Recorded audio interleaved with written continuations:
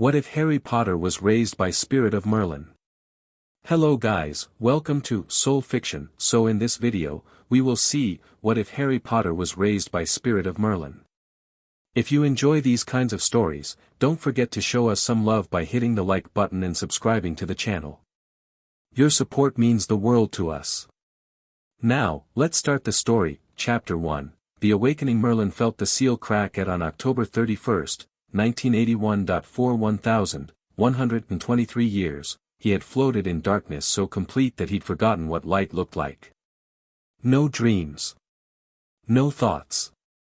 Just an endless nothing that pressed against his consciousness like being buried alive in cold tar. The seal had been perfect, crafted by someone who understood exactly how powerful he was and exactly how to contain it. Then magic screamed, not metaphorically. The very fabric of reality let out a sound that shouldn't have been possible, a tearing shriek that ripped through dimensions and shattered the edges of his prison. Green light.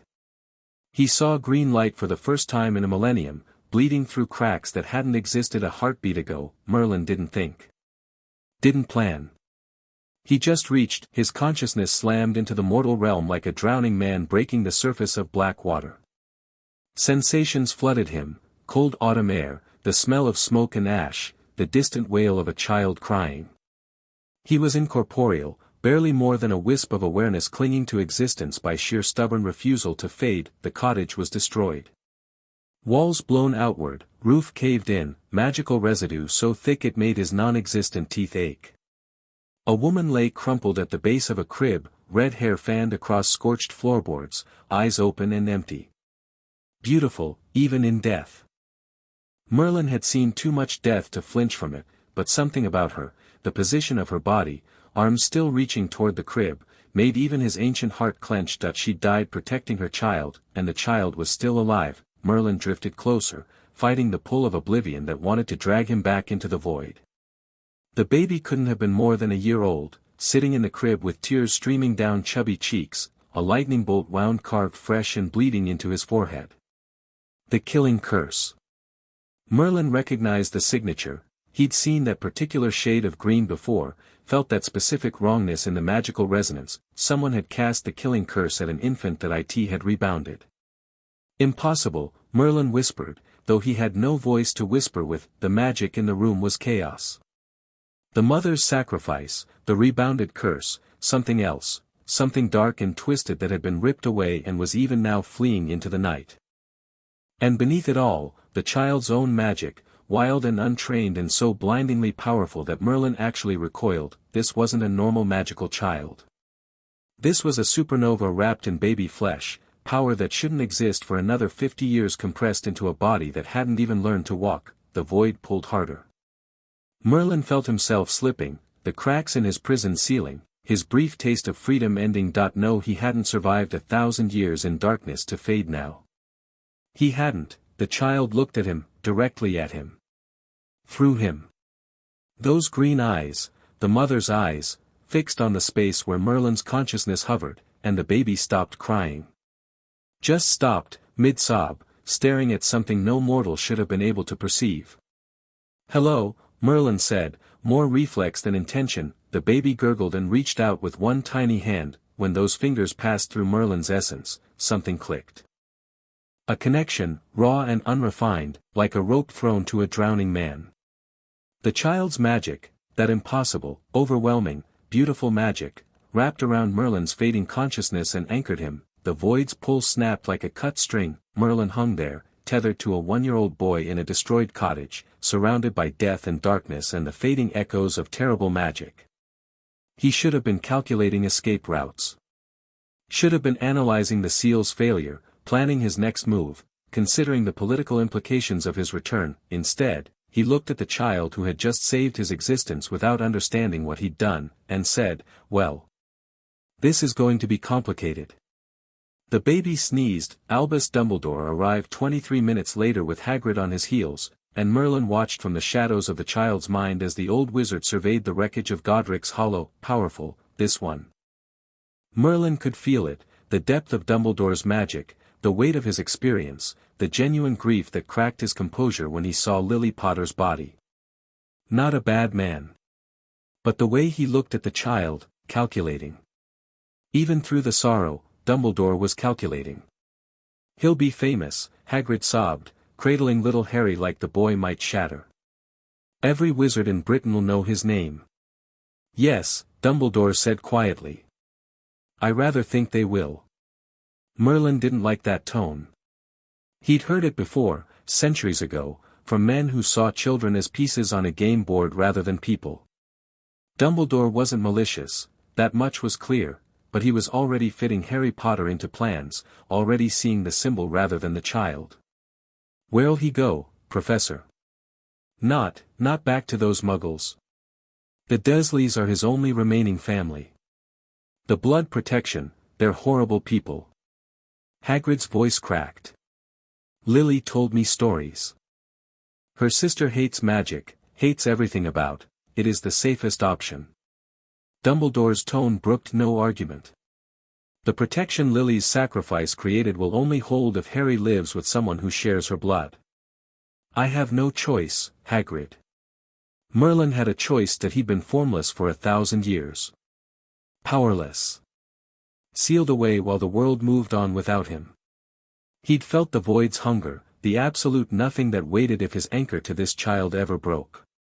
Self-preservation demanded he stay hidden, stay quiet, let events unfold while he rebuilt his strength, but the baby was looking at him again.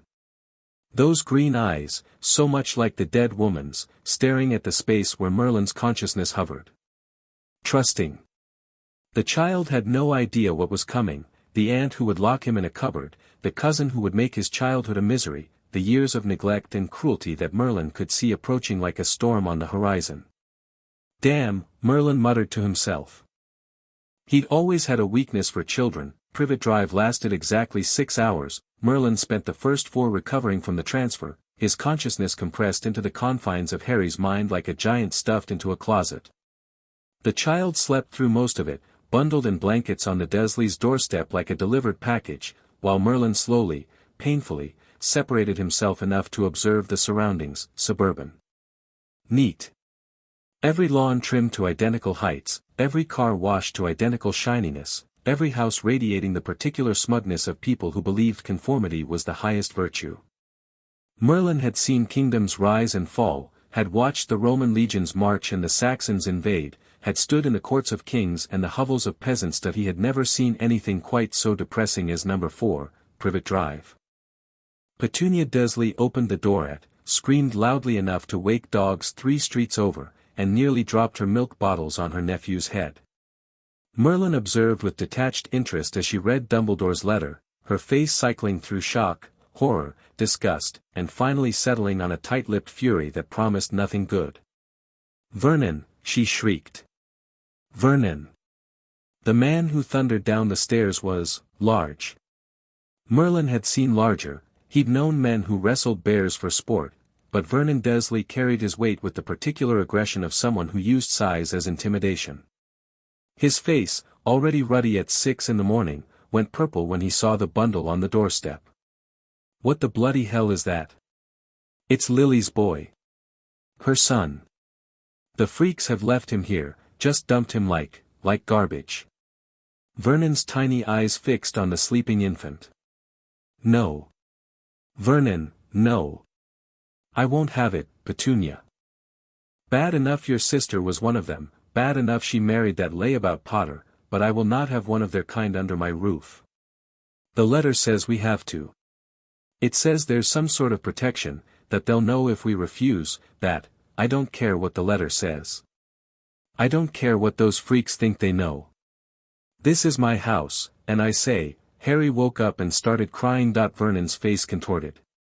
He reached down, and Merlin felt the child's magic spike in instinctive fear, and time suddenly seemed to move very slowly. Merlin had promised himself he would stay hidden. Would recover his strength carefully, would plan his return to the world methodically, would not do anything rash or dramatic until he understood how much had changed in 1,000 years. Vernon Dursley grabbed Harry's arm hard enough to bruise. Merlin stopped being careful. The explosion wasn't large. Merlin didn't have enough power for large. But it was precisely targeted, a burst of raw force that hit Vernon Dursley in the chest and sent him flying backward through his own front door, through his hallway, and into his kitchen, where he crashed against the refrigerator hard enough to dent the metal. Petunia screamed. Harry stopped crying, startled into silence. Merlin gathered himself, pulled at the threads of power the child's magic provided, and for one brief moment, he manifested. Not fully. He couldn't manage that yet. But enough that Petunia Desley, standing in her doorway clutching a letter from a world she despised, saw a translucent figure forming from the morning mist. Tall. Robed. With eyes that burned like embers and a voice that resonated in frequencies beyond normal hearing. "You will not touch this child," Merlin said. Petunia's mouth opened and closed. Her hand shook so badly the letter crumpled. "You will forget that he was ever here. You will tell whoever asks that you found the doorstep empty. You will live your small, sad life in your small, sad house, and you will never speak of this morning again. What? I am the last thing you will see if you ever harm this boy." The manifestation cost him. God, it cost him. Merlin felt himself fading, his consciousness fraying at the edges, the void yawning beneath him with renewed hunger. He had seconds left before he collapsed back into the shelter of Harry's mind. "Remember," he whispered. "I will always be watching." He dissolved into mist. Petunia stood frozen for nearly a minute.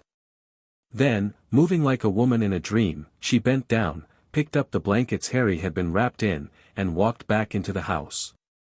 She stepped over her groaning husband without a glance, placed the blankets in the fireplace, and set them alight. When the Hogwarts letters began arriving 10 years later, they found no Harry Potter at number 4, Privet Drive. Petunia Desley, when questioned by increasingly frustrated magical officials, would only say that she had never seen any child, that her doorstep had been empty that morning, and that if they could please leave her alone, she had a roast in the oven. No one believed her, of course.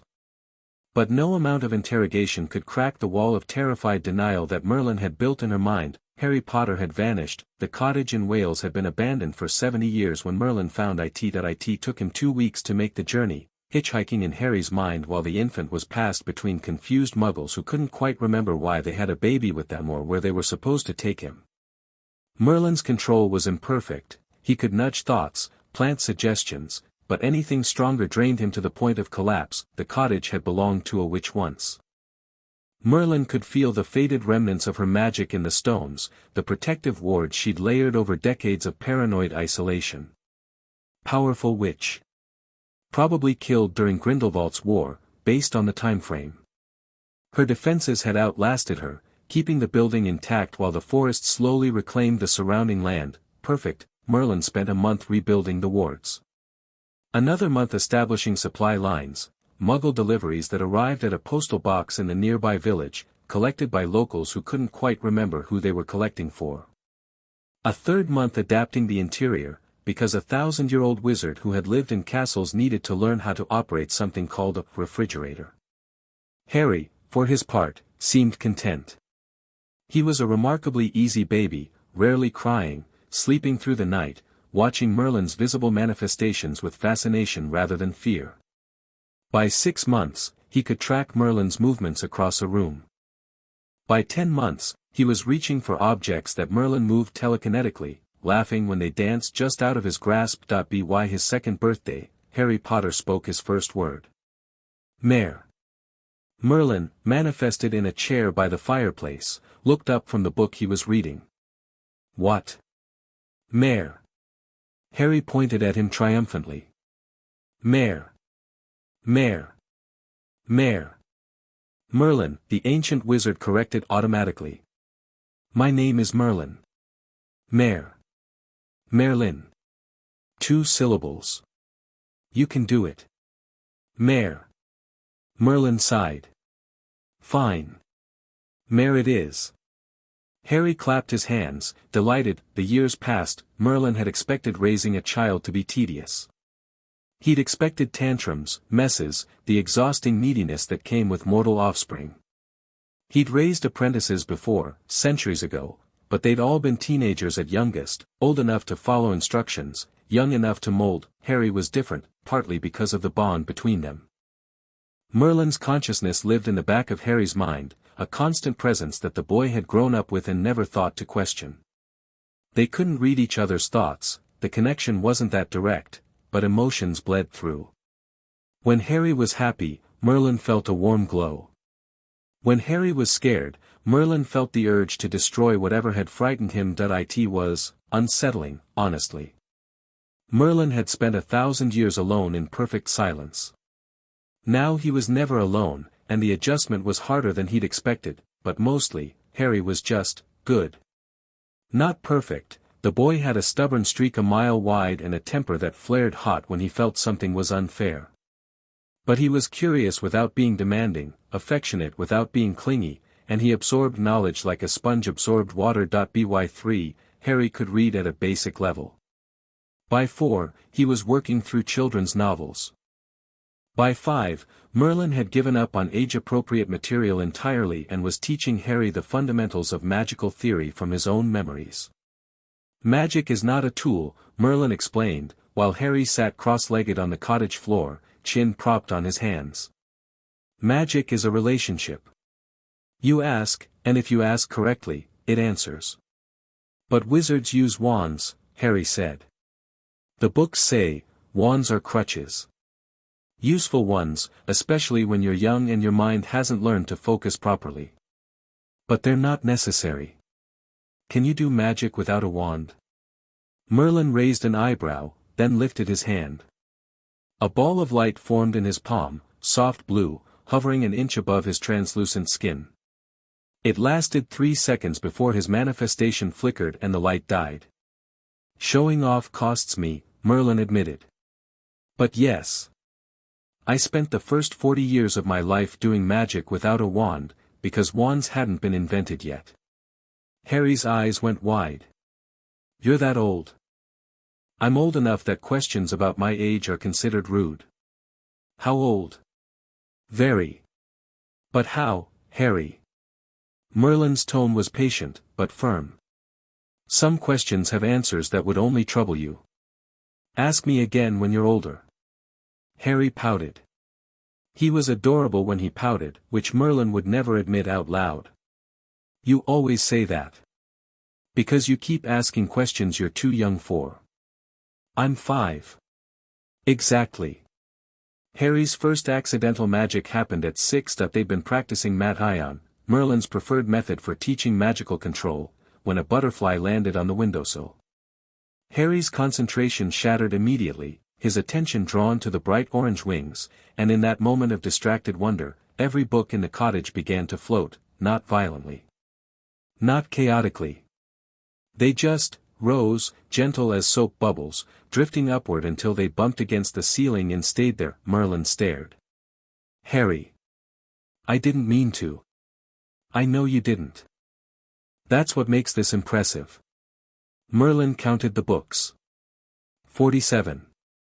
47 objects lifted simultaneously, held aloft without conscious effort, by a 6-year-old who hadn't even noticed he was doing it. Do you feel them? Harry paused. Concentrated. They're buzzy. They're suspended in your magic. Your power is holding them up. Can you put them down? The boy's face scrunched. The books wobbled, dipped, rose again. I don't know how. Then don't try to control them directly. Just, let go.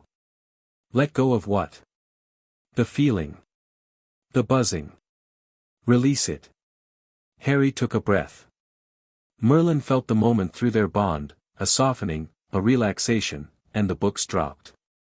Most landed on their shelves, returning to where they'd been.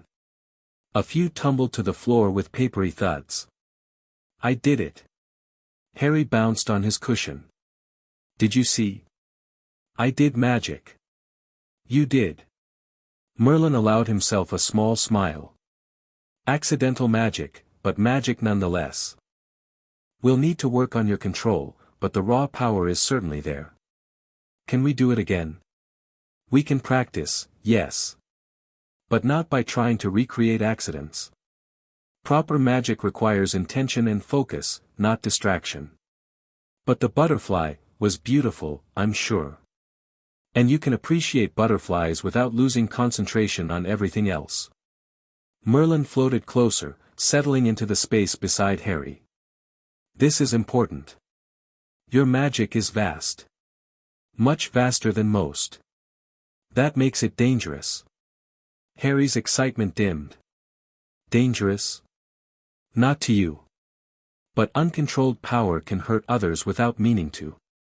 Can destroy things you care about. The math ion isn't just about focus, Harry. It's about discipline. About making sure your magic does only what you want it to do. The boy nodded slowly, the seriousness landing in a way it wouldn't have a year ago. He was growing up. Too fast, in some ways, spending every day with a millennium-old spirit as your only companion would do that, but also with a groundedness that Merlin appreciated. I don't want to hurt anyone, Harry said quietly. I know. That's why we train. 7 was when the question started. Mare. Where are my parents? Merlin had been expecting this conversation for years. Had rehearsed it, planned his approach, considered how much truth a 7-year-old could handle. They died, he said simply. The night we met. Harry didn't cry. He'd already suspected, Merlin knew, the boy had read enough stories to understand what orphan in a cottage with no family usually meant. How? A dark wizard killed them. He tried to kill you too, but your mother's sacrifice protected you. Her love created a shield that his curse couldn't penetrate. And the dark wizard?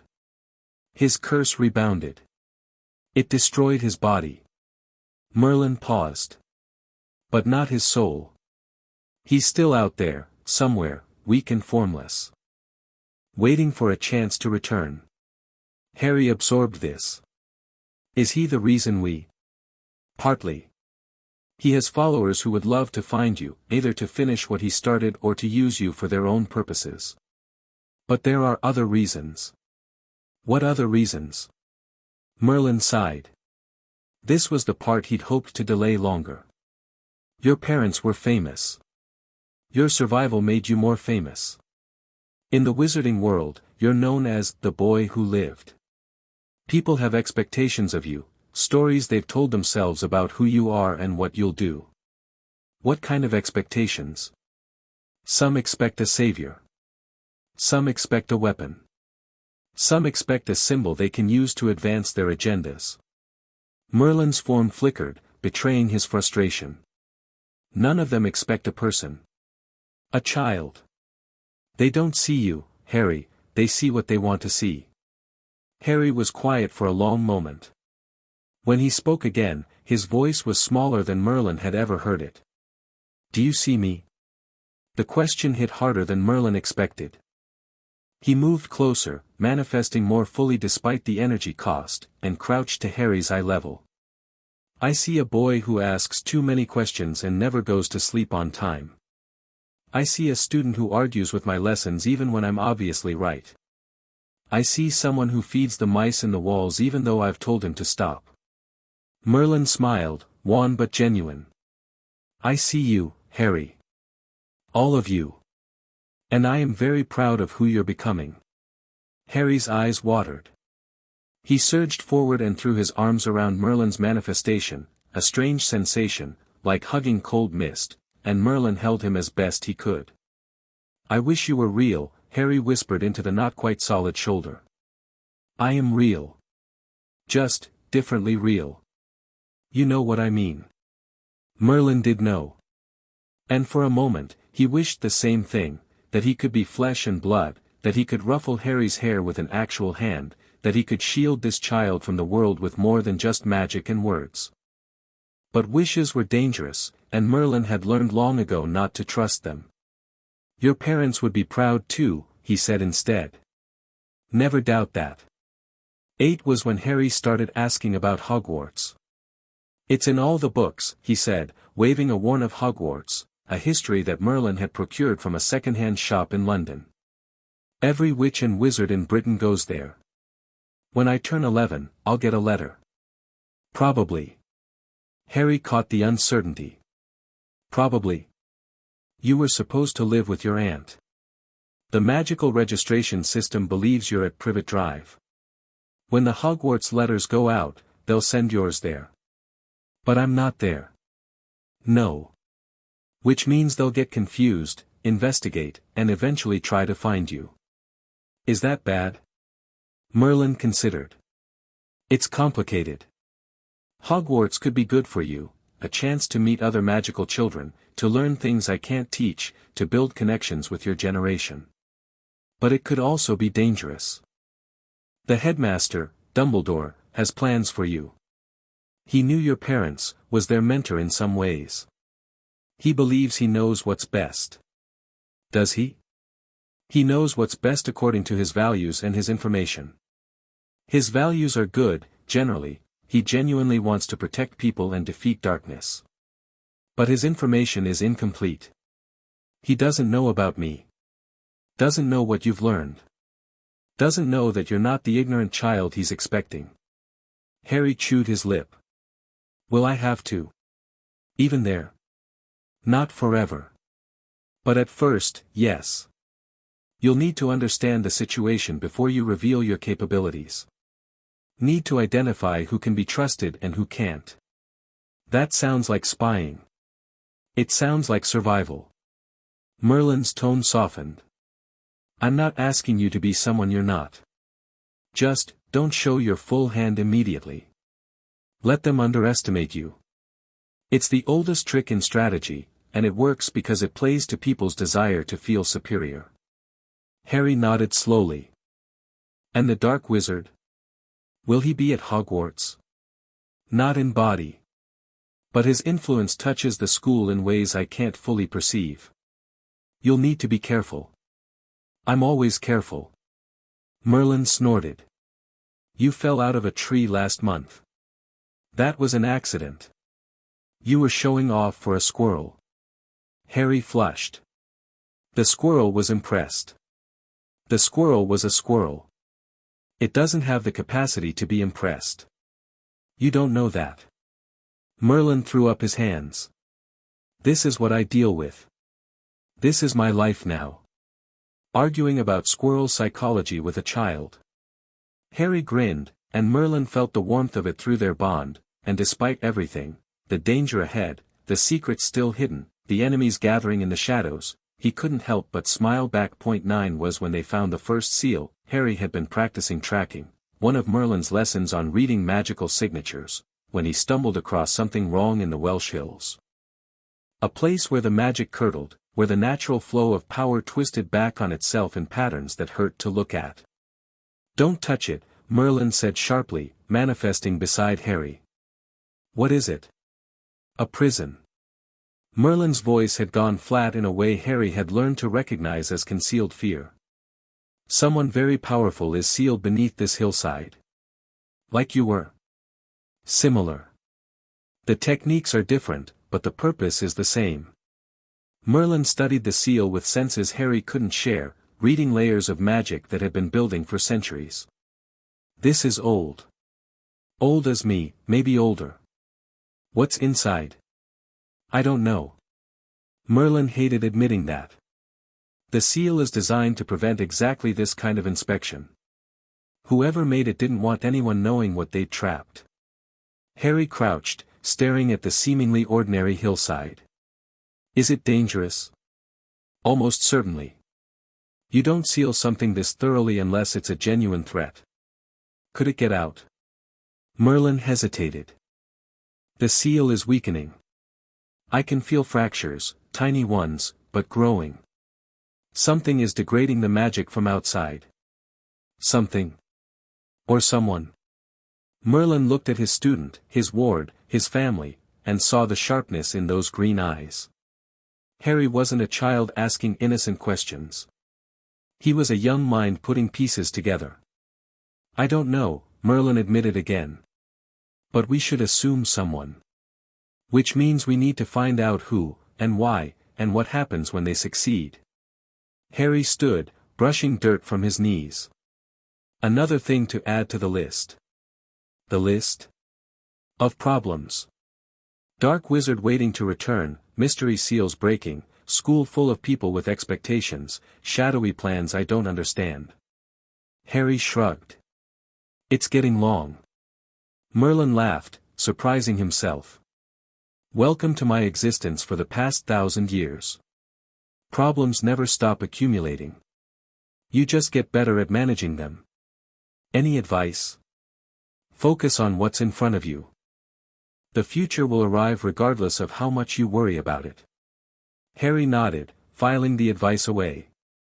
Then, because he was 9 and wisdom could only hold his attention so long, he asked, "Can we get ice cream on the way home?" Merlin sighed. "Fine. With chocolate sauce. Don't push your luck." 10 was when everything changed. Harry woke on July 31st to find Merlin waiting, manifestation fully formed, expression grave. "Happy birthday," Merlin said. "I have a gift for you." Harry sat up, rubbing sleep from his eyes. "A gift?" Merlin held out his hand. In his palm sat a small stone, worn smooth by time, etched with symbols that seemed to shift when Harry looked directly at them. "This was mine. When I was mortal, before the sealing. It contains memories. Fragments of who I was, what I knew, how I saw magic." Merlin's voice was careful, measured. "I've been teaching you from those memories, translating them into words and lessons. But words have limits. Some knowledge can only be transferred directly." Harry took the stone. It was cold against his palm, but warming quickly, almost eagerly. "You're giving me your memories. Copies. Pieces. I won't lose anything myself. But you'll gain access to my understanding of magic at a level I could never convey through speech alone." Merlin paused. "It will be overwhelming at first. Probably disorienting. But I think you're ready." "Think? Hope." Merlin smiled, and there was something bittersweet in it. "You're the most capable student I've ever had. You're also the only student I've ever actually cared about. That makes me cautious in ways I wouldn't be otherwise." Harry looked at the stone, then at Merlin. "Why now?" "Because in a year, you'll go to Hogwarts. You'll enter a world that doesn't know you exist, that thinks you've been raised by muggles, that expects a damaged, ignorant child ripe for molding." Merlin's form flickered with intensity. "I want you to have every advantage. Every tool. Every scrap of knowledge that might keep you alive and free. You really think it'll be that dangerous?" "I think Albus Dumbledore is brilliant and well-intentioned and absolutely certain that he knows what's best for the wizarding world. I think Voldemort's followers haven't disappeared, just hidden. I think there are powers in play that neither side fully understands." Merlin met Harry's gaze. "And I think you, specifically, are at the center of something much larger than a single dark wizard's vendetta." Harry turned the stone over in his hands. "If I do this, will I still be me?" "Yes. Absolutely. These are memories, not personality. They won't change who you are, just what you know. Promise?" Merlin hesitated. Then, slowly, he extended his hand, palm up. "I swear on my magic. You will remain Harry Potter. You will remain the boy who argues with me about squirrels and sneaks extra sugar into his tea. The memories will inform you, not transform you." Harry stared at the offered hand for a long moment. Then he took it, mist and all, and felt the bond between them pulse. "Okay," he said. "Let's do it." The stone grew warm. The next 3 days were lost. Harry drifted in a sea of images, sensations, concepts. He saw Merlin's birth, not as Merlin had experienced it, but as a compressed awareness of origin. He felt the first stirrings of magic in a child who didn't know what magic was. He watched as a young man discovered he could do impossible things, and then watched as that young man tried to understand why. The knowledge was vast. Overwhelming, just as Merlin had warned. Harry felt like he was drowning in it, like his mind was a cup trying to hold an ocean, like at any moment he would shatter under the weight of centuries, but he didn't shatter. The memories didn't crush him, they settled, found places to rest, arranged themselves in ways his conscious mind could access without being overwhelmed. It was like suddenly knowing a language without remembering learning it, like having skills his body had never practiced, like being handed a library where the books would open themselves when needed. When Harry finally woke, genuinely woke, Merlin was sitting beside his bed with an expression of profound relief. 3 days, Merlin said. I was beginning to worry. Harry blinked. Stretched. Took inventory of himself. I feel the same. But also different. Different how? Like I can see more. Not with my eyes, with. Harry fumbled for words. I can feel the magic in the walls. In the wards. In you. It's all connected, all flowing, and I can see the patterns. Merlin smiled. That's called mage sight. It takes most wizards decades to develop, if they develop it at all. Is that what you see? All the time? Something like it. My perception is different now that I'm incorporeal, but yes. Magic is visible to those who learn to look. Harry sat up slowly, testing his body, making sure everything still worked properly. There's so much in here. I can feel it waiting, answers to questions I haven't asked yet. Don't try to access it all at once. Let it come naturally. The memories will surface when relevant, like instincts you didn't know you had. But I could, yes, you could force it. You could dive into my memories and drown yourself in my experiences. Please don't. Merlin's tone was light, but his eyes were serious. You have a year before Hogwarts. Spend it integrating what you've gained, not grasping for more. Harry wanted to argue. The knowledge was right there, pressing against the edges of his awareness, promising power and understanding, and he stopped. Took a breath. Felt the impulse, recognized it as foreign, and let it pass. That was the first lesson, he said slowly. The memories have weight. They want to be used. They're echoes of my ambition. My hunger for understanding. It drove me to greatness, but also to ruin. Merlin's form wavered. Learn from my mistakes, Harry. Don't let the power seduce you. Harry nodded. I'll be careful. You'll try to be careful.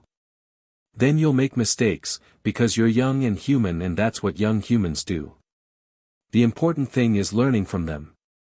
Did you learn from your mistakes? Merlin was quiet for a long moment. Eventually. After they cost me everything I cared about. What happened? That's a story for another time. Merlin rose, his manifestation beginning to fade. For now, rest. Eat.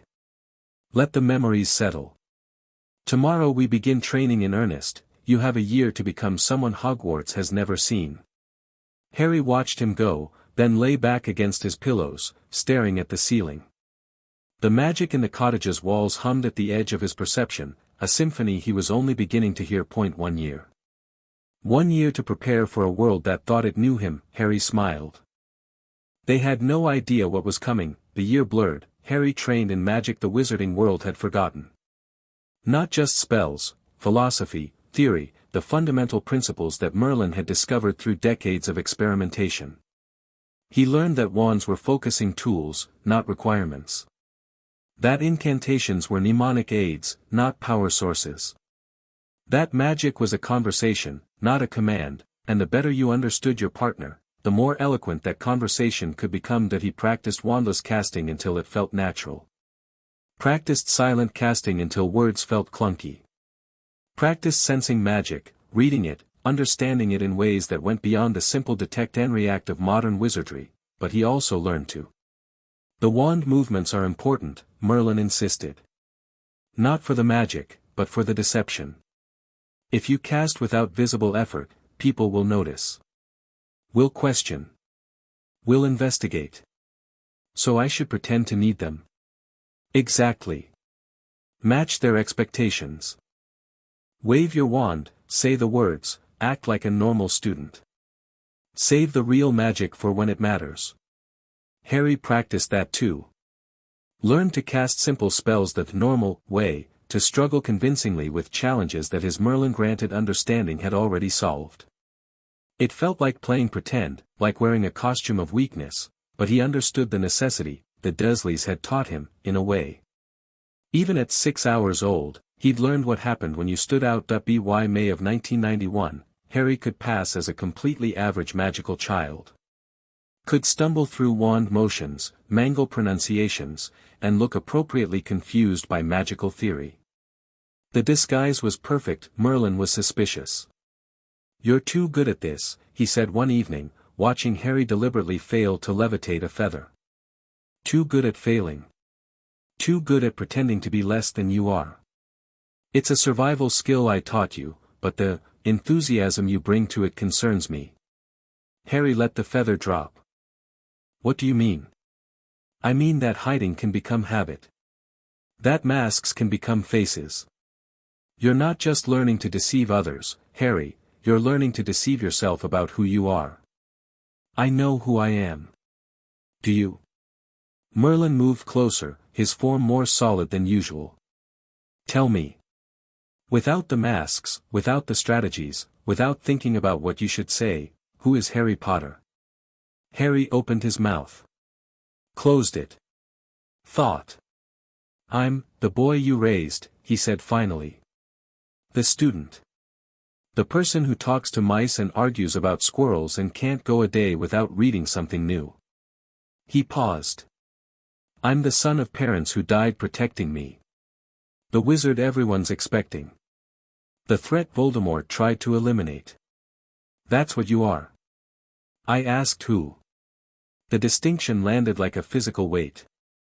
Harry had never thought about it that way, the difference between defining himself by roles and defining himself by whatever was underneath. "I don't know," he admitted. Merlin nodded, as if this was the answer he'd expected. "Most people never do. They assemble an identity from fragments, what others expect, what culture demands, what circumstances require. The rare ones who find something genuine underneath." He trailed off. "What?" "They're either the best people you'll ever meet, or the worst. Self-knowledge is power, Harry. It lets you act from certainty instead of reaction. But it can also cut you off from others, make you so sure of yourself that you stop listening, stop growing. Which one are you?" Merlin laughed, short and sharp. "I spent 1,000 years in darkness with nothing to do but think. If I don't know myself by now, I never will." His expression sobered. "But that knowledge cost me everything. Everyone I loved, everything I built, all of it sacrificed on the altar of being too certain I was right." "What happened?" "I told you, another time. You always say that. Because you're not ready. Because the story involves things I'm ashamed of, mistakes I'd rather not relive, and lessons that won't mean anything until you've made similar mistakes yourself." Merlin sighed. "I'm not keeping secrets to hurt you, Harry. I'm keeping them because timing matters. Because some truths are seeds that need the right soil." Harry wanted to push. The curiosity burned, as it always did, demanding answers to questions Merlin kept deflecting. But he felt something through their bond, not words, but a weight, a grief, a bone-deep weariness, and he let it go. "Okay," he said quietly. "Another time." Merlin's relief was palpable. "Thank you. But you owe me extra ice cream." What?" "Every time you say, 'another time,' you owe me ice cream. That's 5 you owe me now. 6 if you count the squirrel argument." Merlin stared at him. Then, slowly, he began to laugh, real laughter, surprised out of him, filling the cottage with warmth. 6 ice creams it is," he managed. "You insufferable child." Harry grinned. "I learned from the best." July arrived. On the morning of Harry's 11th birthday, a tawny owl landed on the cottage windowsill with an envelope clutched in its talons.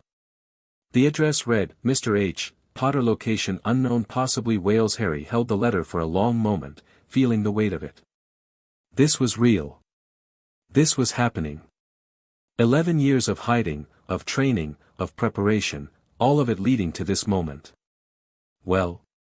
Merlin asked from behind him. Harry broke the seal. Hogwarts School of Witchcraft and Wizardry Headmaster, Albus Dumbledore, Order of Merlin, First Class, Grand Source, CHF, Warlock, Supreme Mugwump, International Confede, of Wizards. Dear Mr. Potter, we are pleased to inform you that you have been accepted at Hogwarts School of Witchcraft and Wizardry. Harry read the rest quickly. Supply lists, term dates, instructions for responding, then looked at Merlin. They found me. The letter's magic is persistent. It would have found you eventually, even without a proper address. So they know I'm not at the Dursleys. They know the letter didn't go there. They probably started investigating months ago. Dumbledore will have theories. Harry set the letter on the table, smoothing the parchment with careful fingers. What do we do? We respond. Accept your place. Go to Diagon Alley for your supplies like any normal student. Merlin's form solidified, more present than usual. And we see what they've prepared for the boy who lived. What if they try to control me? Put me somewhere they can watch. They'll try. Dumbledore isn't the type to leave variables unmanaged. Merlin smiled, thin and sharp. But you're not a variable, Harry. You're a force. One they've drastically underestimated. Harry picked up a quill, dipped it in ink, and began to write his response. Dear Deputy Headmistress McGonagall, I am pleased to accept my place at Hogwarts. The game was beginning. Harry intended to win. The night before they left for London, Merlin found Harry sitting on the cottage roof, staring at the stars. Having second thoughts? No. Harry didn't look away from the sky. Just thinking. About? Everything that's about to change. This place has been my whole world for 10 years. After tomorrow, it won't be just ours anymore. Merlin settled beside him, his manifestation thin enough that starlight passed through. I'll still be here. In your mind, watching, advising. You won't be alone. I know. But it's not the same. No. It isn't. Merlin was quiet for a moment. I could stay behind. Give you privacy, let you experience Hogwarts without an ancient critic in your head. Could you? Technically. No. The bond doesn't work that way. But I could, recede. Make myself less present, less intrusive. You'd barely notice me unless you reached out. Harry finally looked at him. Is that what you want? I want what's best for you. If having me constantly present hampers your development, it doesn't. Harry's voice was firm. You're not a critic, Mayor. You're family. The only family I've got. I don't want you to disappear just because I'm going somewhere new. Merlin felt something shift in his chest, or where his chest would be, if he still had one. It was a strange sensation, this emotional reaction he'd almost forgotten was possible. Then I'll stay, he said softly. Annoying you about your homework, criticizing your spell pronunciation, generally making a nuisance of myself. Good. Harry turned back to the stars. I'd miss you if you were quiet. They sat together in comfortable silence, spirit and boy, watching the night will overhead. Tomorrow would bring challenges, dangers, expectations, and enemies. Tomorrow would begin the next chapter of Harry Potter's story, but tonight, for these last few hours, they were just family, and that was enough. Chapter 2, Diagon Alley and Deceptions. Harry stepped out of the fireplace and immediately crashed into a display of cauldrons. Floo travel, Merlin observed dryly from inside his head, remains as dignified as ever. Harry picked himself up, brushing soot from his clothes, ignoring the snickers from nearby shoppers. The leaky cauldron was exactly as Merlin's memories had described, dim, cramped, smelling of old beer and older magic. A few patrons glanced his way, then returned to their drinks without interest. Good. Anonymity was the goal. You could have warned me about the landing, Harry muttered under his breath. I told you to step out firmly. You didn't mention the cauldrons. Improvisation builds character. Harry bit back a retort and made his way through the pub, keeping his head down, his fringe carefully arranged to cover his scar. The bartender, Tom, according to the sign, gave him a friendly nod but didn't stop him. Just another young wizard heading to the alley. The brick wall in the back courtyard was already open, another family having passed through moments before. Harry slipped through behind them and stopped. Diagon Alley sprawled before him in a riot of color and chaos. Shops stacked on top of shops, signs advertising everything from racing brooms to self-stirring cauldrons, wizards and witches in robes of every conceivable shade jostling through streets too narrow for the crowd. The noise was overwhelming, vendors shouting, owls hooting, children begging parents for toys. Harry had spent 10 years in a silent cottage in Wales. Breathe, Merlin said. Focus on one thing at a time. Harry chose his feet. Watched them move, one step after another, carrying him into the throng. The sensory overload didn't vanish, but it became manageable, background noise rather than assault. Better. Getting there. He had a list. Supplies to buy, shops to visit, a wand to acquire. Simple tasks, sequential goals, something to anchor himself to while the magical world swirled around him. Gringotts first. He needed money. The goblins were shorter than Harry expected, not that he'd expected much. Merlin's memories of goblins were 1,000 years old, and the creatures had apparently gotten better at banking since then. The marble halls of Gringotts gleamed with a cold efficiency that felt more like a fortress than a financial institution. Name, the goblin at the counter asked without looking up. Harry Potter. The quill stopped. Slowly, deliberately, the goblin raised his head and studied Harry with eyes like black diamonds. Do you have your key? I don't know if I have a key. I've never been here before. The goblin's lips peeled back from pointed teeth. It might have been a smile. Then we have a problem. I'm sure we can solve it. Harry kept his voice calm, polite, the way Merlin had taught him to speak to beings who valued respect. My parents had a vault here. I'm their heir. Whatever documentation you need to verify that, I'm happy to provide. The goblin studied him for a long moment. Wait here. Harry waited. Around him, other customers conducted their business, deposits, withdrawals, the occasional burst of shouting in gobbledygook. The goblins moved with mechanical precision, every action deliberate, every glance assessing. They're evaluating you, Merlin said. For what? Threat level. Goblins have long memories. The Potters were good clients, but you're an unknown. A new goblin appeared, older, more ornate robes, a medallion around his neck that pulsed with protective magic. Mr. Potter. I am Ragnarok, Senior Account Manager for the Potter Estate. Please follow me. The office behind the teller line was small but luxurious, every surface covered in gold filigree and gemstone inlays. Ragnarok settled behind his desk and gestured for Harry to sit. You present us with an unusual situation. The Potter Vault has been sealed since the death of your parents, awaiting your majority or your appearance. However, standard protocol requires a guardian to access funds on behalf of a minor. I don't have a guardian. Indeed. Our records indicate Albus Dumbledore was named your magical guardian, but he has never appeared to manage your accounts. Ragnarok's expression was unreadable. We sent inquiries. They went unanswered. Harry filed that information away. Dumbledore had been his magical guardian, responsible for his finances and well-being, and had apparently done nothing with that responsibility for 10 years. I've been living independently, Harry said carefully.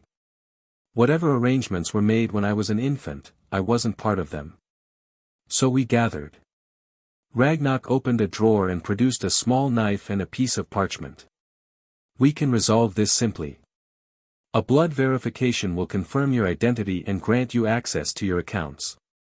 The process is painless. Relatively painless, Merlin corrected. Harry picked up the knife and pricked his finger without hesitation.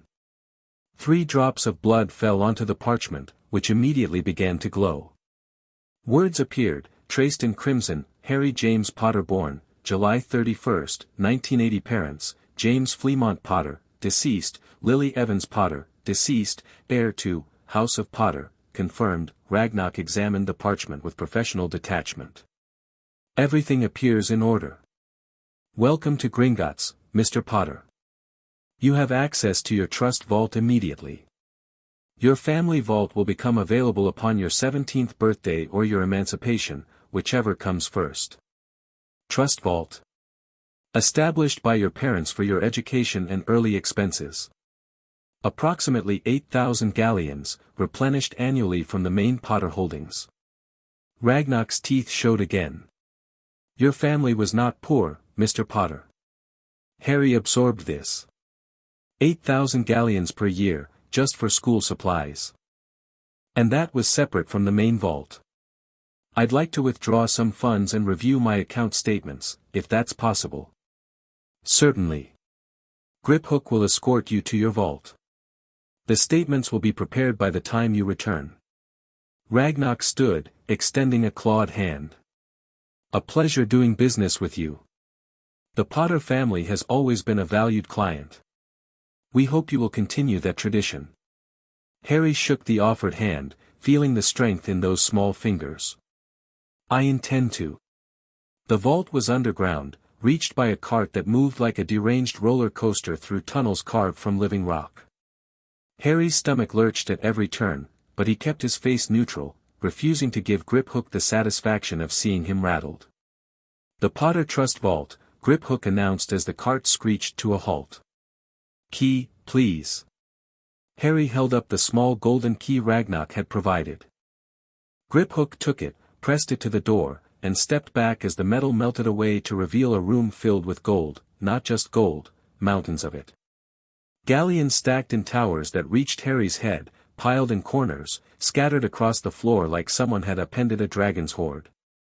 This is the trust vault. Harry said faintly. 1 year's allowance, Griphook confirmed. The main vault is considerably larger. Harry stepped inside, feeling the cool weight of ancestral wealth pressing against him. Merlin's memories contained poverty and riches both. He'd lived as a peasant and advised kings, but even he seemed impressed. Your parents were careful stewards, Merlin observed. This didn't accumulate by accident. Harry filled a pouch with galleons, sickles, and nuts, trying to estimate what he'd need for supplies.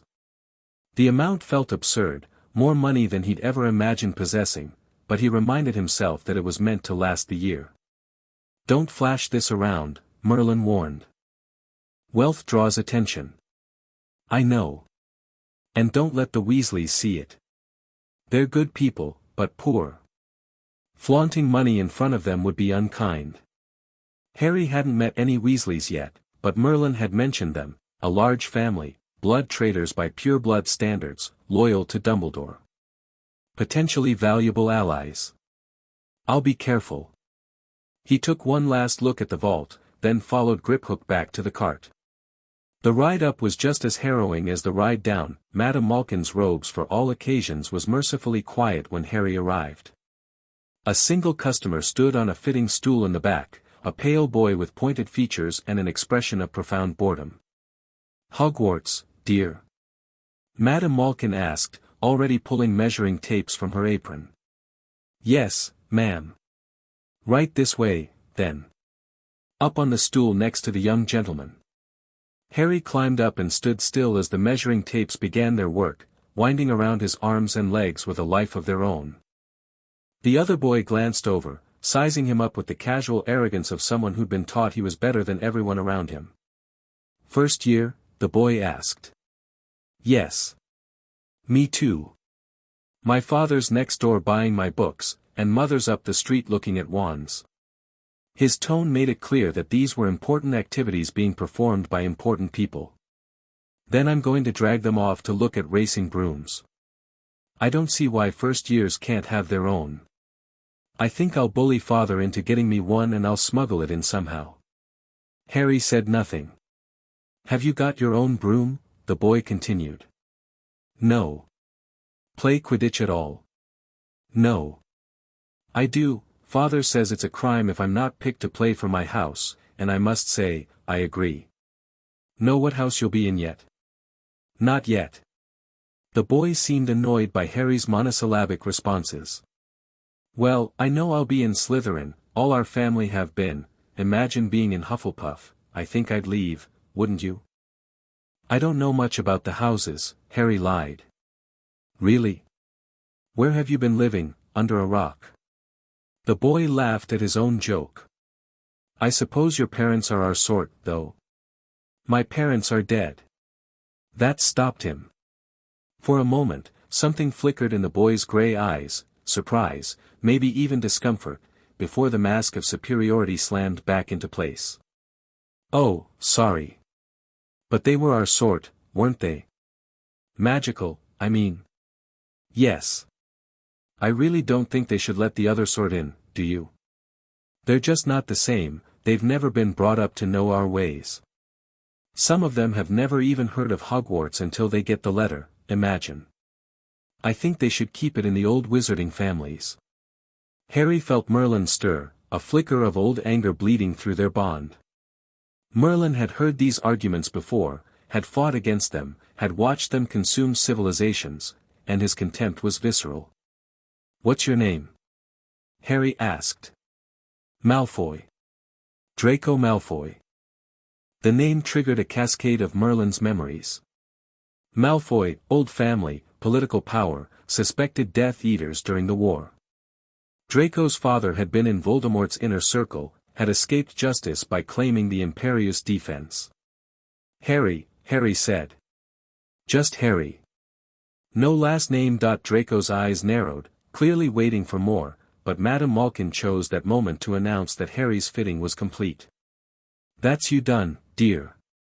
Mr. Malfoy, you'll need a few more minutes. Harry stepped down from the stool, paid for his robes, and left without looking back. Behind him, he could feel Draco's gaze following him out the door. That one will be trouble, Merlin said. He's just a kid. He's a product of his upbringing. The beliefs he spouted weren't his own, they were his father's, repeated without understanding. Given time and exposure to different perspectives, he might change. Or he'll double down and become exactly what his father wants him to be. Merlin's tone was heavy. I've seen it go both ways. The question is whether anyone bothers to offer him an alternative. Harry filed that away too, adding Draco Malfoy to the mental list of people he'd need to navigate at Hogwarts. Flourish and blots was chaos, stacks of books towered precariously on every surface, enchanted volumes fluttering between shelves, customers squeezing through aisles barely wide enough for a single body. Harry loved it immediately. Focus, Merlin reminded him. You can explore later. For now, get your school books and leave. Harry grabbed a basket and began hunting. The Standard Book of Spells, Grade 1 was easy enough to find. A History of Magic sat in a dusty corner, clearly unpopular. Magical Theory by Adalbert Waffling made Merlin snort in derision. That hack. Half his theories are stolen from my contemporaries. Did you know him? I knew his great-great-great-something grandfather. The family has always been better at taking CR than doing original work. Harry suppressed a grin and kept shopping. He'd almost finished his list when he rounded a corner and nearly collided with a bushy-haired girl who was reading while walking, a skill Harry respected but did not personally practice. Oh. She stumbled backward, clutching her book to her chest. Sorry, I wasn't looking where I was going. Neither was I. Harry steadied her with a hand on her shoulder, then stepped back to a polite distance. No harm done. The girl studied him with intense brown eyes. You're getting Hogwarts books too. Are you a first year? Yes. Me too. I'm Hermione Granger. She said it like she was used to introducing herself, like she'd been practicing. I've read all the textbooks already, of course. I couldn't wait once I found out about magic. Can you imagine, an entire world hidden right next to ours? My parents are dentists. They were so surprised when Professor McGonagall came to explain everything. Muggle-born? Harry asked. Something flickered in Hermione's expression, wariness, maybe, a hint of defensiveness. Yes. Is that a problem? Not for me. Harry smiled, and meant it. I didn't grow up in the magical world either. Bit overwhelming, isn't it? The wariness faded, replaced by relief and enthusiasm. Completely overwhelming. There's so much to learn. I've been trying to read as much as I can, but every book references 10 other books I haven't read, and those reference 10 more, and I'm starting to think I'll never catch up. You won't, Harry said honestly. Nobody can read everything. The trick is learning which books actually matter and which ones are just people repeating each other. Hermione's brow furrowed. How do you decide which ones matter? Find the oldest source on a topic. Read that first. Everything newer is either building on it or arguing against it, so you'll have context either way. That's, actually really good advice. She looked at him with new interest. What's your name? Harry. Just Harry. He hesitated. In a few days, everyone at Hogwarts would know who he was. The scar was distinctive, the name more so. But here, in a crowded bookshop, he could still be anonymous. Harry Potter. Hermione's eyes went wide. Harry Potter. The Harry Potter. You're in modern magical history and the rise and fall of the dark arts and great wizarding events of the 20th century. I haven't read those. You should. They mention you quite a lot. She was practically vibrating with excitement. Is it true that you survived the killing curse? That no one knows where you've been living? That Dumbledore himself had to search for you? Some of that's true. Harry felt the familiar weight of his reputation pressing down. But I'd appreciate it if you didn't spread it around. I'm trying to start at Hogwarts without everyone already having opinions about me. Hermione's mouth snapped shut. She took a visible breath, composing herself. Right. Of course. Sorry. I just got excited. I've never met anyone famous before. I'm not famous. I just survived something. That's all. That's not nothing, though. Her voice softened. You lost your parents that night. I read about it. I'm sorry. Harry wasn't sure how to respond to genuine sympathy from a stranger. He settled for nodding. Thank you. An awkward silence stretched between them. Hermione broke it by gesturing at his basket. What else do you need? I've already been through the whole shop, I could help you find things. I'm almost done. Just need a potions kit and some other supplies. The apothecary's 2 doors down. I can show you. She flushed slightly. If you want. You don't have to. I haven't really talked to anyone my age since I found out about magic, and you seem nice, and, I'd like that. Harry interrupted, saving her from her own rambling. Hermione beamed.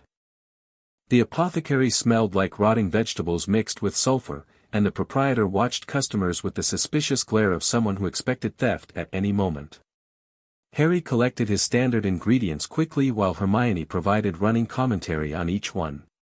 Aconite is fascinating, it's both a poison and a cure depending on how you prepare it. And bezoars. Did you know they're not actually stones? They're compacted hair and plant fibers from goats' stomachs. That's disgusting, Harry said mildly. That's science. Well, magical science. The boundary gets blurry. She paused at a shelf of preserved creatures. Are you looking forward to potions? I've read that Professor Snape is very strict, but I think I'll enjoy it anyway. There's something appealing about following precise instructions and getting predictable results. You might find the reality different than the theory. What do you mean? Harry considered how to explain. Magic isn't really about following instructions. Not at the deeper levels. It's about understanding why the instructions work, which means understanding the magic itself. Potions are the same, you can follow a recipe and get a passable result, but true mastery requires feeling the magic interact. Hermione stared at him. How do you know that? Reading, Harry said, which was technically true. I've read a lot of books, and I haven't come across anything like that. You have to know where to look. He paid for his supplies and led her back out into the sunlight. The modern texts focus on practical applications, spells to memorize, potions to brew. But the older sources talk about magic as a living thing. Something you work with, not something you command. That sounds almost religious. Maybe it is. I'm not sure religion and magic are as separate as people pretend. Hermione's expression had gone thoughtful, the gears in her mind visibly turning. What books would you recommend? The older ones, I mean. I'll make you a list. Some of them are hard to find, but if you're serious about understanding magic, they're worth the hunt. I'm always serious about understanding things. Harry believed her. Ollivanders was waiting. Harry had saved it for last deliberately. The wand was the most important purchase, the tool he'd use to disguise his abilities, the focus that would shape how others perceived his magic. Merlin had opinions about wand selection, detailed and extensive, but he'd also warned Harry that the process might be unpredictable. Wands are semi-sentient, Merlin had explained. They choose their wielders based on criteria that wand makers understand imperfectly. Your magic is unusual. The wand's response may be unusual as well. The shop was small and dusty, crammed with narrow boxes stacked floor to ceiling. Harry stepped inside and waited, feeling the ambient magic pressing against his awareness, thousands of wands, each with its own signature, each waiting for the right hand. Good afternoon, a soft voice said. The old man who emerged from the shadows had pale eyes that seemed to look through Harry rather than at him. Ollivander moved like a ghost, silent and insubstantial, his gaze fixed on something invisible. Harry Potter. I wondered when I'd be seeing you. He smiled, thin and knowing. It seems only yesterday your mother was in here, buying her first wand. Willow, 10¼ inches. Swishy. Nice wand for charm work. Harry said nothing. Your father, on the other hand, favored a mahogany wand. 11 inches. Pliable. A little more power and excellent for transfiguration. Ollivander's smile widened. Well, I say your father favored it, it's really the wand that does the choosing, of course. He produced a tape measure that began taking Harry's measurements without guidance, wand arm, finger span, height, the distance between his nostrils for some reason Harry couldn't fathom. Every Ollivander wand has a core of a powerful magical substance. We use unicorn hairs, phoenix tail feathers, and the heartstrings of dragons. No two wands are exactly the same, just as no two magical creatures are exactly the same. And of course, you will never get such good results with another wizard's wand. The tape measure finished and fell limp. Ollivander began pulling boxes from the shelves, selecting and rejecting with a speed that spoke of long practice. Let's try this one. Beechwood and dragon heartstring. 9 inches. Nice and flexible. Harry took the wand and felt nothing. A faint warmth, perhaps, but no connection, no response. Wave it, then. Harry waved. A few sparks emerged, listless and unimpressive. No, no. Definitely not. Ollivander snatched the wand back. How about maple and phoenix feather? 7 inches. Quite whippy. This one felt wrong before Harry even touched it, a discordant note in the symphony of ambient magic. He tried it anyway, producing a sound like a dying cat. No. Wand after wand failed. Ollivander's excitement grew with each rejection, his pale eyes gleaming with professional interest. Harry felt the old man's attention sharpening, focusing on him with an intensity that was almost uncomfortable. Tricky customer, eh? Not to worry, we'll find the perfect match here somewhere, he stopped. His gaze had drifted to a shelf in the back, a dusty corner that looked untouched for decades. "I wonder," Ollivander murmured. "Yes. Perhaps." He retrieved a single box, old and worn, and presented it with unusual care. Holly and phoenix feather, 11 inches, nice and supple. Harry took the wand. The world exploded, not literally, nothing physical changed, but Harry's magical senses went haywire. Power surged through him, amplified and focused by the wand in his hand, resonating at frequencies he'd never felt before. Red and gold sparks erupted from the tip, swirling into patterns that seemed almost conscious. "Oh, bravo!" Ollivander cried, clapping his thin hands. "Yes, indeed, oh, very good. Well, well, well, how curious, how very curious." Harry lowered the wand, steadying himself. The connection remained, a constant hum in the back of his awareness. "Sorry," he said, "but what's curious?" Ollivander fixed him with those pale, penetrating eyes. "I remember every wand I've ever sold, Mr. Potter. Every single wand. It so happens that the phoenix whose tail feather is in your wand gave another feather, just one other. It is very curious indeed that you should be destined for this wand when its brother, why, its brother gave you that scar." The room went cold. Harry felt Merlin's presence surge forward, attention sharpening to a knife's edge. The wand in Harry's hand pulsed, as if aware of the revelation. "Yes, 13.5 inches. You. Curious indeed how these things happen. The wand chooses the wizard, remember. I think we must expect great things from you, Mr. Potter. After all, he who must not be named did great things, terrible, yes, but great." Harry paid 7 galleons for the wand and left without another word. Behind him, Ollivander's gaze followed him out the door, full of speculation and prophecy. "That was concerning," Merlin said as Harry found a quiet corner in a side alley. "The wand connection. The brother cores. It suggests a link between you and Voldemort that goes deeper than a single night of violence." Merlin's presence felt heavy, thoughtful. "The prophecy your parents died for might be more literal than I assumed." "What prophecy?" "I don't know the details, only that one existed. Dumbledore would know. Others might as well." Merlin paused. "This complicates things."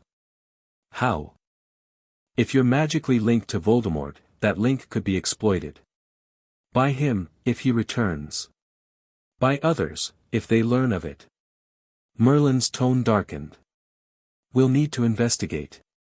Carefully." Harry looked at the wand in his hand. It felt right there, like an extension of his arm, like it had always belonged to him. The connection to Voldemort should have repulsed him, but instead he felt curious. "Can you teach me about magical bonds? How they form, what they mean?" "Yes. But not here, not now. For the moment, file this away. You have more shopping to do and appearances to maintain." Harry nodded and slipped the wand into his pocket. The weight of it was reassuring, a constant reminder of his power and his purpose. One more stop. Then he could escape this crowd and think. Aesop's Owl Emporium was loud, dozens of owls hooted, screeched, and fluttered in cages that lined every wall. Harry had intended to buy a reliable postal owl, something practical, unobtrusive, but the moment he stepped inside, a flash of white caught his eye. A snowy owl sat alone in a corner cage, her feathers pristine despite the dust around her. She watched Harry approach with intelligent amber eyes, utterly still while her neighbors flapped and fussed. "Beautiful bird," the shopkeeper said, appearing at Harry's elbow. "Been here 3 months now. Won't let anyone handle her," bit the last customer who tried. Harry extended his hand toward the cage. The owl studied him for a long moment, then stepped forward and pressed her beak against his fingers through the bars. "Well," the shopkeeper said faintly. "That's new. I'll take her." The owl's name came to him later that night, after he'd returned to the cottage and let her out to explore. She landed on his shoulder, nuzzled his ear, and hooted softly. Hedwig, Harry said. What do you think? Hedwig hooted again, apparently approving. The weeks before September 1st passed quickly. Harry practiced with his new wand, getting used to channeling his magic through a focus after years of wandless work. The holly and phoenix feather responded eagerly, almost too eagerly. His spells came out overpowered, his control slightly off. Merlin helped him calibrate, teaching him to throttle his output, to match the expected results of a normal first year. This is harder than doing magic properly, Harry complained after accidentally vaporizing a practice target he'd meant to levitate. Of course it is. You're deliberately fighting your own instincts. But it's necessary. I know. It's just frustrating. Welcome to the next 7 years of your life. They also researched the brother wands, the prophecy, the connection between Harry and Voldemort. Merlin had Harry digging through every obscure text in their collection, looking for references to magical links between enemies. The results were sparse but concerning. Soul bonds. Blood ties. Prophecy chains. All of them suggested that Harry's survival hadn't been a simple accident, that some deeper force was at work. I was sealed for 1,000 years, Merlin said one evening. Sealed by someone who understood my power and feared it. When the seal cracked, when I latched onto you, I assumed it was coincidence. Your magic was nearby, strong enough to anchor me, and I took the opportunity. But now I'm not sure. The timing. The circumstances. You specifically, out of all the magical children in Britain. Merlin's manifestation flickered with agitation. What if I was meant to find you? What if the seal was designed to break that night, under those conditions? Who would design something like that? I don't know. The same person who sealed me, perhaps. Or their heirs. Or something else entirely. Merlin's voice dropped. The seal I found in Wales, the other prison, the weakening one, that bothers me too. Multiple seals failing after a millennium of stability. It can't be coincidence. So someone's working behind the scenes. Someone with knowledge of ancient magic and long-term plans. Yes. And until we know who, we need to be very careful about what we reveal. Harry nodded slowly. The conspiracy, if it was a conspiracy, stretched back further than Voldemort, further than Dumbledore's machinations, further than anything he'd imagined. He was a piece on a board he couldn't see, moved by hands he didn't know, but he was also Merlin's student. And Merlin had survived 1,000 years by being smarter than his enemies. Teach me everything, Harry said. Everything about the old magic, the seals, the powers that might be involved. I want to understand this game before I have to play it. Merlin smiled, thin and sharp. That's exactly what I intended. September 1st arrived with rain. King's Cross Station was packed with muggles rushing to catch trains, umbrellas colliding, announcements echoing off vaulted ceilings. Harry navigated the crowd with his trunk floating behind him, disillusioned, of course, so it appeared he was dragging an invisible weight. Platform 9 3/4 was hidden between platforms 9 and 10, accessed through a brick pillar that looked thoroughly solid.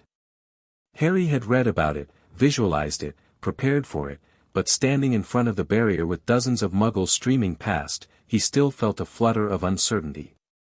Just walk through, Merlin said. Confidently.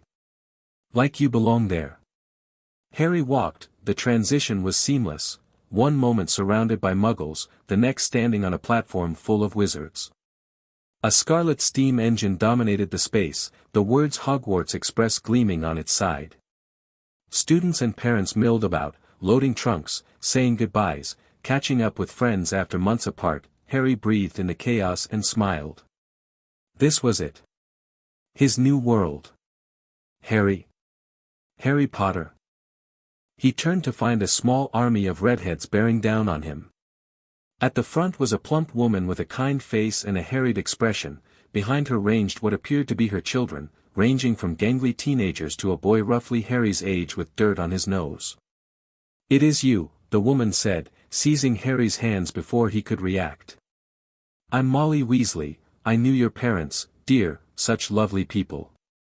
Dumbledore told us you'd been found, but he didn't say where you'd been living or who'd been caring for you. Mom, one of the older boys interrupted, maybe give him some space.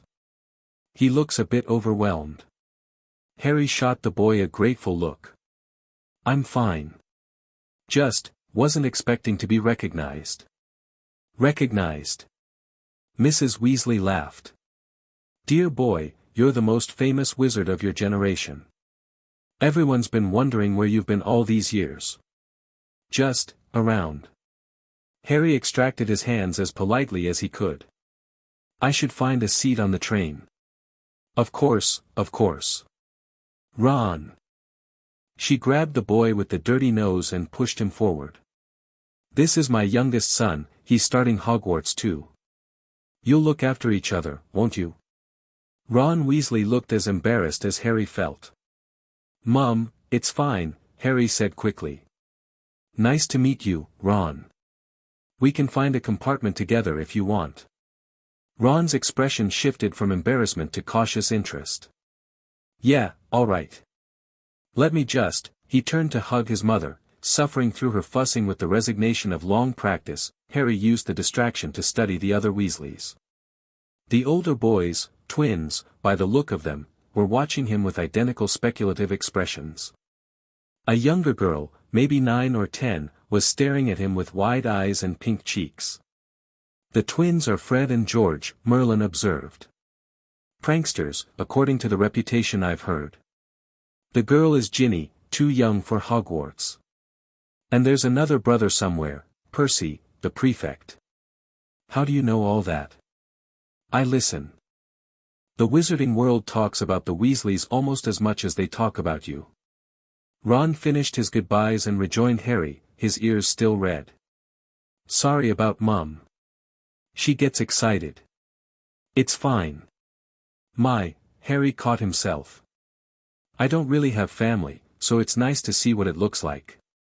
Ron's expression softened. Yeah, I suppose it would be. He grabbed his trunk, not disillusioned, but floating clumsily, and nodded toward the train. Come on, then. The good compartments fill up fast.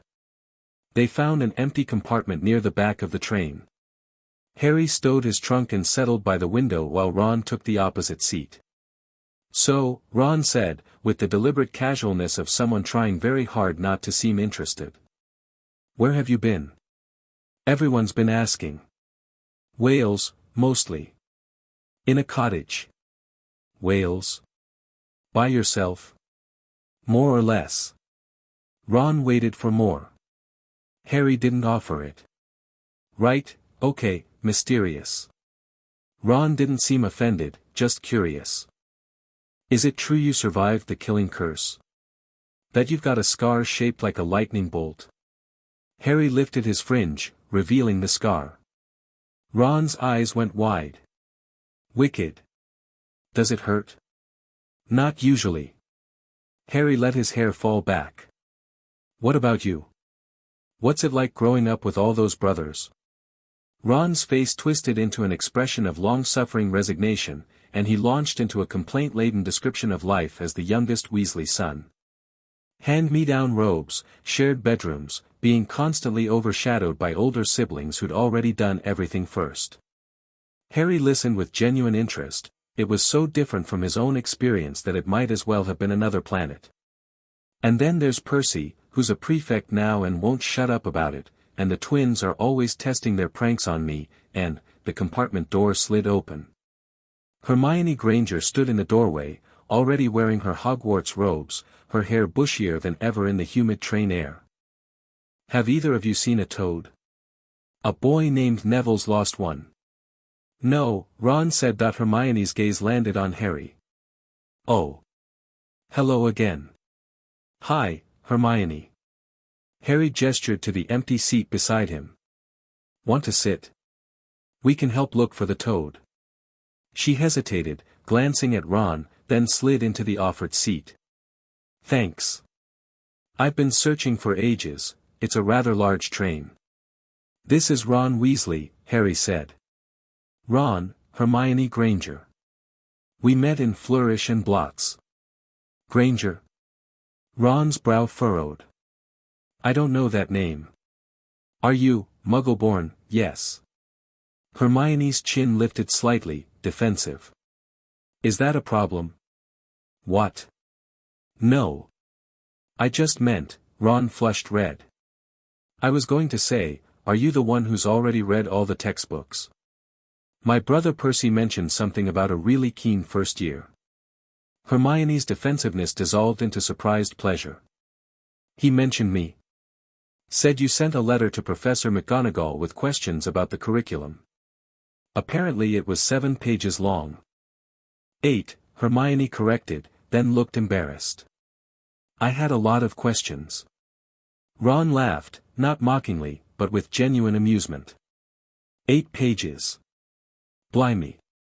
You're going to either be brilliant or drive everyone mental. Probably both, Harry offered. Hermione tried to look offended and failed, a smile tugging at her lips. I just want to be prepared. There's so much to learn. That's the spirit. Harry settled back in his seat. So tell us about this toad. They found Neville Longbottom in the corridor, on his hands and knees, peering under compartment doors. Any luck? Hermione asked. No. The boy looked up, and Harry felt something click into place. Round face, nervous eyes, a sense of magic that flickered like a candle in wind, but beneath that, deep beneath, something else. Something sleeping. Neville Longbottom? Harry asked. The boy scrambled to his feet. Yes, how did you know? Lucky guess. Harry extended his hand. Harry Potter. Neville's eyes went enormous. He shook Harry's hand with trembling fingers, clearly starstruck. Harry Potter. Gran's told me stories, our parents knew each other, I know. Harry kept his voice gentle. We're practically family, in a way. Why don't you join us? We'll find your toad together. Neville looked like he might cry from gratitude. He followed them back to the compartment, where Ron shifted to make room, and soon the 4 of them were discussing Hogwarts, houses, and the general terror of starting something new. Harry watched Neville as they talked. The boy was nervous, self-deprecating, constantly apologizing for things that weren't his fault. But Merlin had noticed something in his magical signature, a depth that didn't match his surface, and Harry trusted Merlin's senses. There was more to Neville Longbottom than met the eye. The train was an hour from Hogwarts when the door slid open again. Draco Malfoy stood in the corridor, flanked by 2 large boys who looked more like bodyguards than students. His gray eyes swept the compartment, lingered on Ron's worn robes, Hermione's bushy hair, Neville's nervous posture, and finally fixed on Harry. They're saying all down the train that Harry Potter's in this compartment. Draco's voice was cool, controlled. So it's you, is it? It's me. We met before. Madam Malkins. Draco didn't wait for acknowledgement. This is Crabbe and Goyle. And I'm, Malfoy. I remember. Draco's eyes narrowed slightly. You'll find some wizarding families are better than others, Potter. You don't want to go making friends with the wrong sort. His gaze flicked to Ron, dismissive. I can help you there. He extended his hand. Harry looked at it. Looked at Draco. Looked at the calculation behind those gray eyes. The boy wasn't stupid, whatever else he was. That's a generous offer, Harry said carefully. But I think I'll figure out the right sort on my own. Thanks anyway. Draco's hand dropped. Something flickered across his face, surprise, maybe even a hint of respect, before it hardened into cold disdain. Your funeral, Potter. When you realize who your real allies are, don't come crawling to me. He turned and swept out, Crabbe and Goyle following like oversized shadows. The door slammed behind them. Git, Ron muttered. His father was a Death Eater, Hermione said quietly. I read about the trials. Death Eater? Neville had gone pale. Death Eaters killed, they hurt my parents. Tortured them. His voice cracked. They're still in St. Mungo's. They don't even know who I am. The compartment went silent. Harry felt the weight of it, this war that had ended before he was old enough to remember, still destroying lives 10 years later. "I'm sorry," he said. "That shouldn't have happened." Neville shrugged, the gesture too weary for an 11-year-old. "It's not your fault." "No. But I'm still sorry." They sat in heavy silence for a long moment. Then Hermione, with the instinct of someone who needed to fill quiet, pulled out a book and began reading aloud about the history of Hogwarts houses. Harry let her voice wash over him, but his mind was elsewhere. Neville Longbottom. Parents tortured by Death Eaters. A magical signature that hinted at hidden depths. Another piece, Merlin said quietly. Another thread in a pattern we don't fully see. Any guesses? The Longbottoms were targeted specifically. Not random violence, targeted. Whatever Voldemort wanted from them, whatever the Death Eaters were after, it might still matter. Harry filed it away, adding it to the growing list of mysteries. The train rumbled on toward Hogwarts, and ahead, through the rain, he could see the first lights of the castle beginning to glow. The great hall was a cathedral of wonder, candles floated overhead by the hundreds, their light mingling with stars that shone through a ceiling enchanted to mirror the sky outside. For long tables stretched the length of the hall, packed with students in house colors, all craning to see the new arrivals. Harry walked with the other first years, keeping his face neutral while his mage sight drank in the magic. The enchantments layered into these walls were staggering: protections, monitoring spells, ancient wards whose purposes he couldn't begin to guess. Hogwarts was alive with power in a way that no other building he'd encountered had been. Old magic, Merlin breathed. The founders were more skilled than history remembers. The Sorting Hat sat on a three-legged stool at the front of the hall, looking exactly like what it was, a battered, patched, extremely ancient pointed hat. Professor McGonagall, Harry recognized her from descriptions, stood beside it with a scroll. The hat sang.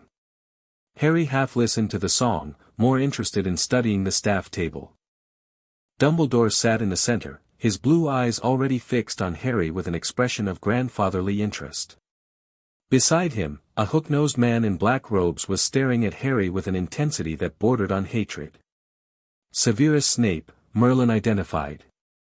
Potions master. He has history with your parents, bad history with your father, complicated history with your mother. Complicated how? I don't know the details. But there's something there. Be cautious with him. The sorting began. Students were called alphabetically, each one placing the hat on their head and waiting for its judgment. Granger, Hermione. Hermione practically ran to the stool, jamming the hat on her head. A long moment passed, the hat seemed to be deliberating, and then, Gryffindor. Hermione beamed and bounded toward the Gryffindor table, where she was welcomed with polite applause. Names continued. Neville went to Gryffindor too, looking shocked that the hat had chosen him at all. Draco Malfoy barely had the hat touch his head before it screamed, Slytherin. Potter, Harry. The hall went dead silent. Harry walked to the stool, feeling every eye in the room following him. He sat, and McGonagall lowered the hat onto his head, and everything changed. The hat's consciousness pressed against his own, probing, searching, cataloging. Harry felt its surprise as it encountered Merlin's presence, its confusion at the ancient knowledge lurking beneath his surface. Well, well, a small voice said in his ear. What do we have here? A student, Harry thought back. Nothing more. Nothing more. You carry a passenger, boy. Something old. Something that shouldn't exist. He's not your concern. Everything in this castle is my concern. The hat's voice sharpened. I've sorted 1,000 years of students. I know when something doesn't belong. Harry felt Merlin stir, rising toward the surface of his consciousness. Perhaps we should have a conversation, then. The three of us. The hat went quiet for a long moment. When it spoke again, its tone had changed, less imperious, more curious. You're him. The one they sealed. You know about that? I was created by the founders. I know many things they wanted forgotten. The hat seemed to consider. Interesting. Very interesting. And the boy? Is not a vessel or a puppet. He's my student. My family. The hat's presence withdrew slightly, refocusing on Harry. Difficult. Very difficult. Plenty of courage, I see. Not a bad mind either. There's talent, oh my goodness, yes, and a thirst to prove yourself, that's interesting. But where to put you? Does it matter? Harry asked. It matters a great deal. The houses shape who you become. They determine your friends, your rivals, your path through this castle. Then let me choose. The hat laughed, a strange sensation, inside Harry's head. Brave, that. Demanding a choice when most students simply accept my judgment. I'm not most students. No. You certainly aren't. The hat paused. Very well. Where would you go, if you could go anywhere? Harry thought about it. Slytherin offered political access but would mark him as dark in many eyes. Ravenclaw matched his love of knowledge but would isolate him from the action. Hufflepuff was loyal and overlooked, which had advantages, but, Gryffindor. Hermione was there. Neville was there. The Weasleys were there. And Dumbledore would expect him there, which meant it was the place where Harry could best observe the headmaster while appearing to cooperate. Gryffindor, he decided. An interesting choice. You have the traits of all four houses, yet you choose the one that will put you directly under Dumbledore's gaze. The hat's voice held something like approval. You're playing a long game, Mr. Potter. I look forward to seeing how it ends. Gryffindor, the hat shouted to the hall, the Gryffindor table erupted. Harry removed the hat and walked toward his new house, feeling the weight of 1,000 staring eyes.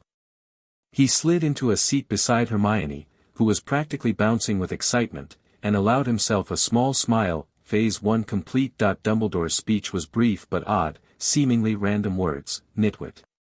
Blubber. Oddment. Tweak, that made everyone laugh. Food appeared on the tables, and for the next hour, Harry ate and listened and learned. The ghosts were informative. Nearly Headless Nick had centuries of Hogwarts gossip to share, and Harry filed away every potentially useful detail. The older students talked freely about classes, professors, rivalries, giving Harry a map of the social terrain he'd need to navigate, and throughout it all, he felt Dumbledore's gaze returning to him. Not constantly, the headmaster was subtle, but often enough that the attention was clearly deliberate. He's assessing you, Merlin observed. Trying to understand why you're not what he expected. What did he expect? A damaged child. Grateful for rescue. Eager for guidance. Merlin's tone was dry. You're none of those things, and he knows it. Harry met Dumbledore's eyes for just a moment. The old wizard's expression didn't change, but something passed between them, acknowledgement, perhaps. A recognition that the game was more complex than either had anticipated. Harry smiled slightly and returned to his treacle tart. The opening move belonged to him. The Gryffindor common room was warm and comfortable, all red hangings and squashy armchairs. The first years clustered together while the older students caught up with friends, and Harry found himself in a corner with Ron, Hermione, and Neville, discussing schedules and professors. Stay away from Snape, Ron advised. He hates Gryffindors, especially if your last name is Potter. Why Potter specifically? Dunno. But my brothers have stories. He's always had it out for anyone connected to your family. Harry nodded, tucking the information away. Snape's hatred was personal, connected to James Potter somehow, maybe to Lily as well. Another mystery to unravel. I should go to bed, Hermione said eventually. Classes start tomorrow, and I want to be rested. We haven't even gotten our schedules yet, Ron protested. Then I'll be rested for whenever classes do start. She headed up to the girls' dormitory, leaving the boys to follow her example. Harry shared a room with Ron, Neville, and 2 other first-years, Seamus Finnegan and Dean Thomas, and listened to their excited chatter until sleep finally claimed them, but Harry didn't sleep. Not immediately. He lay in the darkness, staring at the canopy of his 4-poster bed, feeling the castle's magic pulse around him. Hogwarts was ancient and aware, its consciousness diffuse but present, and Harry could feel it noticing him in return. "We made it," he said silently to Merlin. "We did. The real work starts now." "I know." Harry closed his eyes. "Good night, Mayor." "Good night, Harry." The castle settled around him, protective and watchful, and Harry Potter, the boy who lived, the student of Merlin, the piece on a board he was only beginning to see, drifted off to sleep. Tomorrow, he would begin learning what Hogwarts really was. Tonight, he was just a boy in a bed, finally where he belonged. Chapter 3, Sorting Shadows. Harry woke to Ron snoring and pale dawn light filtering through crimson curtains. For a moment, he didn't move. Just lay there, feeling the castle's magic humming through the stones beneath him, the ancient wards pulsing like a heartbeat. Hogwarts was more alive than he'd expected, not sentient exactly, but aware in a way that made his skin prickle. "The founders built well," Merlin murmured. "Better than I would have guessed." Harry slipped out of bed without waking the others and padded to the window. The ground spread below him in the grey morning light, a vast lake, dark forest, mountains in the distance. Beautiful and wild and saturated with old magic. "There are things in that forest," Merlin said. "Things that predate the school. I can feel them stirring. Dangerous? Some. Others are simply old. They remember when this land was untamed, before wizards carved their boundaries into it." Harry filed that away for later investigation. For now, he had more immediate concerns. That he was dressed and waiting in the common room when Hermione came down an hour later, her bag already stuffed with books. "You're up early," she said, surprised. "Couldn't sleep. Nervous about classes? Curious about them?" Harry gestured to the seat beside him. "Sit. I wanted to talk to you about something." Hermione's eyebrows rose, but she sat. "What is it?" "You asked me in Diagon Alley how I knew things that weren't in the standard books. I said I'd make you a list." Harry pulled a folded parchment from his pocket. "I had some time last night." Hermione took the list and scanned it, her eyes widening. "Principles of Magical Theory by Aldrich the Elder. The resonance texts. I've never even heard of most of these. They're not in the Hogwarts library. Most of them aren't in any library anymore, they're considered outdated, replaced by newer theories." Harry leaned back. "But the newer theories are built on foundations they don't acknowledge. If you want to understand magic at a fundamental level, you need to go back to the sources." "Where did you find them?" "Here and there. Some in estate sales, some in obscure collections, some in places that don't officially exist." Harry smiled at her suspicious expression. "I'm not trying to be mysterious. I just spent 10 years with nothing to do but read and research." "You pick things up." Hermione studied the list again, her mind visibly churning. "Why are you telling me this? We barely know each other." "Because you're curious. Genuinely curious, not just trying to get good grades." Harry met her eyes.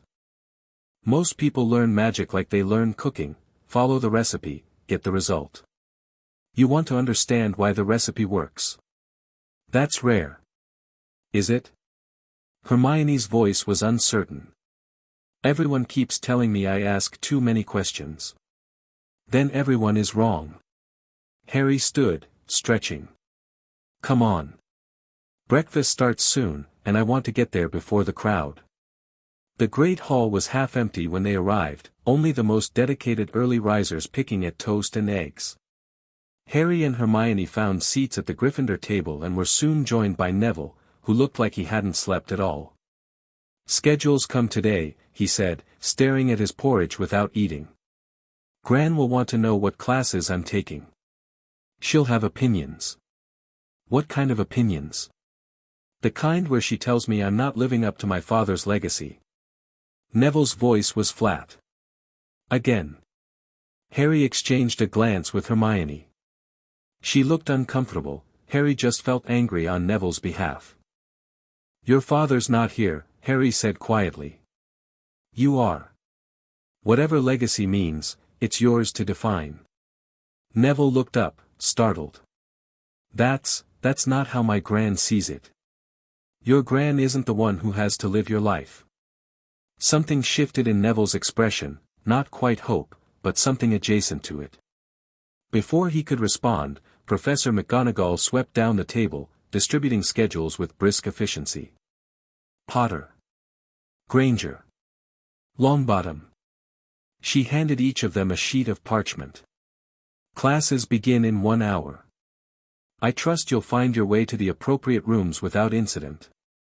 Yes, Professor, Hermione said quickly. McGonagall's lips twitched, not quite a smile, but close. See that you do. Harry scanned his schedule. Double potions with Slytherin on Fridays, Transfiguration with McGonagall on Mondays, Defense against the Dark Arts with someone named Quirrell scattered throughout the week. Standard first-year curriculum, nothing surprising, except, do you feel that? He asked Merlin silently. Yes. Merlin's presence sharpened, focused. There's something wrong with one of the professors. A darkness.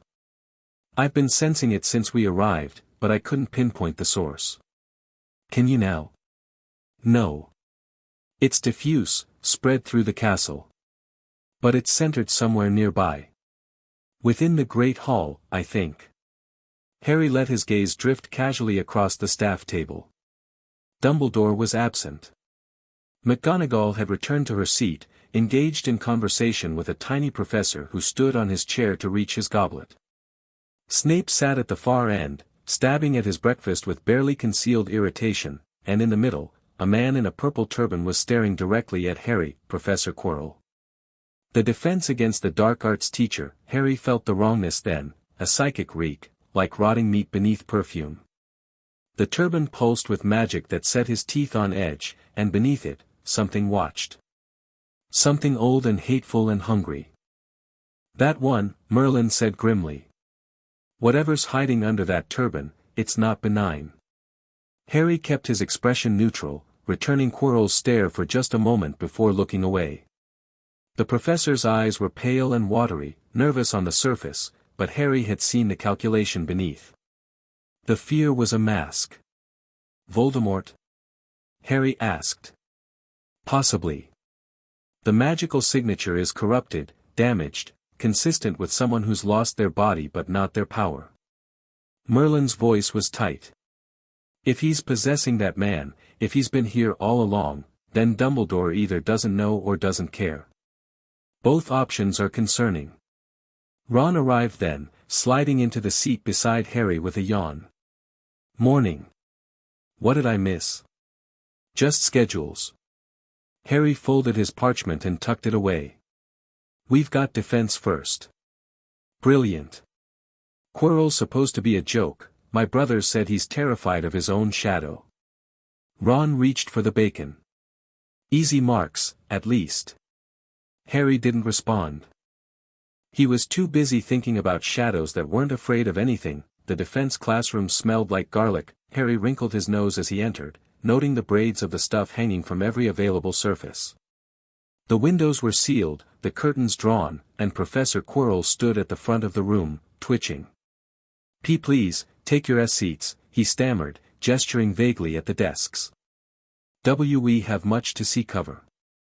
The Gryffindors and Ravenclaws arranged themselves in the usual pattern, friends together, rivals apart, the uncertain clustered in the middle. Harry chose a seat near the back, where he could observe without being observed. Hermione sat beside him, quill already poised. He seems nervous. Does he? Don't you think so? Harry watched Quirrell fumble with his notes, dropping several pages and nearly knocking over a jar of preserved pixies. The stammer, the trembling hands, the constant glances toward the door, all perfectly calibrated to project weakness. Too perfectly. I think he wants us to think he's nervous, Harry said quietly. Hermione frowned. Why would he do that? I don't know yet. The lesson was a waste of time. Quirrell lectured about vampires, poorly, with constant interruptions as he lost his train of thought or jumped at imaginary sounds. The other students grew bored, then restless, then openly dismissive. By the end of the hour, half of them weren't even pretending to pay attention. Harry paid attention. He watched every twitch, every stammer, every moment when Quirrell's pale eyes flickered with something sharper than fear. And twice, he caught the professor staring at him with an intensity that didn't match the nervous facade. He knows, Harry said to Merlin. He knows I'm watching him. Then be careful. Whatever's hiding in that turban, it's not stupid. Class ended. Students filed out, chattering about what a disappointment the lesson had been. Harry gathered his things slowly, letting the crowd thin, until only he and Quirrell remained. And Mr. Potter? Quirrell's stammer was gone, replaced by a silk-smooth voice that sent ice down Harry's spine. A moment. Harry turned. The professor stood at his desk, hands folded, the nervous mask discarded entirely. You were watching me, Quirrell said. Throughout the entire lesson. You're my teacher. Isn't that the point? Don't be coy. Quirrell's lips curved into something that wasn't quite a smile. You see more than the others. I noticed that immediately. What do you think I see? I think you see a man playing a role. Quirrell moved closer, and the garlic smell intensified, cloying and deliberate. The question is whether you're wise enough to stay silent about it. Harry held his ground. That sounds like a threat. It sounds like advice.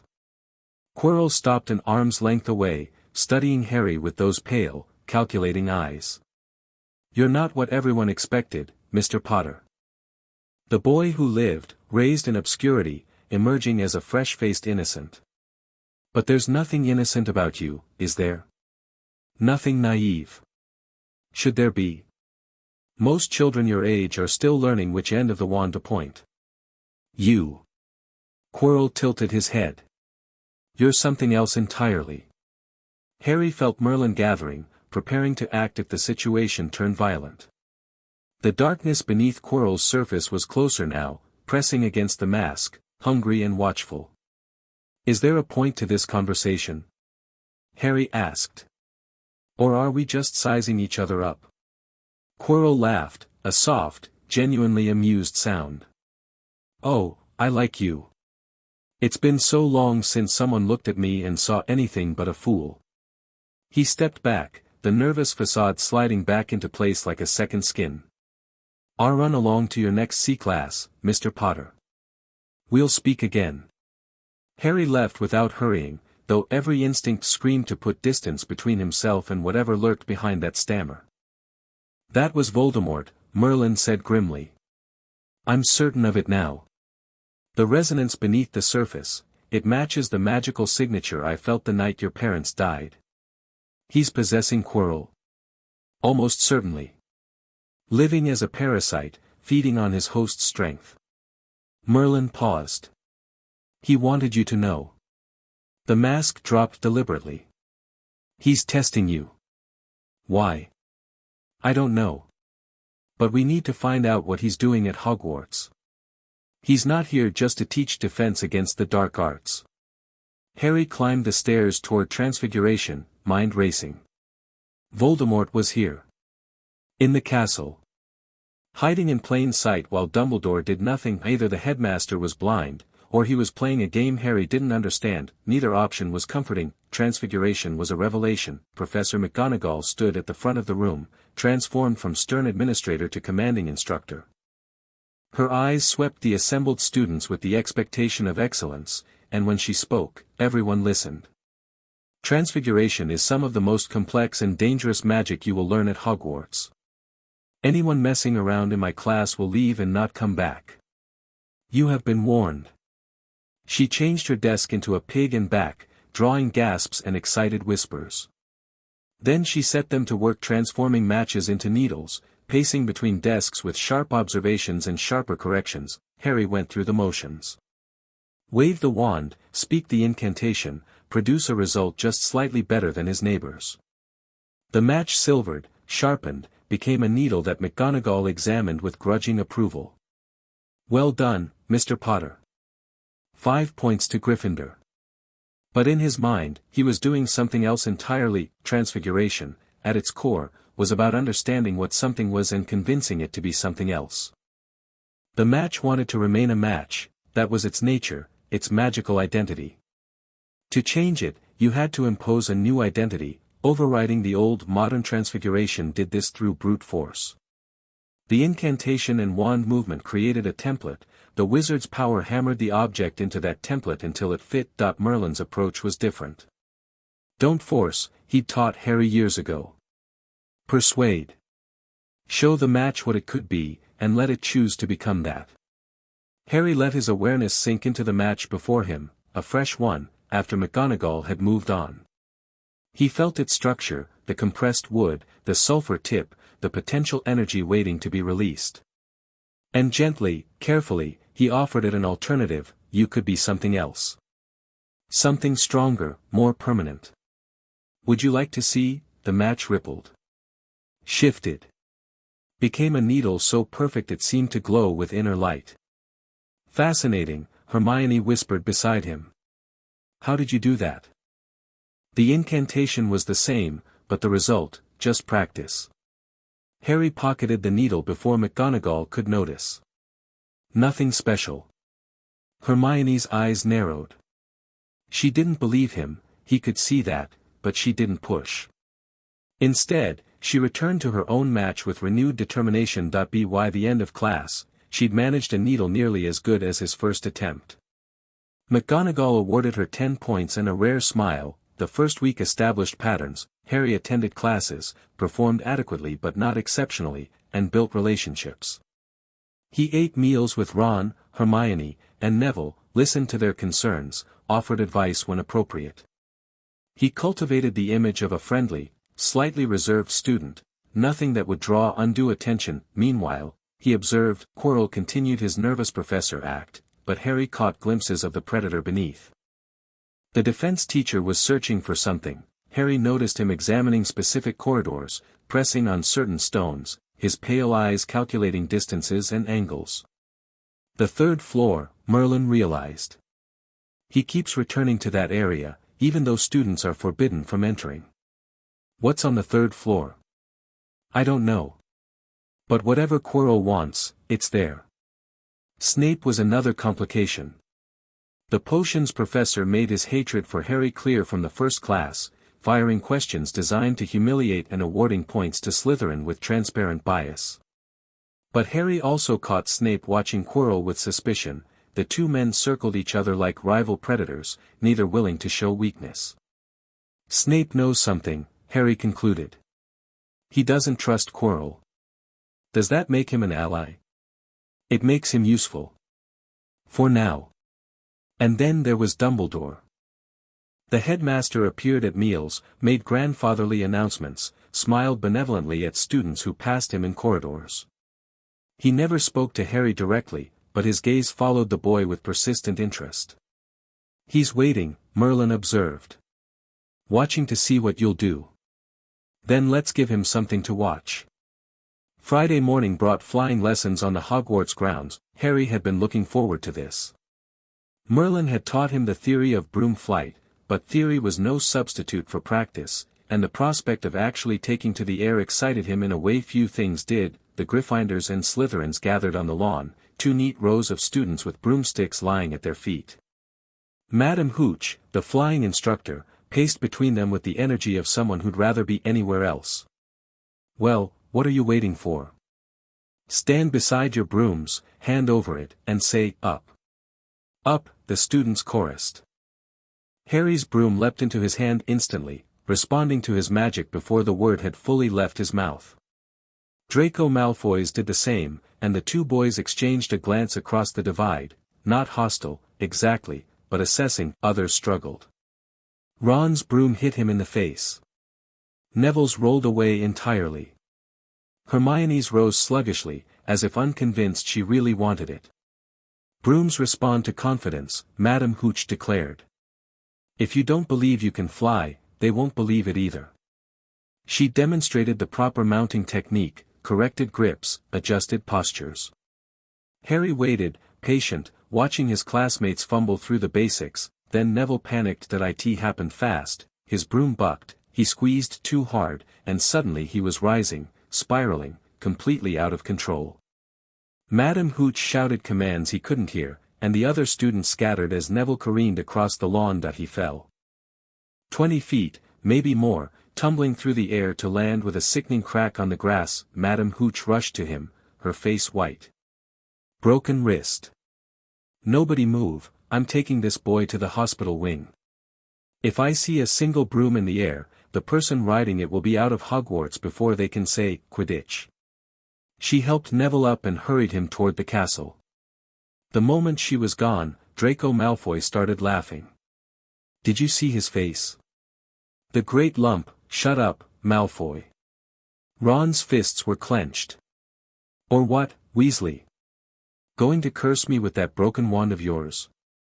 Draco bent down and picked up something glinting in the grass. Look. It's that stupid thing Longbottom's Gran sent him. Neville's Remembrall. Harry had seen him showing it off at breakfast, a glass ball that turned red when you'd forgotten something. Give it here, Malfoy, Harry said. Draco's eyes glittered. I don't think I will. Maybe I'll leave it somewhere for Longbottom to find, up a tree, perhaps. He mounted his broom and kicked off, rising smoothly into the air. Harry was moving before he'd consciously decided, his own broom responding to his surge of magic, and then he was flying. That it was nothing like theory, the wind in his face, the ground falling away, the pure freedom of three-dimensional movement. Harry's heart soared with the broom. He'd never felt anything like it, this perfect fusion of magic and motion, and for a moment he forgot why he was up here at all. Then Draco threw the Remembrall. It arced through the air, spinning, catching the light. Harry dove without thinking, the broom responding to his intent, the world blurring as he accelerated. The ball was falling, and Harry reached, his fingers closed around cold glass an inch from the ground. That he pulled up, heart pounding, and landed in a spray of grass and dirt. The Gryffindors erupted in cheers. Draco landed beside him, pale with fury, but before either could speak, Harry Potter. Professor McGonagall was striding across the lawn, her face thunderous. Never, in all my years, come with me, Potter. Now. Harry followed her into the castle, the Remembrall still clutched in his hand. His classmates' stares bored into his back, some admiring, some worried, some gleeful. He expected detention. Expulsion, maybe, given Madame Hooch's warning. Instead, McGonagall stopped at a classroom door and stuck her head inside. Excuse me, Professor Flitwick. Could I borrow Wood for a moment? Wood turned out to be a burly fifth year with the intense gaze of a fanatic. McGonagall explained what she'd seen, and his expression transformed from confusion to disbelief to evangelical joy. 100 feet, you said? First time on a broom? Faster than any dive I've ever seen a first-year execute. We've found a seeker. Wood grabbed Harry's shoulders, shaking him slightly. Potter, you're our new seeker. Gryffindor hasn't won the cup in 7 years, but with you, Mr. Wood, contain yourself. McGonagall's lips twitched. Potter, you'll need to speak with the headmaster about special permission. First years aren't normally allowed their own brooms. But I believe an exception can be made. Harry blinked. I'm not being expelled. Expelled? Your father would have been proud, he was an excellent Quidditch player himself. McGonagall actually smiled, thin but genuine. I want to hear you're training hard, or I may change my mind about punishing you. She swept away, leaving Harry alone with an increasingly manic Oliver Wood. Practice starts next week, Wood said. Be there at 7. Don't be late. Don't eat too much beforehand. Actually, don't eat at all, we can't risk you getting sick in the air. Do you know the rules? Never mind, I'll teach you. Do you have robes? I'll find you robes. This is the best day of my life, Potter. Don't let me down. He ran off before Harry could respond. Harry looked at the remembrall in his hand and started laughing. The story spread through the school by dinner. Harry Potter, the boy who lived, had caught a falling object from a 100-foot dive on his first time flying. He'd been recruited for the Gryffindor Quidditch team, the youngest player in a century. He was going to save the house's losing streak, restore their glory, carry them to the cup. Harry sat at the Gryffindor table and let the attention wash over him, deflecting questions with modest smiles, redirecting praise to luck and instinct. Inside, his mind was working. That was reckless, Merlin observed. You revealed capabilities you meant to keep hidden. I know. The dive was too fast, too controlled. Anyone watching closely will know you're not a normal first year. I know. Why did you do it? Harry glanced across the hall at the Slytherin table, where Draco Malfoy was sulking over his dinner. Then at the Gryffindor table, where Neville, wrist healed, spirits lifted by the return of his remembrall, was laughing at something Ron said. Because Neville needed someone to stand up for him, Harry said quietly. Because Malfoy needed to learn that bullying has consequences. Because sometimes the strategic choice isn't the right choice. Merlin was silent for a long moment. You sound like me. 1,000 years ago, before I learned to be cautious. Is that bad? It's complicated. The ancient wizard's presence shifted, thoughtful. Caution kept me alive. But it also kept me isolated, suspicious, unable to trust. The balance between principle and pragmatism is harder than any spell I've ever cast. So what should I have done? Exactly what you did. Sometimes the heart sees clearer than the head. Merlin paused. Just, try to make sure your next display of heroics doesn't happen in front of the entire school. Harry smothered a smile. I'll try. Hermione appeared at his elbow, her expression a complicated mixture of concern and curiosity. Can we talk? In private? They found an empty classroom and Harry sealed the door with a casual gesture that made Hermione's eyes narrow. You didn't use a wand for that. Didn't I? Don't. Her voice was sharp. Don't pretend you don't know what I'm talking about. The flying, the transfiguration, the way you look at things like you're seeing something the rest of us can't. Harry, what aren't you telling me? Harry leaned against a desk, considering. He'd known this conversation was coming. Hermione was too observant, too intelligent, too driven by the need to understand. The only question was how much to reveal. What do you think you know? I think you're not what you pretend to be. I think you've had magical training that first years aren't supposed to have. I think you know things that aren't in any book I've read. She crossed her arms. I think you're hiding something big. And if I am, then I want to know why. Her voice softened slightly. I thought we were friends. Friends don't lie to each other. We are friends. Harry met her eyes. And I'm not lying, I'm just not telling you everything. There's a difference. Is there? Yes. He pushed off the desk and moved closer.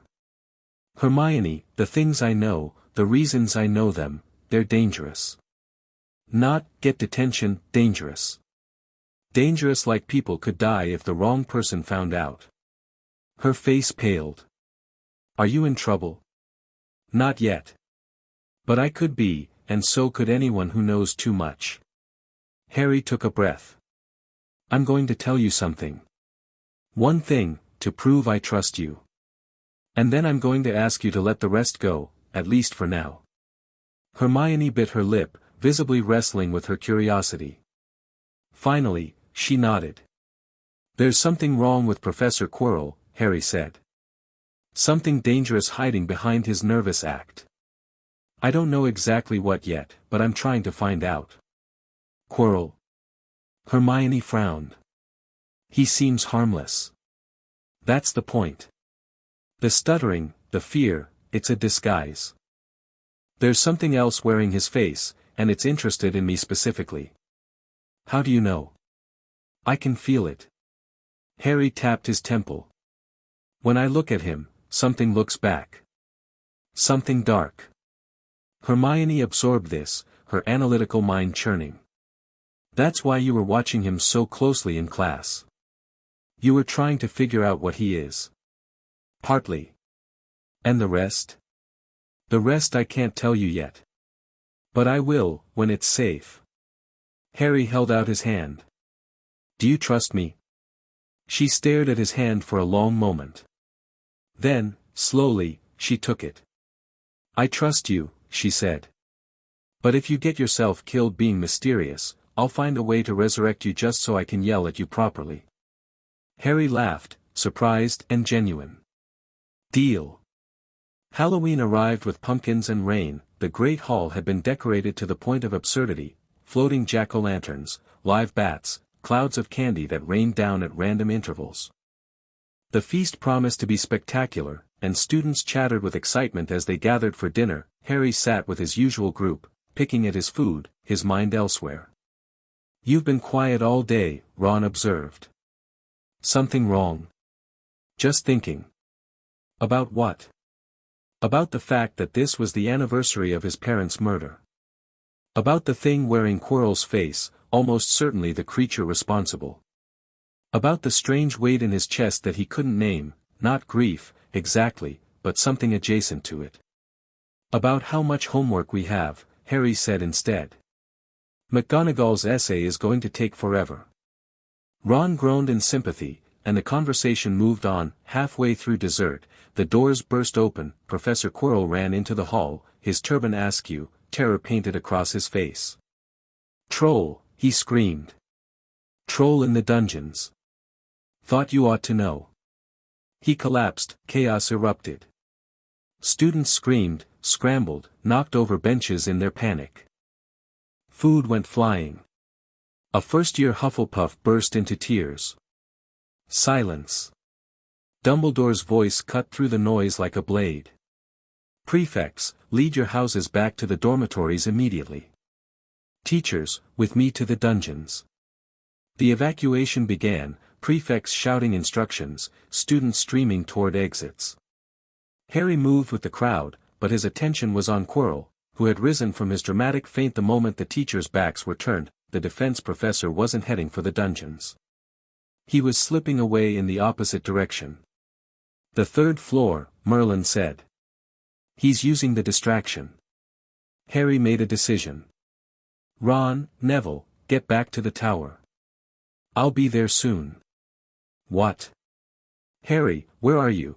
But Harry was already gone, sliding through the panicked crowd, following the flutter of Quirrell's purple turban. The third-floor corridor was dark and silent, the noise of the evacuation fading behind him.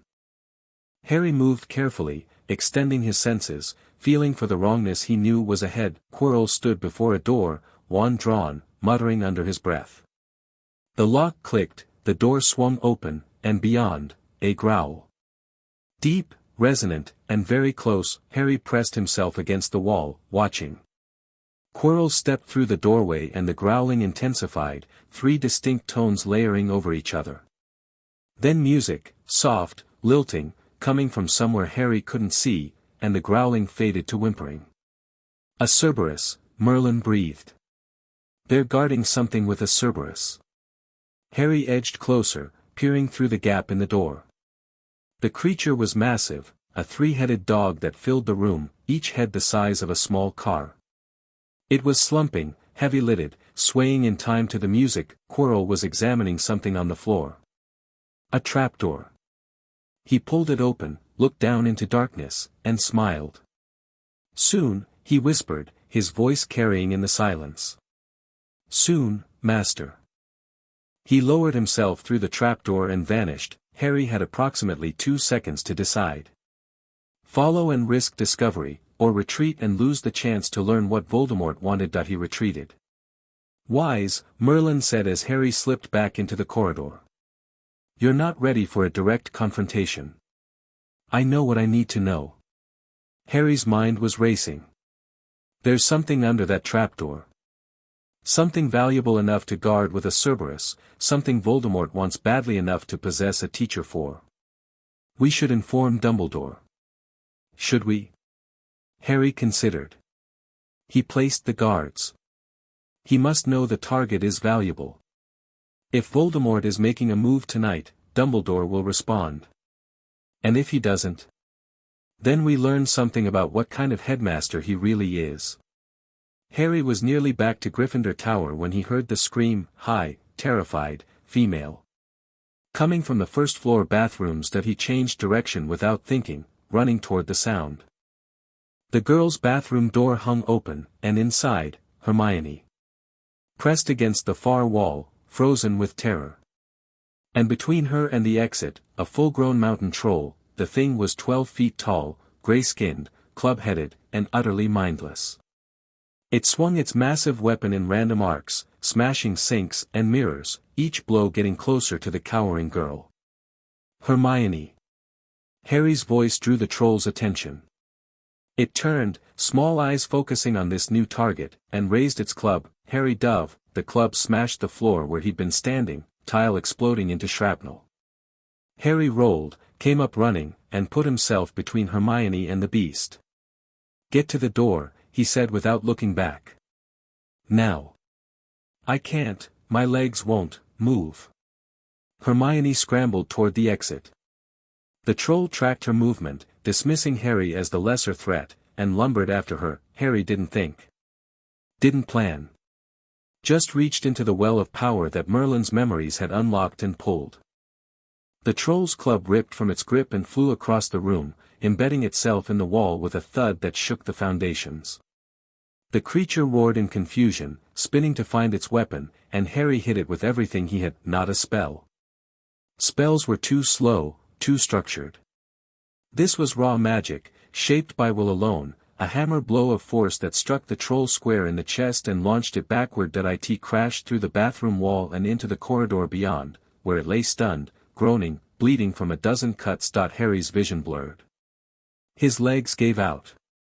He crashed to his knees, gasping, the world spinning around him. "Harry!" Hermione was beside him, her hands on his shoulders. "Harry, are you? That was incredible. How did you?" Footsteps. Running. Teachers burst into the bathroom, McGonagall in the lead, her face white with shock. "What in Merlin's name?" The troll attacked Hermione, Harry managed. "I stopped it." McGonagall stared at the unconscious creature, at the club embedded in the wall, at the first-year student who had done what seasoned Aurors would have struggled to accomplish. Her mouth opened and closed several times before she found words. Luck, Harry said. And a lot of adrenaline."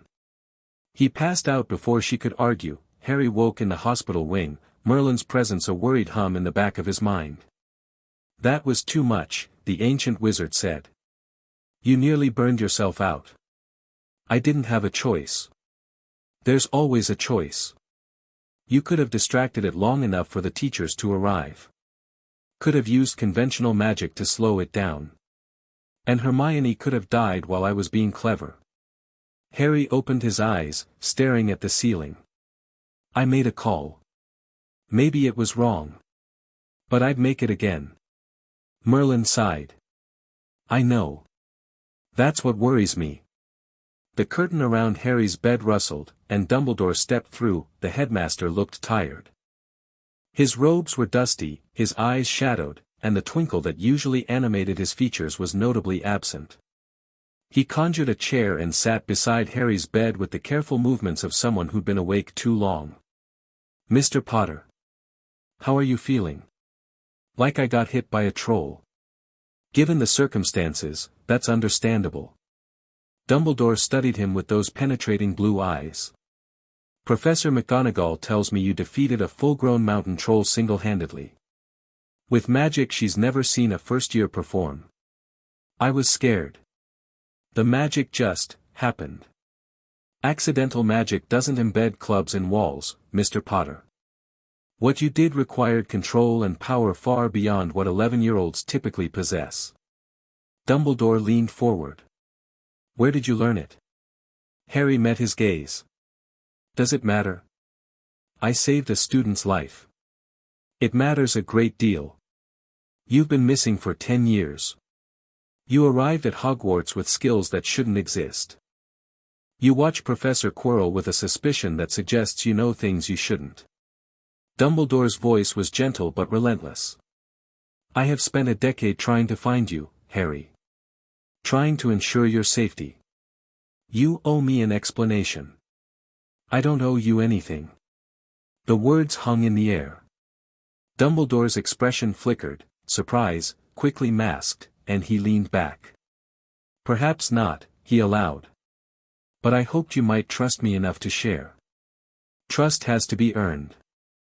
Harry pushed himself up on his elbows. You're the headmaster of this school. You placed whatever's under that three-headed dog. You hired Professor Quirrell, despite, he stopped himself. Despite what? Despite him being wrong. Harry chose his words carefully. There's something dark about him. Something hiding. I can feel it. Dumbledore's eyes sharpened. Can you, indeed? Can't you? A long silence. Dumbledore rose, pacing to the window, looking out at the moonlit grounds. There are things at work in this castle that are larger than either of us, he said finally.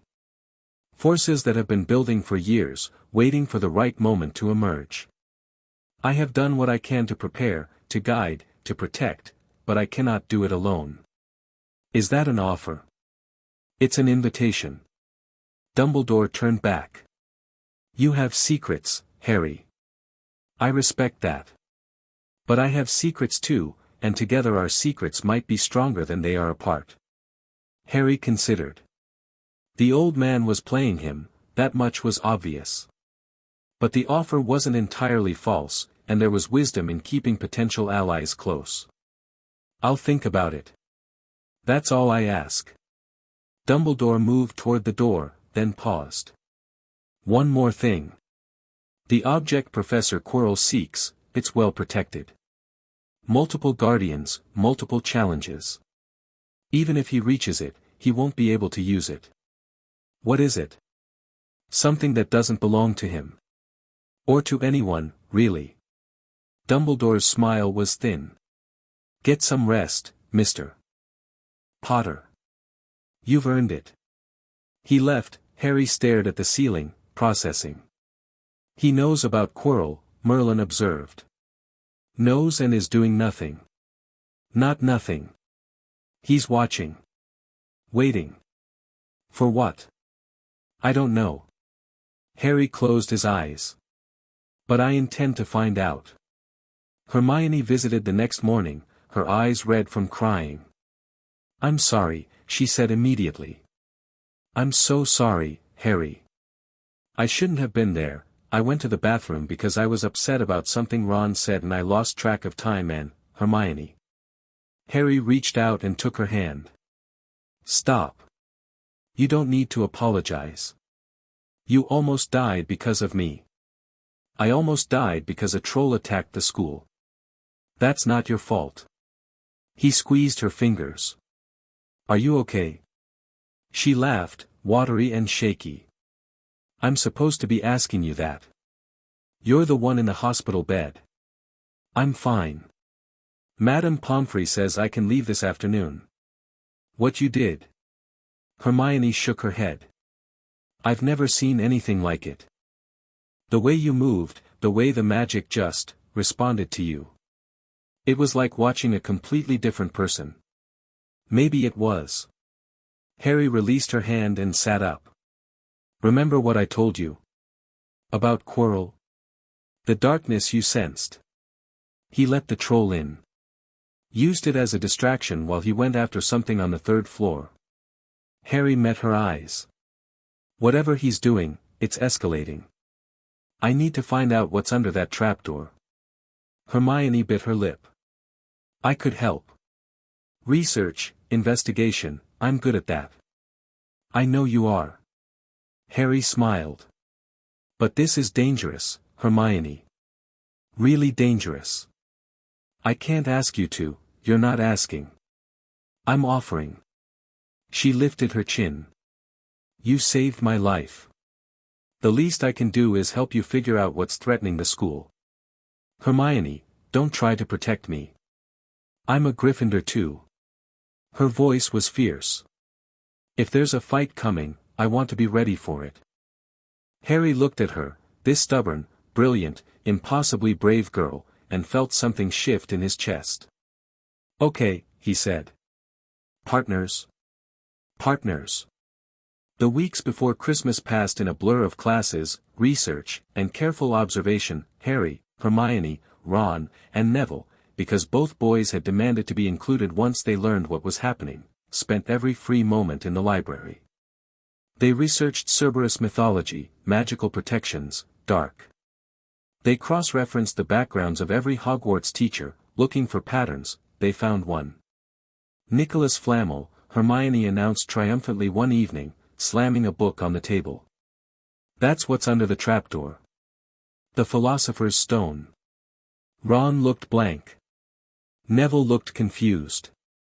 Harry, who had encountered the name in Merlin's memories, felt pieces clicking into place.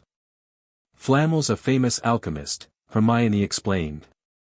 600 years old, still alive because of the stone. It turns any metal to gold and produces the elixir of life. Drink it and you'll never die. Immortality, Harry said quietly. That's what Voldemort wants. Everyone flinched at the name except Hermione, who decided months ago that fear of a word was ridiculous. If he gets it, he could return for good, she said. No more possessing teachers, no more hiding. A real body, impossible to kill. We can't let that happen. Neville's voice was steady despite his pale face. Whatever it takes. Agreed. Harry looked at his friends, his team, his people. But we need more information. We need to know what protections are in place, what Quirrell's plan is, how close he is to succeeding. Can we get to the third floor? Ron asked. Sneak past the dog. Not without being detected. The corridor's warded. Dumbledore will know the moment anyone enters. So we wait. For now. Harry hated waiting. Every instinct screamed to act, to confront, to end this before it spiraled further. But patience was the wiser course. For now. Christmas came, most students went home for the holidays, but Harry stayed at Hogwarts. Hermione went to her parents, promising to continue research over break. Ron stayed, his parents visiting Charlie in Romania. Neville was collected by his grandmother, a formidable woman who looked at Harry with sharp interest. The Potter boy, she said when they met. You've been good for my Neville. He writes about you. He's a good friend. He'd better be. Longbottoms repay their debts.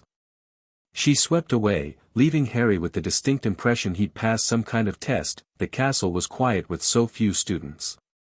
Harry spent his days exploring, mapping the building's hidden passages, learning its secrets. Hogwarts responded to his attention, revealing staircases and corridors that didn't appear on any official plan. It likes you, Merlin observed one evening, as Harry discovered a hidden room behind a tapestry. Can a building like someone? This one can. The founders poured their magic into it, their intentions, their hopes, their personalities. Hogwarts has been shaped by 1,000 years of students, but at its core, it remembers what it was built to be. And what's that? A sanctuary. A place where young witches and wizards could learn without fear. Merlin's voice was soft.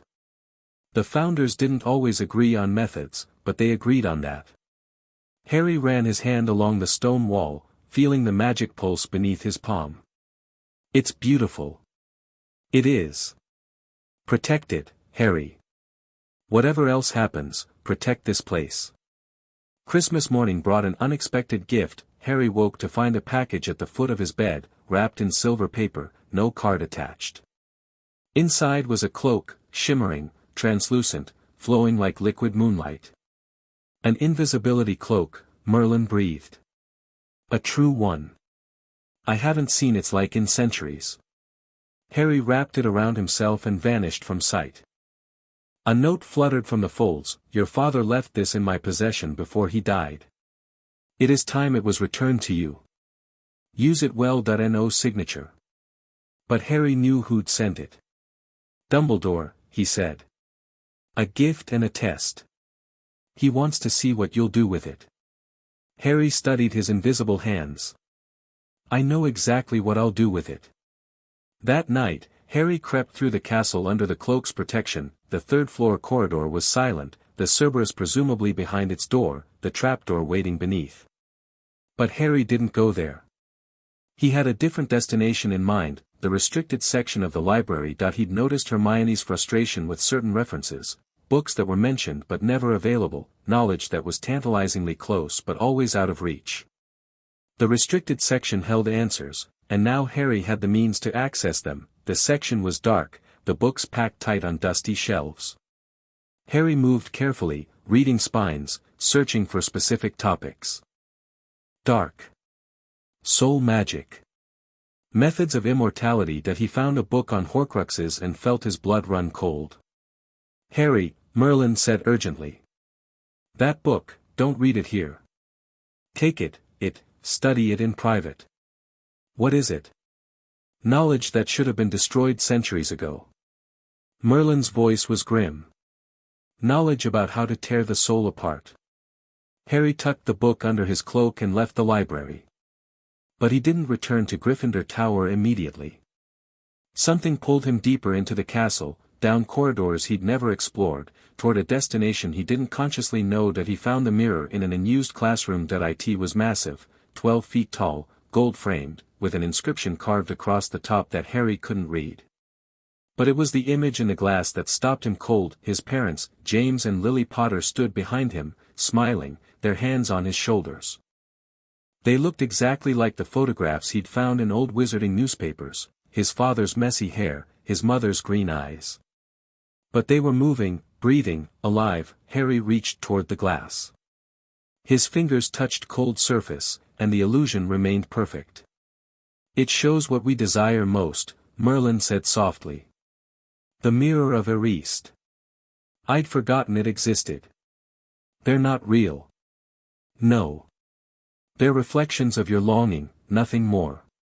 Merlin paused. But that doesn't make them meaningless. Harry stared at his parents' faces, drinking in details he'd never had the chance to learn. The way his father's smile crinkled the corners of his eyes. The way his mother's hair fell across her shoulders. The love in their expressions, obvious even in an illusion. I wish I'd known them, he whispered. I know. I wish they could see who I've become. They would be proud, Harry. Of that, I'm certain. Harry stood before the mirror until dawn began to lighten the windows. Then, slowly, reluctantly, he turned away. He had work to do. Enemies to face. A world to protect. His parents would want him to fight, not to mourn. Spring arrived with rain and restlessness. Quirrell's nervousness had intensified, the stammer was worse, the twitching more pronounced, the hunger behind his eyes more visible. Harry watched and waited, knowing the confrontation was coming, preparing for the moment when patience would no longer serve. It came in June. Harry woke from a nightmare, green light, his mother's scream, a high cold laugh, and knew something had changed. He could feel it in his scar, a burning that hadn't been there before, a connection to something dark and close. Tonight, he said to Merlin. He's going for it tonight. Are you sure? I can feel him. He's excited, triumphant. He thinks he's finally going to succeed. Harry dressed quickly, grabbed his wand and his cloak, and slipped out of the dormitory. The common room was empty, the castle silent, and he made it to the third-floor corridor without incident. The door was already open. The Cerberus was asleep, snoring in three-part harmony, a harp playing softly in the corner. Harry descended through the trapdoor. The challenges were impressive but manageable. Devil's snare that Harry relaxed through rather than burning. Flying keys that he caught with a seeker's precision. A chess game that he won through patience and sacrifice. A troll already unconscious, Quirrell's work. A logic puzzle that he solved in moments, and then, the final chamber. Quirrell stood before the mirror of Erist, his turban removed, his bald head gleaming in firelight. But his head wasn't emptied out on the back of his skull, embedded in the flesh like a tumor, was a face. Bone-white, red-eyed, snake-like. Voldemort. Harry Potter, the face hissed. I wondered if you would come. Harry didn't respond. He was studying the situation, reading the magic, calculating options. You've grown since we last met. Voldemort's voice was a grotesque thing, emerging from Quirrell's mouth in an echo of the face's movements. I thought you would be weak. Damaged by the Muggles, desperate for guidance. Instead, you arrive with power beyond your years and eyes that see too much. You're dying, Harry said. Possessing Quirrell is killing him, and when he dies, you'll be cast out. The stone is your only hope. Voldemort laughed. Clever boy. Yes, I need the stone. But the mirror won't give it to me, it shows only what I desire, not how to obtain it. The red eyes focused on Harry. But perhaps you can help. Come here. Look into the mirror. Tell me what you see. Harry didn't move. No. Voldemort's amusement curdled. Then perhaps I should take it from your mind. Quirrell, seize him. Quirrell's body lunged, hands reaching for Harry's throat. Harry dodged, deflected, countered with a burst of magic that sent the professor stumbling. Interesting, Voldemort mused. You fight like someone with training. Who taught you, I wonder? Surely not Dumbledore, he would have kept you on a tighter leash. You'd be surprised what I've learned. Harry pressed the attack, unleashing spells that Quirrell barely blocked. But the possessed man was stronger than he looked, fueled by Voldemort's power, and Harry was already tired from the earlier challenges that a killing curse streaked toward him. Harry Dove felt the heat of it pass his cheek, and knew he couldn't win this fight through brute force. So he did something unexpected. That he looked into the mirror, his reflection stared back, not his parents this time, but himself, alone, a red stone dropping into his pocket. Harry felt weight appear against his leg and understood, the mirror had given him the stone because he wanted to find it, not use it. You have it, Voldemort snarled. Give it to me. Quirrell's hands closed around Harry's wrists. Pain exploded, not in Harry, but in Quirrell. The professor screamed as his skin began to burn, blistering where it touched Harry, smoke rising from the contact. What is this? Voldemort shrieked. Protection, Merlin said, his voice ringing through Harry's mind with sudden clarity. Lily's sacrifice, still active after all these years. He cannot touch you without destroying himself. Harry grabbed Quirrell's face with both hands, the screaming intensified. Quirrell's flesh bubbled, charred, began to slough away. Voldemort howled in fury and disbelief as his host disintegrated, as the vessel he'd clung to for a year was reduced to ash and ruin, and then it was over. Quirrell collapsed, empty, dead. A dark shape rose from the body, a wraith, formless and furious, and fled through the chamber wall, disappearing into the night. Harry stood alone among the ashes, the philosopher's stone heavy in his pocket, his mother's love still burning on his skin. He'll be back, Merlin said quietly. That wasn't death.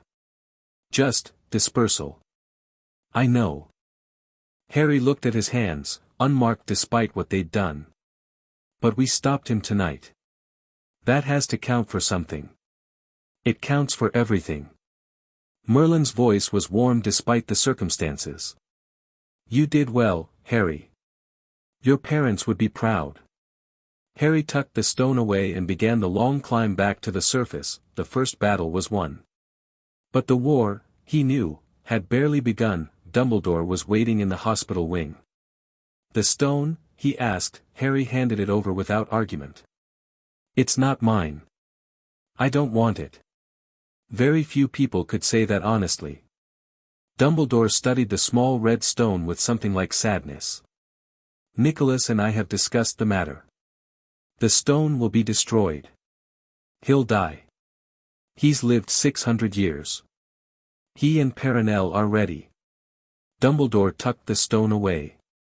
You, however, have a great many years ahead of you. I hope they'll be somewhat less eventful than this one. Somehow I doubt it. Dumbledore smiled, thin but genuine. No. I doubt it too. He rose to leave, then paused at the door. The protection that saved you, your mother's sacrifice. It will continue as long as you call her blood relatives' house home. I don't have any blood relatives. Don't you? Dumbledore's eyes twinkled. Perhaps not in the traditional sense. But the magic recognizes bonds deeper than blood. Wherever you consider home, that protection follows.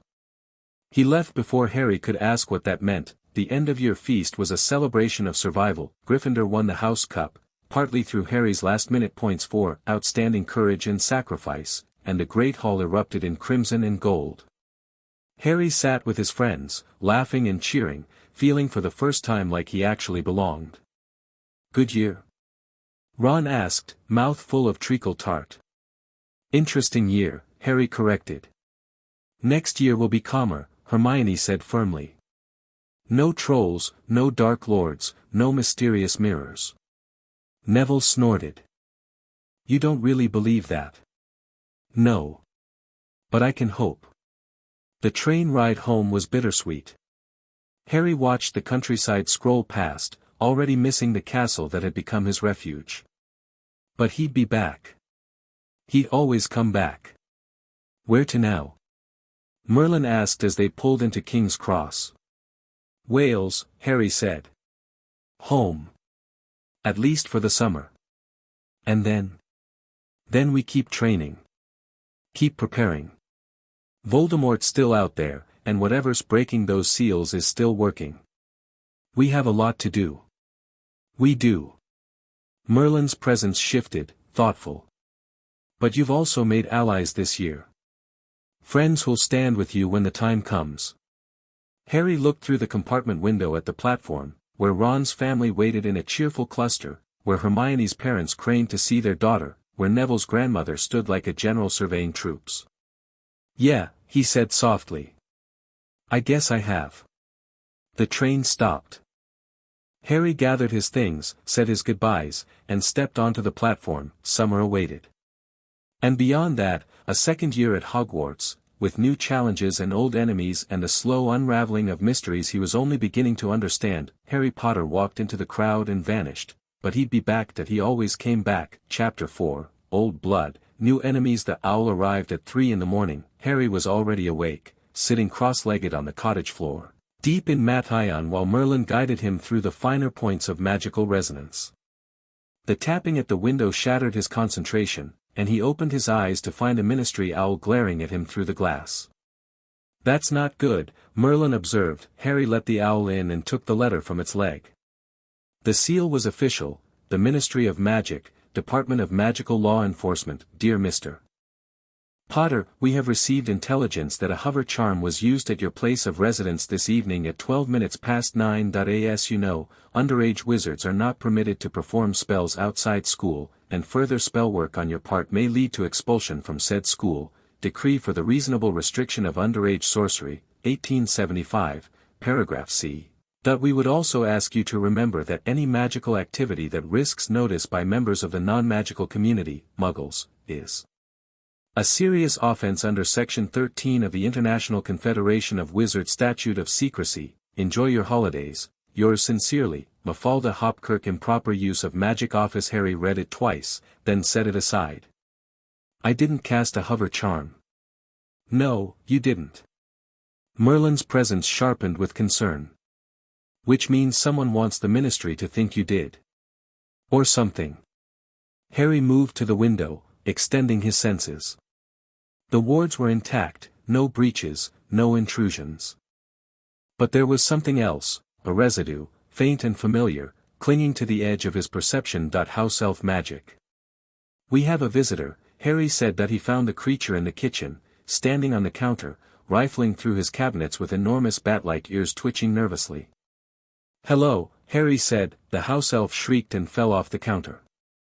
Dobby is sorry. Dobby is so sorry. The creature scrambled to its feet, wringing its hands. Dobby did not mean to wake Harry Potter, sir. Dobby only wanted to protect Harry Potter, sir. Harry leaned against the doorframe. Protect me from what? From the terrible things that will happen at Hogwarts this year. Dobby's eyes were enormous, filled with terror. Harry Potter must not go back to school. There is a plot to make most terrible things happen. What kind of terrible things? Dobby cannot say. The elf began banging his head against the cabinet.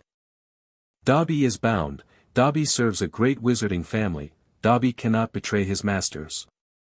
Harry caught him before he could do serious damage. Stop. Hurting yourself won't help either of us. Dobby stared up at him, tears streaming down his face. Harry Potter is kind. Harry Potter is noble. Harry Potter must not return to Hogwarts. I appreciate the warning. Harry released the elf and stepped back. But I can't stay away. Whatever's happening at the school, I need to be there to stop it. But Harry Potter will be in danger. I'm always in danger. At least at Hogwarts, I have allies. Harry studied the trembling creature. This family you serve, they're connected to whatever's being planned. Dobby's ears flattened. Dobby cannot say. But they are. The elf's silence was answer enough. Listen to me, Dobby. I know you're trying to help. But sending fake ministry letters isn't the way. If you want to protect me, give me information I can use. Names. Dates. Anything concrete. Dobby cannot. The elf was sobbing now. Dobby is bound. But Harry Potter must believe Dobby, terrible things are coming. History is about to repeat itself. What history? Dobby vanished with a crack before Harry could press further. That was informative, Merlin said dryly. More than you'd think. Harry returned to the living room, mind churning. He serves a great wizarding family connected to a plot at Hogwarts. He mentioned history repeating itself.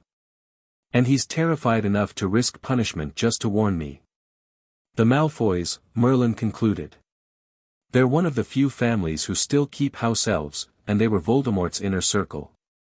But Voldemort's a wraith. He can't be behind this, he's too weak. Harry began pacing. So either this is something separate, or someone's acting in his name. Or there's something at Hogwarts that predates Voldemort. Something dangerous enough to frighten even a house elf. Harry thought about the seals they'd found in Wales, ancient prisons, slowly weakening. About the covenant that Merlin suspected but couldn't prove. About all the buried secrets that might be stirring after centuries of sleep. I need to get to Diagon Alley, he decided. Talk to people. See if there are rumors. And the ministry letter? I'll deal with that later. Right now, information is more valuable than compliance.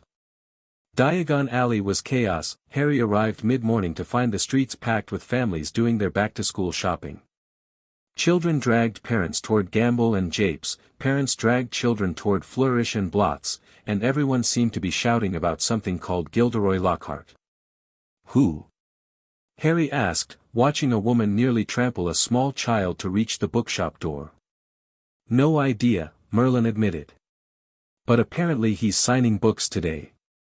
Harry pushed through the crowd and into Flourish and Blots, where the situation became immediately clear. A golden-haired man in forget-me-not blue robes stood at the front of the shop, surrounded by stacks of books with his own face on the cover, flashing smiles at a line of admirers that stretched around the building. Gilderoy Lockhart, Harry read from the nearest poster. 5-time winner of Which Weekly's Most Charming Smile Award. That's not a real qualification for anything. You'd think. Harry was about to leave when a hand grabbed his arm.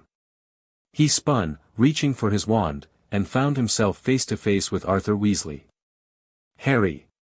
Good to see you, son. Mr. Weasley's smile was genuine but distracted.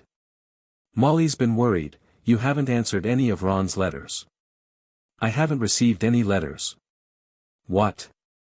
But Ron sent at least a dozen. Mr. Weasley's expression darkened. That's odd. Very odd. He glanced around the crowded shop. Listen, why don't you come back to the burrow with us after this? Ron's been desperate to see you, and Molly would love to have you for the rest of the summer. I appreciate the offer, but, Harry. Ron appeared from nowhere, red-faced and grinning. There you are. Why haven't you written? I've been sending owls for weeks. Someone's been intercepting my mail. Ron's grin faded. What? Who would? I have theories. Harry lowered his voice. We need to talk. Privately. Before Ron could respond, commotion erupted near the front of the shop. Gilderoy Lockhart had spotted Harry, and his eyes lit up like Christmas had come early. It can't be, Harry Potter. The crowd surged. Harry found himself grabbed, pulled forward, positioned next to Lockhart before he could react. Cameras flashed. People cheered. Lockhart threw an arm around Harry's shoulders and beamed at the assembled press. Ladies and gentlemen, what an extraordinary moment. When young Harry here stepped into Flourish and Blots today, he had no idea that he would be leaving with my entire collected works, free of charge. Books were shoved into Harry's arms. More cameras flashed. Harry's smile was fixed, his eyes cold, and beside him, he felt Merlin's amusement bleeding through their bond. This man is an idiot, Merlin observed. This man is about to lose his arm if he doesn't let go of me. Lockhart finally released him, still talking to the cameras about his new position at Hogwarts. He was the new defense against the dark arts teacher, apparently, and Harry retreated through the crowd as quickly as dignity allowed that he made it to the door before running into Draco Malfoy. Potter. Draco's lip curled. Enjoy your moment of fame. Can't even go shopping without making it a spectacle. I didn't ask for that. You never ask for anything, do you? It just falls into your lap. Draco stepped closer, lowering his voice. My father's here. He wants to meet you. I'm honored. Don't be sarcastic. He's interested in you, interested in what you are. Draco's gray eyes were unreadable. You're not what everyone thinks. I saw that last year. You move like someone who's been trained, fight like someone who's seen battle. Where did you learn it? Why does everyone keep asking me that? Because it matters. Draco glanced over his shoulder, where a tall blond man was making his way through the crowd. My father has connections, Potter. Old connections. The kind that could help you, or destroy you. It might be worth hearing what he has to say. Lucius Malfoy arrived before Harry could respond. He was everything Draco would become in 20 years, cold, polished, radiating power and privilege. His cane clicked against the floor as he positioned himself beside his son. Mr. Potter. Lucius's voice was silk over steel. A pleasure. Mr. Malfoy. I've heard interesting things about you. Your performance against the troll last year was impressive. Unusual, for a first year. I got lucky. Did you? Lucius smiled, thin and knowing. Luck is what fools call preparation they don't understand. You, I think, are not a fool. I try not to be. Then perhaps we should talk sometime. I have resources, Mr. Potter. Knowledge that might interest a young man of your unique position. Lucius's hand drifted to his cane, fingers caressing the silver snake head. The wizarding world is more complicated than Dumbledore allows you to believe. There are layers of history, of power, of obligation. Understanding them is essential for survival. I appreciate the offer, Harry said carefully. But I prefer to find my own answers. A noble sentiment. But lonely. Lucius's smile widened. Remember, Mr. Potter, when the old powers stir, it's better to have allies than principals. He swept away, Draco trailing behind him with one last unreadable glance at Harry. That was a threat, Merlin said grimly. Dressed up as an offer, but a threat nonetheless. I know. Harry watched the Malfoys disappear into the crowd. He knows something. About what's coming, about the plot Dobby mentioned. He's involved somehow. Then we watch him. Carefully. Harry nodded and went to find the Weasleys. The burrow was everything Harry's cottage wasn't: chaotic, loud, overflowing with life and laughter and the particular warmth that came from a home filled with love. Harry stood in the yard, staring at the impossible architecture, rooms stacked on rooms, held together by magic and stubbornness, and felt something shift in his chest. "It's wonderful," he said quietly. "It is," Merlin agreed. "Different from what we have, but wonderful in its own way." Mrs. Weasley welcomed him with a bone-crushing hug and immediately began fussing about how thin he was, how pale, how clearly in need of feeding. Harry let himself be swept into the kitchen, where a table groaned under the weight of enough food for an army. "Eat," Mrs. Weasley commanded. "You look like you haven't had a proper meal in weeks." "I eat fine." "You eat like a boy without a mother." "Now sit." Harry sat. He ate. And slowly, carefully, he began to enjoy himself. The Weasley children were a whirlwind of energy. Fred and George demonstrated their latest prank products. Percy pontificated about his upcoming OWLS. Ginny, the youngest, the only girl, watched Harry with wide eyes and refused to speak in his presence, and Ron, his first friend, filled the silence with endless chatter about Quidditch and summer adventures and all the things he'd wanted to share in letters that had never arrived. "A house elf," Ron said that night, when Harry finally explained. "Blimey. And you think it's the Malfoys' elf?" Dobby didn't say, but the evidence points that way. Harry stared at the ceiling of Ron's room, thinking. He mentioned history repeating itself. Something terrible that happened before. At Hogwarts? That's what it sounded like. Ron was quiet for a moment. "My dad mentioned something once. Years ago, when he'd had a bit too much fire whiskey. Something about a chamber, a monster, a student who died." Harry sat up. "What chamber?" "I don't know. He shut up about it pretty quick." Mom gave him a look. Ron's voice dropped. "But I remember the way he said it. Like it scared him, even just remembering. We need to find out more. The library at Hogwarts might have something. If it's history, Hermione will find it." Harry lay back down, but sleep didn't come. His mind was spinning with fragments: Dobby's warning, Lucius's threat, the hint of something old and terrible lurking beneath the surface. Whatever was coming, it was bigger than he'd realized. September 1st brought the familiar chaos of Platform 9 3/4. Harry arrived with the Weasleys, his trunk packed, Hedwig hooting in her cage. The platform was crowded with families saying goodbye, students loading luggage, the scarlet engine gleaming in the morning light. But something was wrong. Harry felt at the moment he passed through the barrier, a disturbance in the magical field, a ripple of wrongness that set his teeth on edge. He stopped, extending his senses, searching for the source. "Someone tampered with the barrier," Merlin said. "Recently. The magic is still settling." "Tampered how?" "I'm not sure. But it feels deliberate. Targeted." Ron bumped into him from behind. "Harry? What's wrong?" "Nothing. Just thought I felt something." Harry shook it off and kept moving. "Come on, we need to find a compartment." They found Hermione already aboard, her nose buried in a book, her hair even bushier than Harry remembered.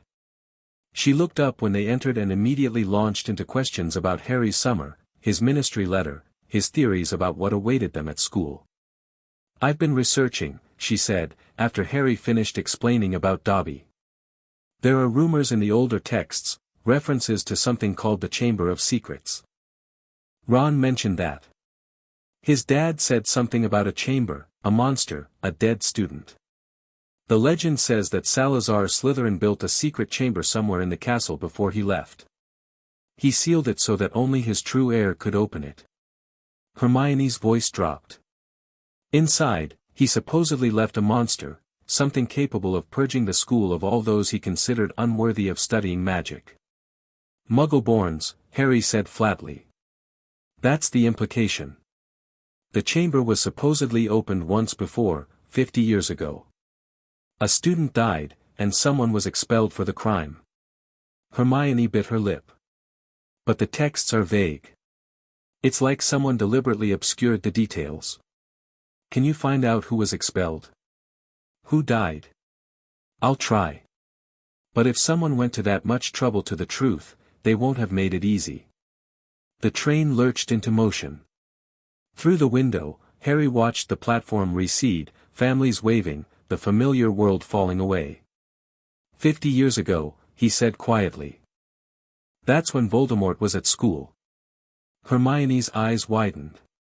You don't think, I think it's too much of a coincidence. Voldemort was Slytherin's heir, obsessed with blood purity. If anyone would have opened the chamber, it would have been him. But he was expelled. Someone was expelled. That doesn't mean it was the right person. Harry turned from the window. We need to find out what actually happened. The truth, not the official story. How? I have ideas. But first, we need to get to Hogwarts. Something tells me the answers are waiting there. The castle hadn't changed, but Harry's perception of it had. He saw the ancient stonework differently now, not just impressive, but defensive. The placement of towers, the angles of corridors, the way the staircases moved unpredictably. Hogwarts had been built to be defended, to confuse invaders, to protect its inhabitants from threats both mundane and magical, but also to things. The founders had built secrets into these walls, chambers and passages and rooms that didn't exist on any map. If Slytherin had created a hidden space, it could be anywhere. The sorting took forever. Harry watched the new first-years file to the front, listened to the hat sing its song, clapped mechanically as children were distributed to their houses. His mind was elsewhere, calculating, planning. Then Dumbledore stood to make announcements, and Harry paid attention. I am pleased to welcome 2 new additions to our staff this year. First, please join me in welcoming Professor Gilderoy Lockhart, who has kindly consented to fill the position of Defense Against the Dark Arts teacher. Lockhart rose, flashing that blinding smile, soaking in the applause like a man dying of thirst.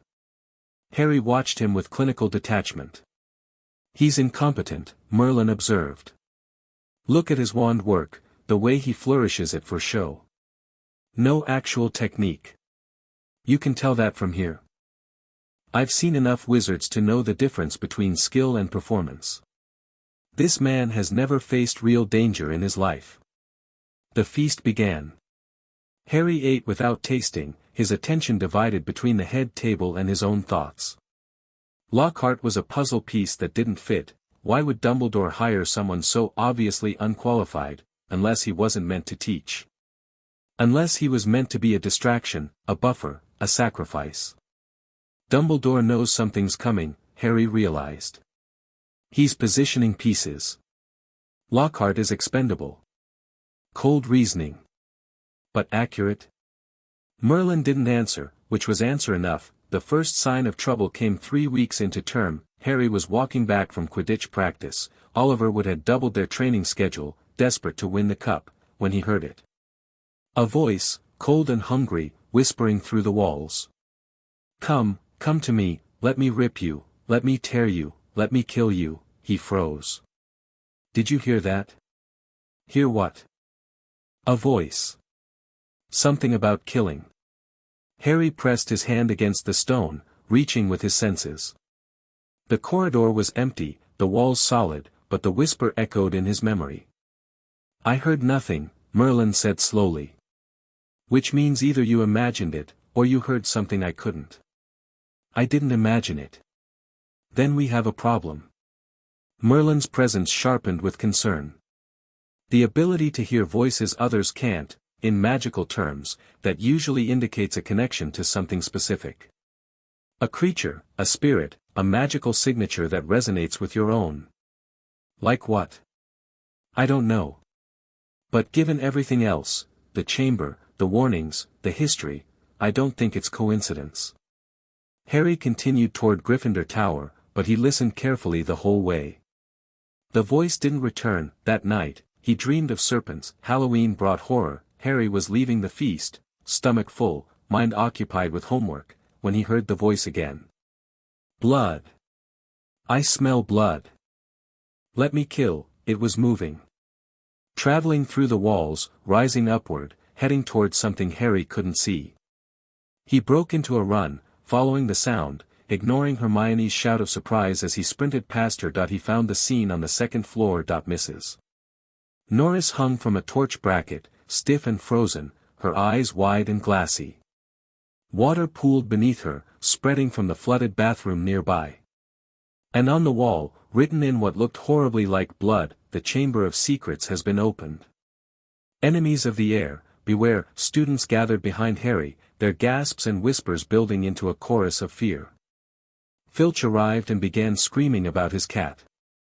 Teachers pushed through the crowd, faces pale, wands drawn, and Draco Malfoy's voice cut through the chaos. "Enemies of the air, beware. You'll be next, mudbloods." Harry caught Hermione's eye. She was white-faced, trembling, but her jaw was set with determination. "It started," she whispered. "Yes." Harry looked at the message, at the frozen cat, at the water seeping from Moaning Myrtle's bathroom.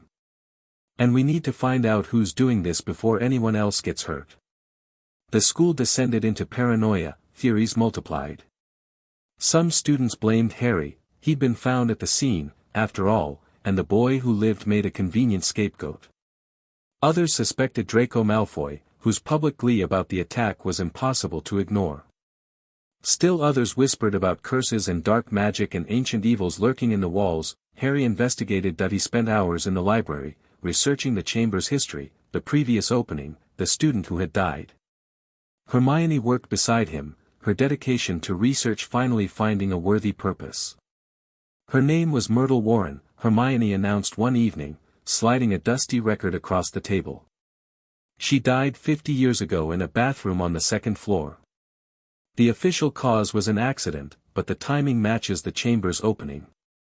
The bathroom where Mrs. Norris was found. Exactly. Hermione lowered her voice. And there's something else. The student who was expelled for the crime, his name was Rubeus Hagrid. Harry stared at her. Hagrid? He was a third year at the time. The official story is that he was keeping a dangerous creature that killed Myrtle. Hermione's expression was troubled. But Harry, I've talked to Hagrid. He loves animals, even dangerous ones, but he's not a killer.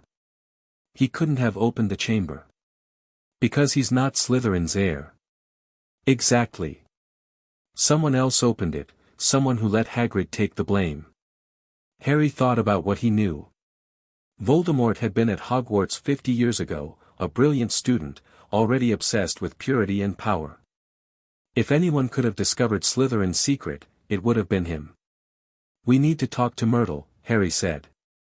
"The ghost? She's still here. She haunts that bathroom. If anyone knows what really happened, it's the girl who died."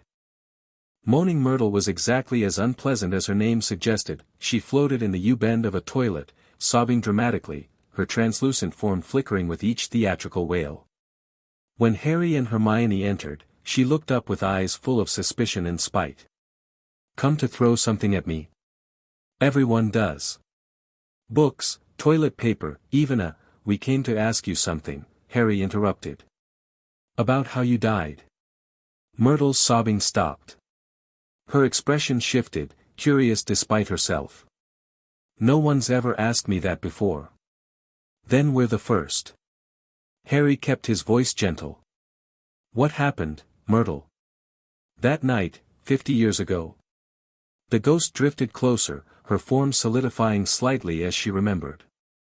"I was hiding in here because Olive Hornby had been teasing me about my glasses. I heard someone come in, but I didn't look, I was too upset. Then I heard a boy speaking, but it wasn't English.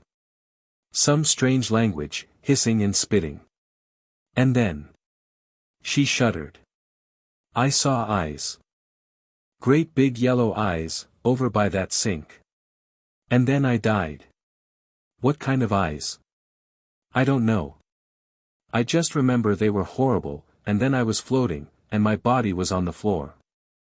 Myrtle's voice turned bitter. Olive Hornby was sorry then. She couldn't tease me about my glasses anymore. Harry exchanged a glance with Hermione. A boy speaking in a strange language, hissing and spitting. Yellow eyes that killed with a look. Parseltongue, Harry said quietly. And the monster, a basilisk, Hermione breathed. That's what's in the chamber. 1,000-year-old snake that kills with its gaze. Which is why nobody died this time. Mrs. Norris saw the reflection in the water. Colin saw it through his camera. Harry's mind was racing. The attacks aren't random. Someone's controlling the basilisk, directing it. But who? Voldemort's not here, you destroyed Quirrell last year. Someone else, then. Someone connected to him. Harry looked at the sink Myrtle had indicated. The entrance is here. In this bathroom. How do you know? Because Slytherin would have hidden it somewhere people wouldn't look. A girl's bathroom, unused and unremarkable. Harry approached the sink, examining it carefully. And because I can feel it. The magic here is, old. Dormant, but present. He found the serpent scratched into the side of one tap, tiny, almost invisible, but unmistakably deliberate. Open, he said in Parseltongue. Nothing happened. Harry. Hermione grabbed his arm. You spoke to it. Of course I did. How else would I? He stopped. The expressions on Hermione's face, on Myrtle's, on Merlin's presence in his mind. You didn't know, Merlin said slowly. You genuinely didn't know you could speak Parseltongue. I've never tried before.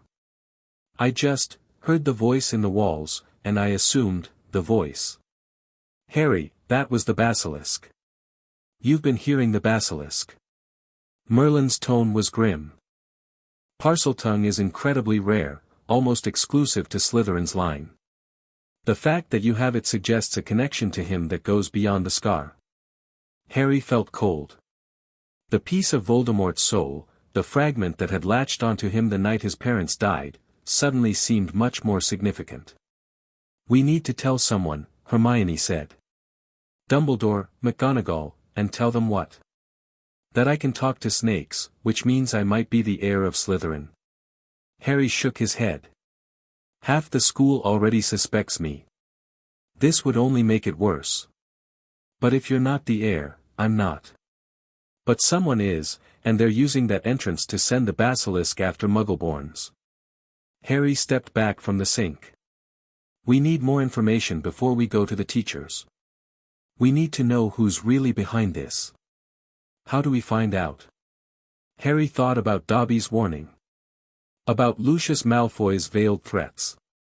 About the way Draco had been gloating ever since the attacks began. I have an idea. But you're not going to like it. Polyjuice Potion took a month to brew. Hermione did most of the work, hidden in Myrtle's bathroom where no one would stumble across their cauldron.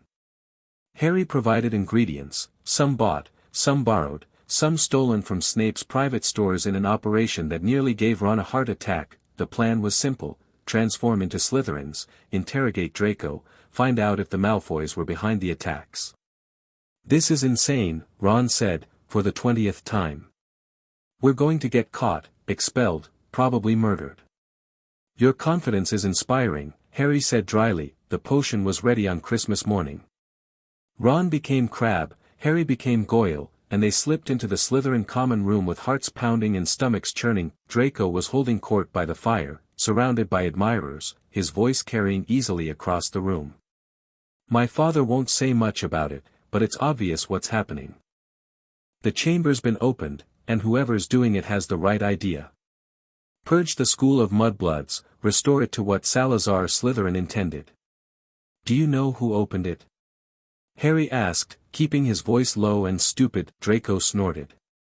Of course not. Father says the Dark Lord had something to do with it last time, but he's gone now. This is someone new, someone continuing his work. Your father doesn't know who. If he does, he's not telling me. Draco's expression flickered, frustration, quickly masked. But I know he's pleased. He's been in a good mood for months, ever since the attack started. He says the old families are finally waking up, finally remembering what really matters. Harry filed the information away. Lucius was pleased but not directly involved, or at least not willing to tell his son if he was.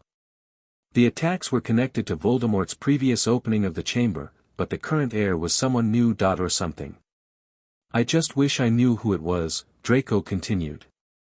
I'd congratulate them personally. Anyone willing to take action against the Mudbloods deserves recognition. The potion began to wear off.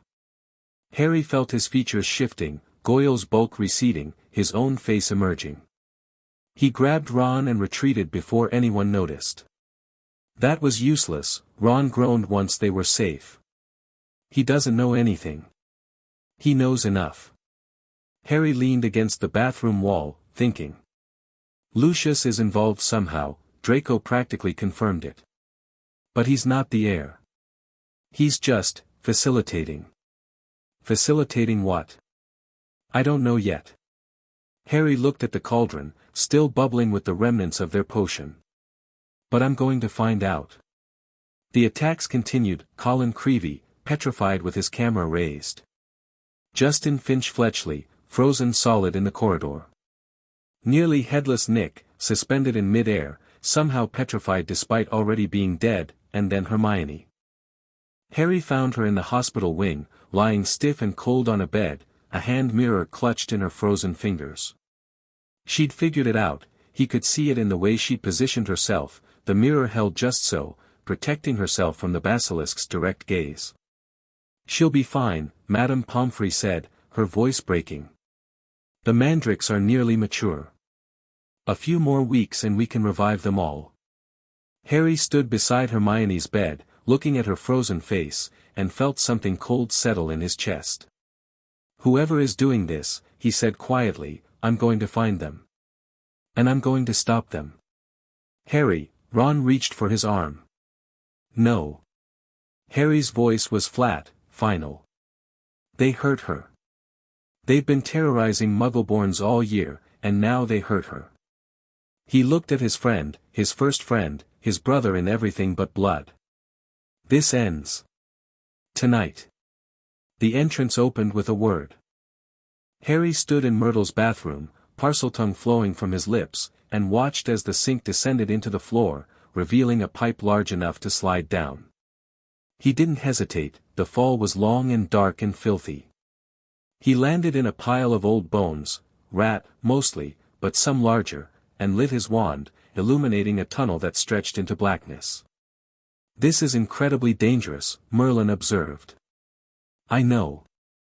You have no backup, no plan, and no idea what you're walking into. I know. Harry, Merlin. Harry's voice was soft but firm. Hermione is lying in a hospital bed because I didn't act fast enough. I'm not letting anyone else get hurt while I wait for more information. The ancient wizard was silent for a long moment. Then let me help. Whatever we face down here, we face together. Always.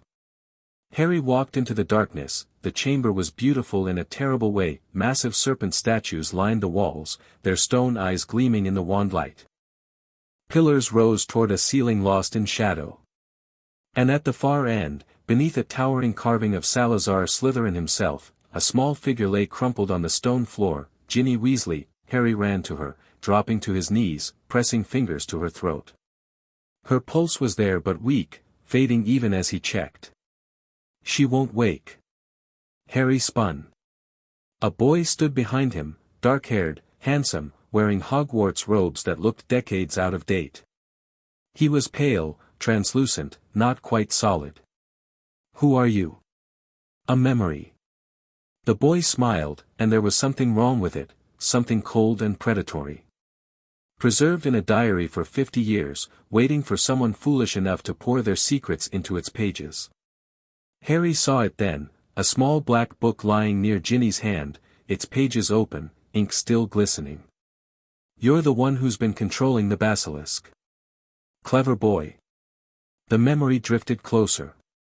Ginny opened the chamber at my command. She set the serpent on the mudbloods. And now she's dying, giving me her life force so I can become real again. "Who are you?" Harry repeated. The boy's smile widened. He raised his wand, Ginny's wand, and wrote in the air, Tom Marvolo Riddle. The letters rearranged themselves. I am Lord Voldemort. Harry felt the cold deepen. "You're him. Before. I am his beginning. His purest self, before the compromises and failures of later years." Tom's eyes glittered. "And I must thank you, Harry Potter. When Ginny first wrote in my diary, she told me all about you. The boy who lived. The one who defeated my older self not once but twice. I'll defeat you too. Will you?" Tom laughed. "Look around you, Potter. You're in the heart of Slytherin's legacy, facing the greatest wizard of the age. What chance does a 12-year-old boy have? More than you'd think." Harry let his mask drop. The magic he'd been hiding all year, the power Merlin had taught him to conceal, rose to the surface like a tide. He felt it flood through him, filling his veins, setting his nerves alight. The wand light flickered and died, replaced by a glow that emanated from Harry himself. Tom's expression flickered. "What, you're not the only one with secrets?" Harry's voice echoed strangely in the vast chamber. "You're not the only one who's touched ancient power." He struck. The battle was brief but violent. Tom called the basilisk, and Harry felt Merlin's knowledge surge through him, the spell that would conjure a rooster's crow, the frequency that would pierce a serpent's brain. The sound rang through the chamber, and the basilisk screamed, thrashing, disoriented. Harry didn't give it time to recover. He moved without thinking, drawing on instincts that were 1,000 years old, and drove the sword of Gryffindor, manifested through pure magical will, through the serpent's skull. The basilisk died. Harry felt poison burn through his veins where a fang had grazed him, felt his body beginning to fail.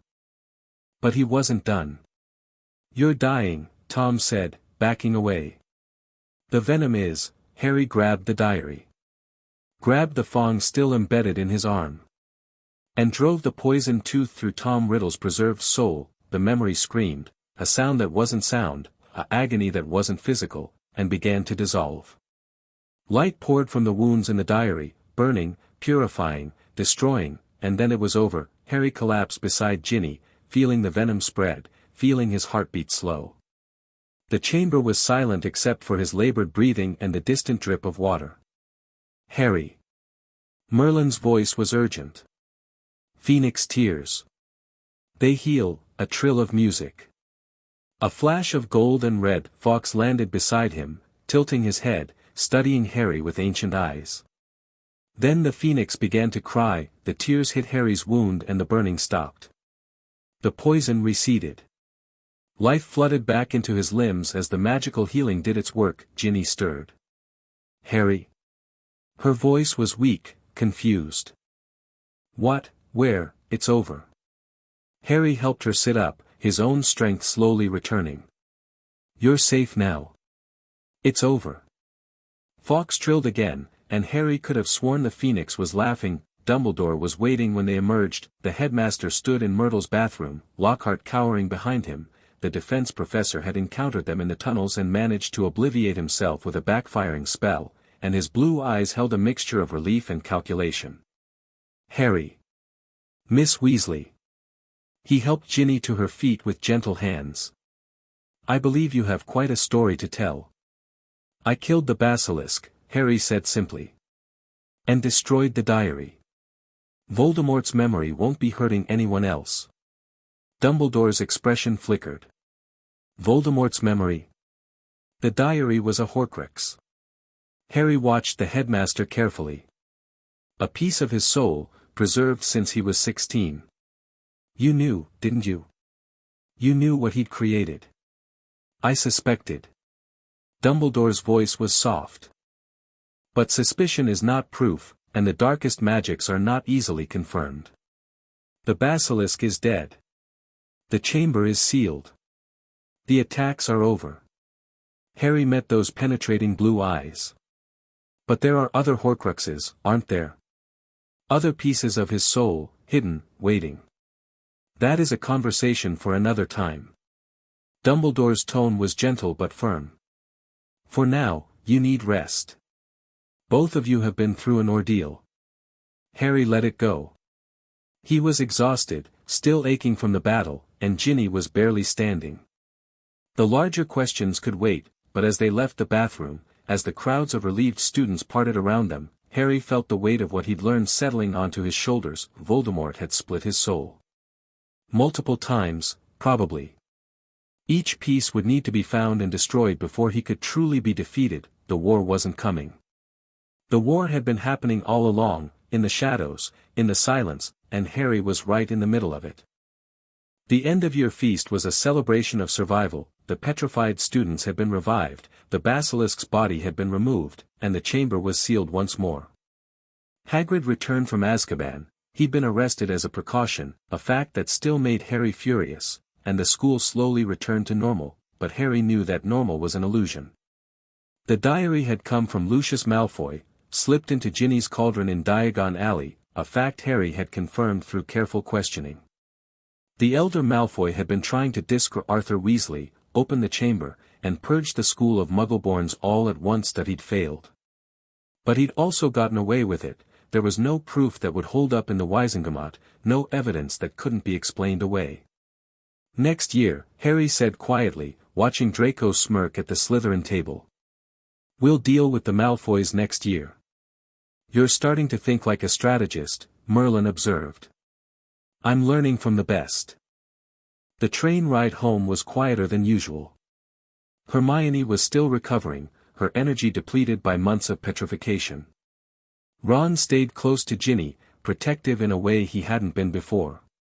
And Harry sat by the window, watching the countryside roll past, thinking about Horcruxes and ancient evils and the long road ahead. Dobby came to see me, he said eventually. Before we left. The house elf? I freed him. Tricked Lucius into giving him a sock. Harry smiled slightly. He's working in the kitchens now. Says he owes me a life debt. A house elf's loyalty is not a small thing. Neither is freedom. Harry turned from the window.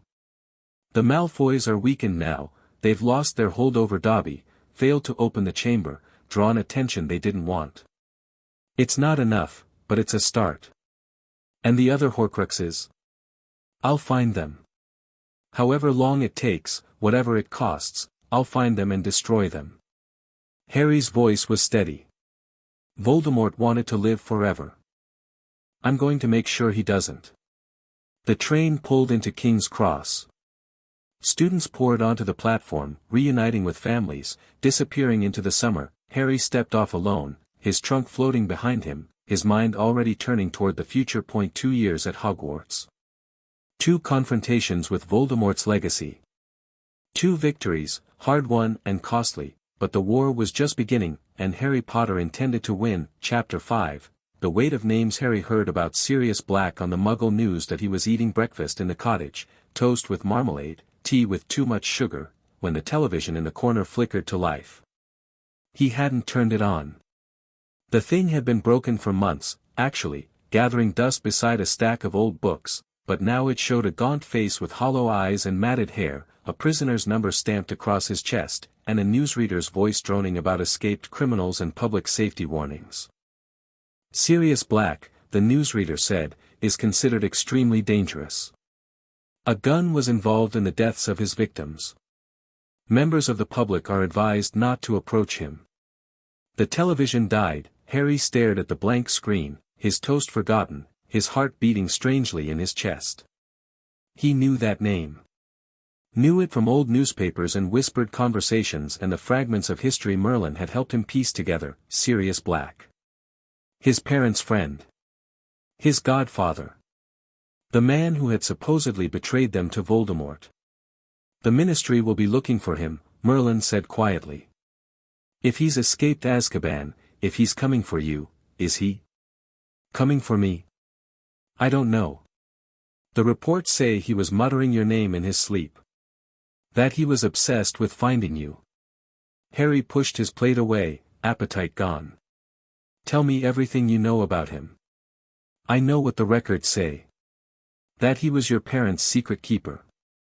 That he betrayed their location to Voldemort. That he killed Peter Pettigrew and 12 Muggles the next day, laughing while he did it. Merlin paused. But I also know that records lie. And I know that something about this story has never quite fit. What do you mean? Black was your father's best friend. Closer than brothers, by all accounts. He was the one James Potter trusted above everyone else, above even Dumbledore. Merlin's presence shifted, thoughtful. I've seen men betray their friends before. Seen what drives them to it, fear, greed, ideology. But Black's betrayal makes no sense. There's no motive that fits the man he supposedly was. Harry stood and began pacing. So either he wasn't the man everyone thought, or he didn't actually betray them. One of those must be true. The question is which? The answer mattered. If Sirius Black was a traitor, then Harry needed to be ready to defend himself. But if he wasn't, if the official story was wrong, then something else had happened that night. Something the Ministry had covered up or simply gotten wrong. I need more information, Harry decided. About Black, about my parents, about what really happened. The Ministry files would have details. But accessing them isn't impossible. Harry's mind was already working. I have contacts now. People who owe me favors. He thought of Dobby, of the network of house elves who moved freely through magical Britain. I'll find the truth. And if the truth is that Black is exactly what everyone says, a murderer and a traitor, then I'll deal with him. Harry's voice was cold. But I won't condemn him without evidence. Not when everything I've learned about the wizarding world suggests that the official story is rarely the whole story. The train to Hogwarts was delayed. Harry stood on platform 9 3/4, surrounded by anxious parents and excited students, watching Ministry officials sweep the platform with detection spells. Security had been tripled since Black's escape, Aurors at every entrance, Dementors supposedly patrolling the perimeter, fear hanging in the air like fog. Harry. Hermione pushed through the crowd, her parents trailing behind with bewildered expressions. Did you hear about Black? Yes. The papers say he's after you specifically. That he wants to finish what Voldemort started. Her voice dropped. Are you all right? I'm fine. Harry glanced at her parents, normal muggles, clearly uncomfortable in this magical space, clearly worried about their daughter. Are they? They wanted me to stay home this year. Skip Hogwarts entirely until Black is caught. Hermione's jaw tightened. I told them that wasn't an option. Hermione, don't. Her eyes met his, fierce and determined. You're my friend. Whatever's coming, I'm not running from it. Harry felt something warm spread through his chest. Thank you. Ron arrived with the usual Weasley chaos, Fred and George levitating trunks, Ginny clutching a struggling Pigwidgeon, Percy pontificating about Ministry security protocols. Harry let himself be absorbed into the family's orbit, appreciating the normalcy even as his mind churned with darker thoughts. The train finally departed an hour late. Harry found a compartment with Ron and Hermione, drew the blinds, and settled in for the journey that he lasted 20 minutes before the Dementor arrived. The cold came first, a creeping chill that seeped through the walls, frosting the windows, turning breath to mist. Harry felt it before he saw it, a wrongness in the magical field that set every nerve screaming. The door slid open, the creature was a nightmare made flesh. Rotting robes, skeletal hands, a hood covering whatever passed for its face. It stood in the doorway, and Harry felt its attention fix on him like a physical weight. Then it began to feed. Every happy memory Harry had ever possessed was being drained from him, pulled toward that hooded figure like water toward a drain. He heard screaming, his mother's voice, begging, pleading, and saw green light and felt cold floor against his cheek and knew he was falling but couldn't remember how to stop. Expecto Patronum. Silver light exploded through the compartment. The Dementor recoiled, hissed, fled down the corridor. Harry lay on the floor, gasping, his face wet with tears he didn't remember shedding. A man knelt beside him. Shabby robes, graying hair, kind eyes that held too much pain for someone his age. Chocolate, the man said, pressing something into Harry's hands. Eat. It helps. Harry ate. The chocolate was surprisingly effective, warmth flooded back into his limbs, the terrible cold receding. He looked at his rescuer and saw something flicker in those tired eyes. Recognition. And something else. Who are you? Remus Lupin. I'm the new Defense Against the Dark Arts teacher. The man's voice caught slightly. And you're Harry Potter. You look exactly like your father. Harry went still. You knew him. We were friends. At school, and after. Lupin's gaze dropped.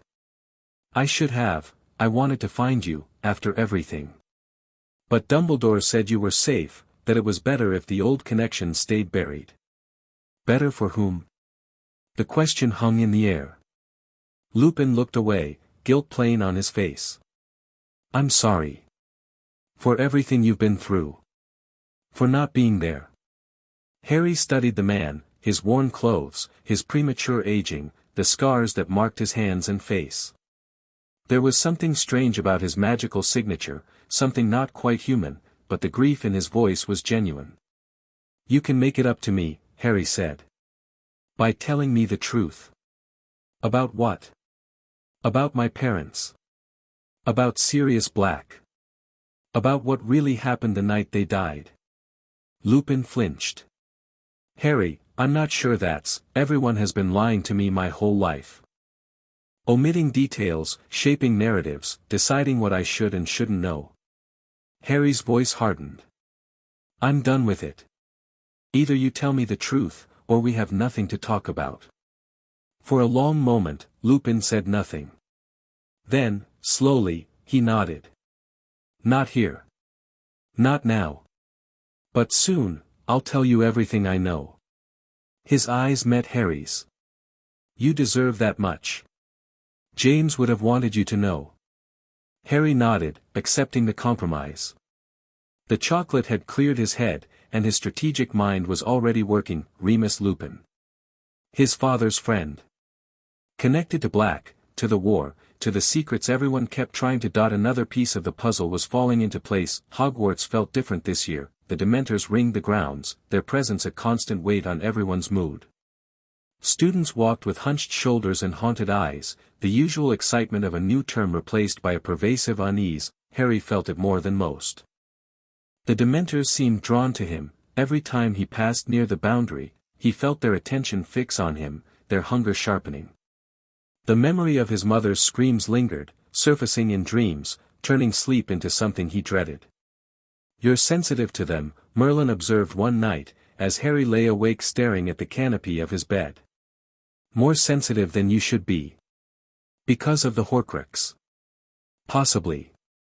The fragment of Voldemort's soul might be drawing them, amplifying your negative emotions, making you a more appealing target. Wonderful. There's a defense. The Patronus charm, Lupin used it on the train. It creates a guardian of positive emotion, something Dementors can't consume. Can you teach me? The theory, yes. But the Patronus is as much about emotional clarity as magical skill.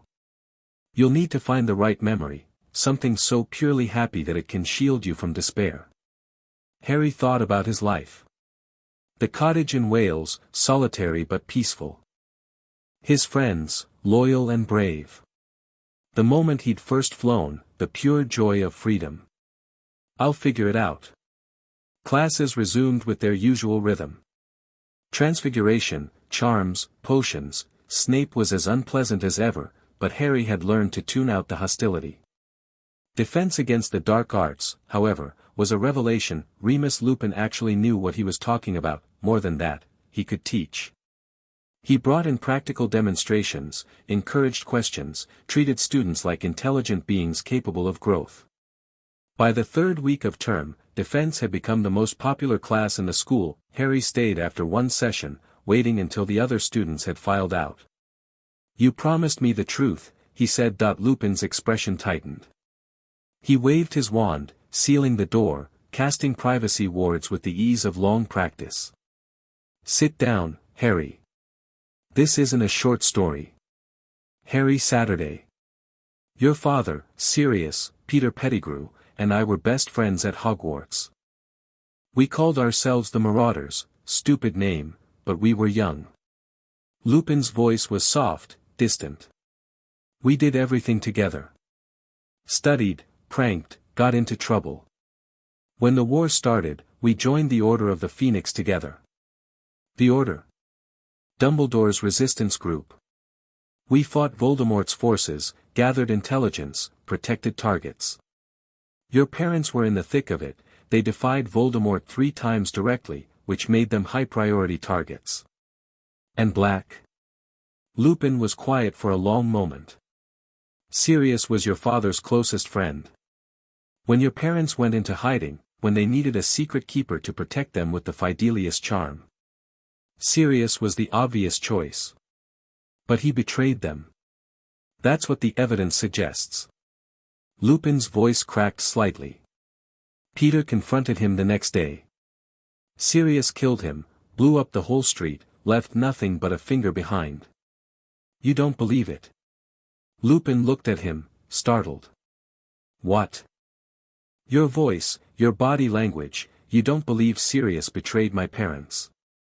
Harry leaned forward. "Why not?" "Because I knew him." Lupin's eyes were bright with old pain. "I knew him for 7 years, fought beside him for 3 more. Sirius would have died before he betrayed James. He would have torn himself apart with his bare hands before giving them up to Voldemort. Then what happened? I don't know. I've spent 12 years trying to figure it out." Lupin stood, pacing to the window. The evidence was overwhelming. Sirius was found at the scene, laughing. Peter's finger was all that remained. A dozen muggles dead. He didn't deny anything at his trial, just sat there, silent, like he'd already given up. Did he have a trial? A brief one. Crouch was running the DMLE then, and he was efficient. Most Death Eaters went straight to Azkaban without any process at all. Harry filed that away. No proper trial. Overwhelming evidence that was almost too clean. A man who went silent instead of defending himself. Is it possible someone else was the secret keeper? That the story was wrong from the start? Lupin turned, his expression complex. I've wondered that. If Sirius and James switched at the last moment, used Peter instead, thinking he'd be overlooked, then Peter was the traitor. And Sirius spent 12 years in prison for a crime he didn't commit. But Peter's dead. Sirius killed him. Did he? Harry's voice sharpened. You said there was nothing left but a finger. That's not proof, that's convenient. If Peter was a Death Eater, if he needed to disappear, he could have staged his death. Lupin's face went pale. Cut off his own finger, killed the Muggles himself, framed Sirius. Is there any way to know for sure? Not without finding Peter. Or finding Sirius and hearing his side. Lupin sat down heavily. I've thought about this for 12 years, Harry. Gone over every detail, every memory. I want to believe Sirius was innocent. But I can't prove it. Then I will. Lupin stared at him. Harry, Sirius is dangerous. Whether he's innocent or guilty, he's been in Azkaban for over a decade. The Dementors, they break people. Even if he was a good man once, he might not be anymore. Then I'll be careful. Harry stood. But I'm not going to let the Ministry's version of events go unchallenged. Not when there's a chance my godfather has been wrongly imprisoned for 12 years. Your godfather? That's what he was, right? My father chose him. Lupin's eyes glistened. Yes. He was supposed to raise you, if anything happened to James and Lily. He begged Hagrid to let him take you, that night. Begged. Harry felt something shift in his chest. The man who had supposedly betrayed his parents had also tried to save him. Had wanted to raise him, to give him a home. The contradictions multiplied. I need to find him, Harry said. Before the Ministry does. Divination was useless. Professor Trelawney floated through her tower room in a haze of incense and self-importance, predicting death and disaster for anyone who caught her attention. Harry sat through the classes with mounting irritation, his time wasted on tea leaves and crystal balls while real questions demanded answers, but then, in the middle of an ordinary lesson, something changed. Trelawney's eyes rolled back. Her voice dropped 3 octaves. And she spoke in a tone that made Harry's blood run cold. The Dark Lord lies alone and friendless, abandoned by his followers. His servant has been chained these 12 years. Tonight, before midnight, the servant will break free and set out to rejoin his master. The Dark Lord will rise again with his servant's aid, greater and more terrible than ever before. Tonight. Before midnight, she collapsed forward onto the table, snoring. Harry sat frozen. The other students hadn't noticed, they were too busy gossiping in the back, but he'd heard every word. A prophecy, Merlin said urgently. A real one, not the theatrical nonsense she usually spouts. The servant chained for 12 years. That's Black. Or Pettigrew, if your theory is correct. Tonight. Harry's mind raced. Something's happening tonight. He left the classroom without waiting for Trelawney to wake, his feet carrying him toward Gryffindor Tower. He needed to think, to plan, to figure out what was coming. He found Ron in the common room, white-faced and shaking. Harry. Ron's voice was strange. Scabbers is gone. Your rat. He's been acting weird all year. Losing weight, hiding, acting like something was hunting him. Ron held up a small tuft of gray fur. I found this in the dormitory. And blood. Harry stared at the fur. At the blood. At Ron's beloved pet, missing for the first time in 12 years. 12 years. Ron. Harry's voice was very calm. Where did you get Scabbers? Percy found him. Back when I was little. He was just a rat, wandering around the garden, and Percy thought. Ron stopped. Harry, what's wrong? You look like you've seen a ghost. How old is Scabbers? I don't know. Old? Rats don't usually live this long, but I figured he was just a wizard's rat. Magical. Longer lifespan. Harry's heart was pounding. Ron, I need you to think carefully. Does Scabbers have any unusual features? Any distinguishing marks? Ron frowned. He's missing a toe. Front paw, I think.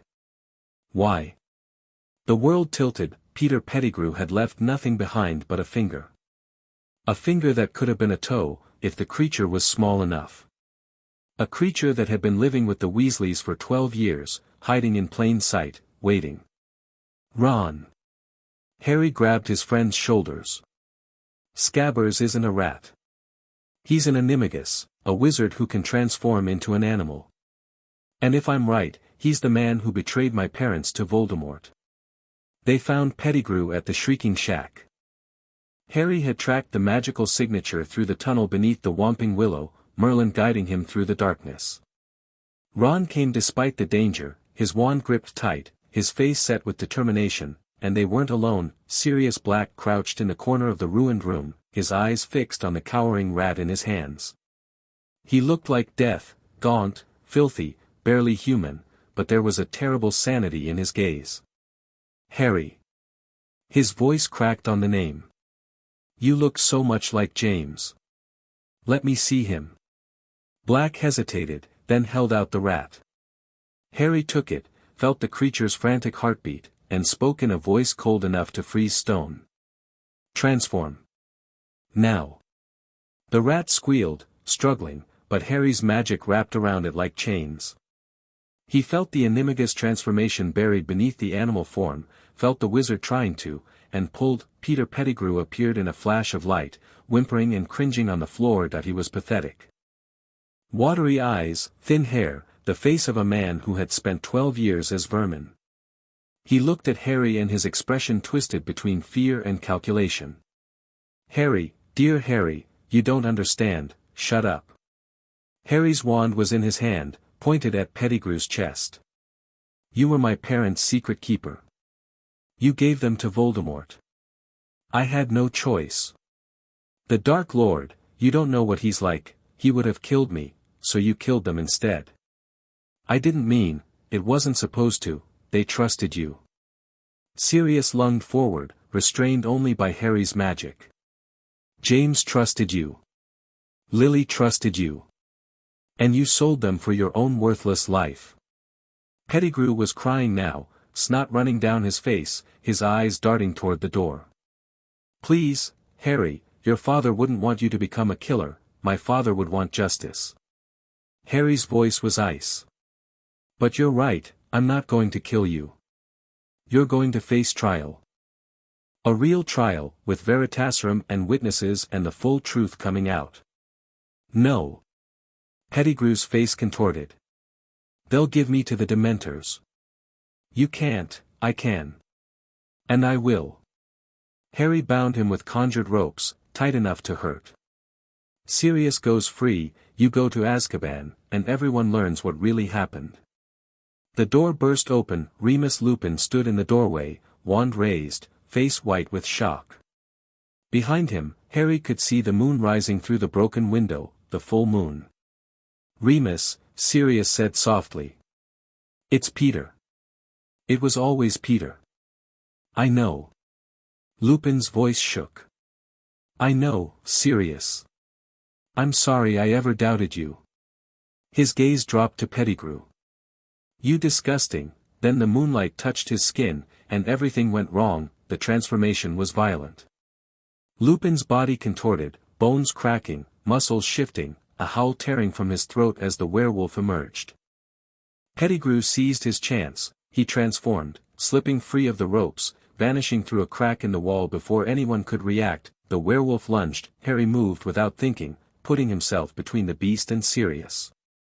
His magic flared, creating a barrier of pure force, but the werewolf was strong, inhumanly strong, and the barrier cracked under its assault. "Harry, go." Sirius was transforming too, becoming a massive black dog, interposing himself between the werewolf and the children. "Get Ron out of here." Harry grabbed Ron and ran. They made it to the edge of the grounds before the Dementors found them, hundreds of them, descending from the sky like a wave of despair. Harry felt their hunger, felt his mother's screams rising in his mind, felt the world going dark around him. He raised his wand. Expecto Patronum. The memory he chose was simple, Merlin's voice, teaching him in the cottage, the closest thing to a father's love he'd ever known. It wasn't dramatic or powerful, just steady, constant, real. A silver stag erupted from his wand. It was enormous, radiant, charging through the Dementor horde with antlers lowered. The creatures scattered, shrieking, fleeing before its light. Harry felt the warmth of it flowing through him, driving back the cold, anchoring him to everything good in his life. The Dementors fled. The stag faded. Harry collapsed to his knees, exhausted beyond measure, but alive. They were alive. The aftermath was chaos. Pettigrew had escaped. Lupin had been found unconscious at the edge of the forest, his resignation submitted before breakfast.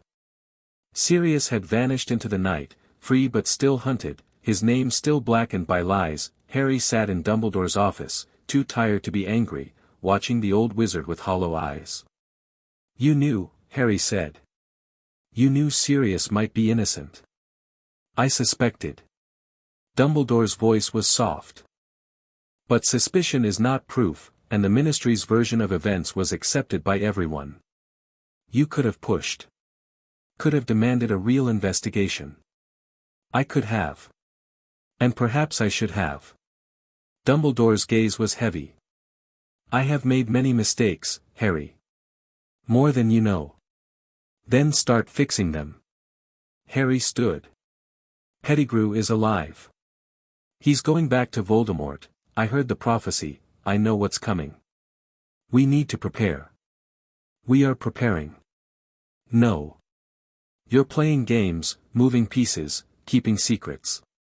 Harry's voice cracked with exhaustion. I'm done being a piece, Dumbledore. I'm done being managed. Either you start treating me like an ally, or I start working alone. For a long moment, the headmaster said nothing.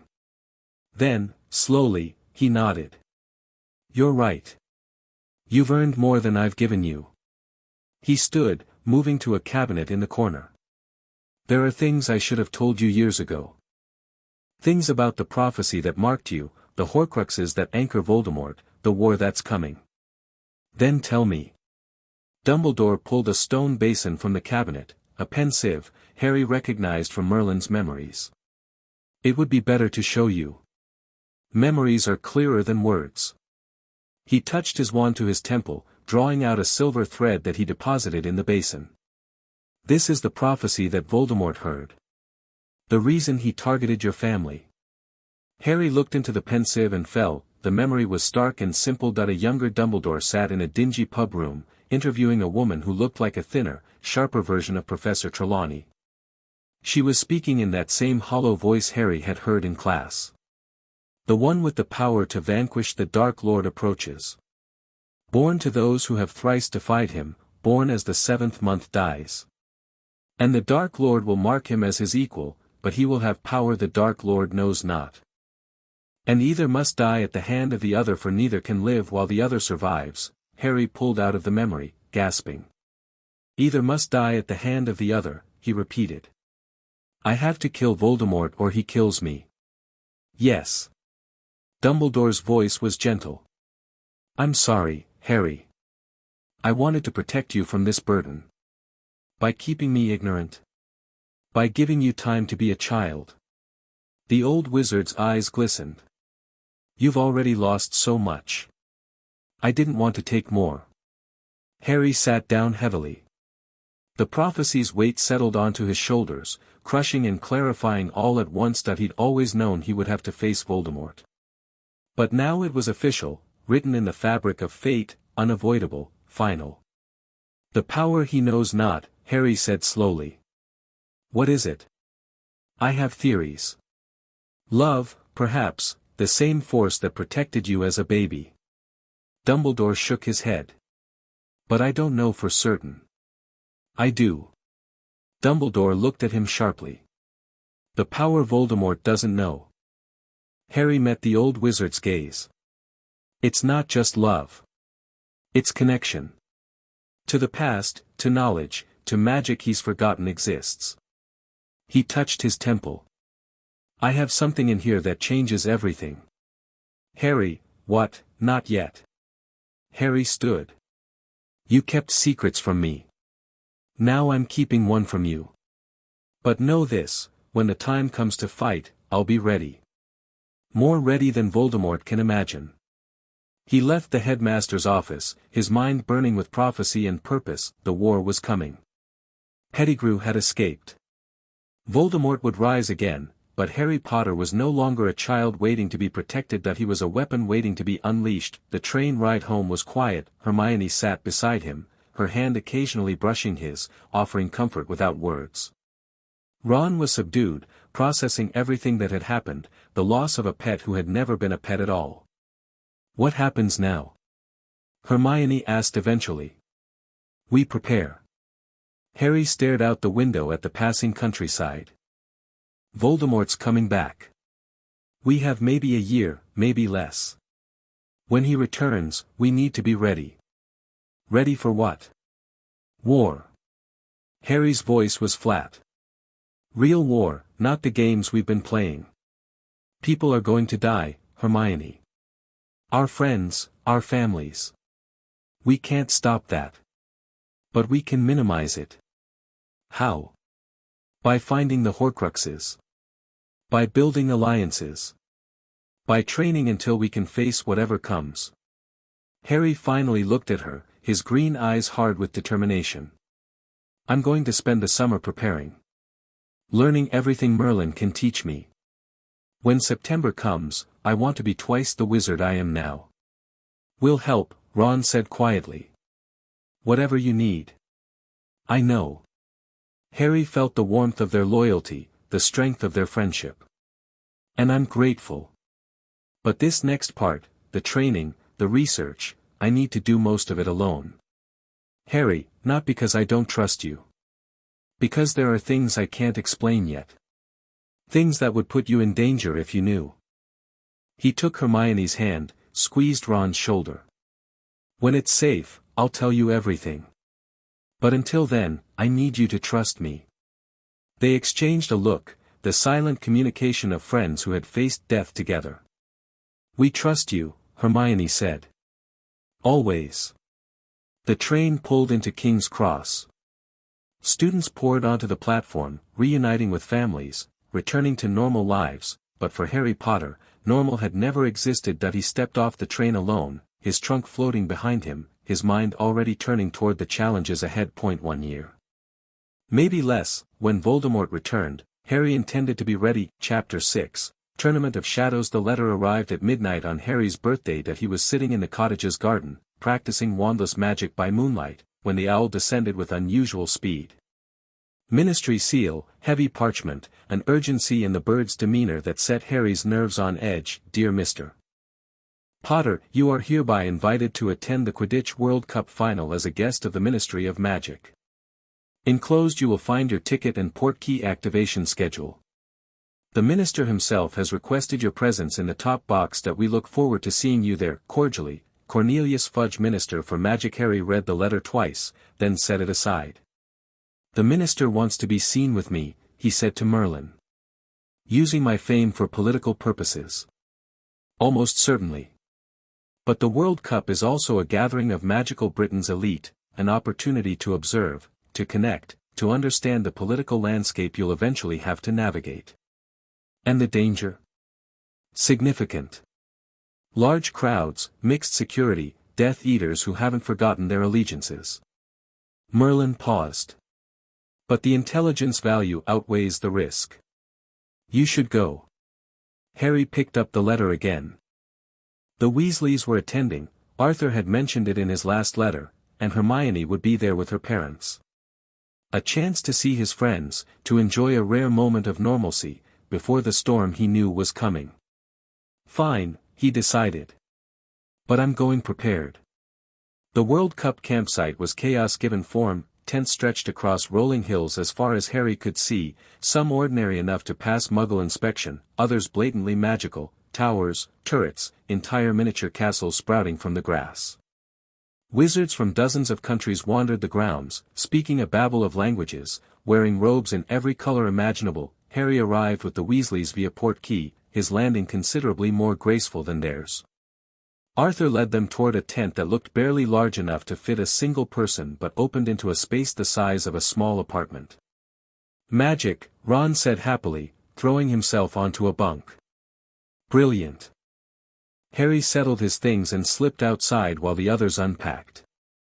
The campsite hummed with magical energy, thousands of signatures overlapping, creating a white noise that made individual detection almost impossible, perfect for surveillance. Also perfect for ambush. Stay alert, Merlin advised.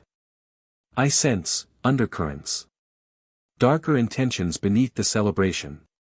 Harry began walking, his senses extended, cataloging faces and magical signatures. He spotted Lucius Malfoy near the Ministry Pavilion, speaking with Cornelius Fudge in tones of obvious influence. Draco lurked behind his father, looking bored and superior. Their eyes met across the crowd. For a moment, something passed between them, not hostility, exactly, but a mutual recognition of the game they were both playing. Then Draco looked away, and Harry moved on. He found Hermione near the vendor stalls, her parents trailing behind with expressions of overwhelmed wonder. Harry! She hugged him fiercely. I'm so glad you're here. This is incredible, isn't it? The magic, the people. I've been reading about Quidditch history all summer. Did you know Ireland hasn't won a World Cup in over a century? I did, actually. Harry smiled at her enthusiasm. How are you? How was your summer? Busy. I've been researching everything, the Horcruxes, the prophecy, all of it. Her voice dropped. I found some things. We should talk later, somewhere private. Tonight. After the match. Hermione nodded and was pulled away by her mother, who wanted to examine a stall selling enchanted jewelry. Harry watched her go, appreciating her dedication even as he worried about what she might have found. The match itself was spectacular. Harry sat in the top box with the Weasleys, Hermione, and assorted ministry officials who kept trying to shake his hand. Below, the stadium pulsed with light and sound, 100,000 wizards united in their love of the game. Ireland won, but Victor Krum caught the snitch, a strategic decision that Harry found fascinating. The Bulgarian seeker had seen the inevitable, had known his team would lose regardless, and had chosen to end things on his own terms.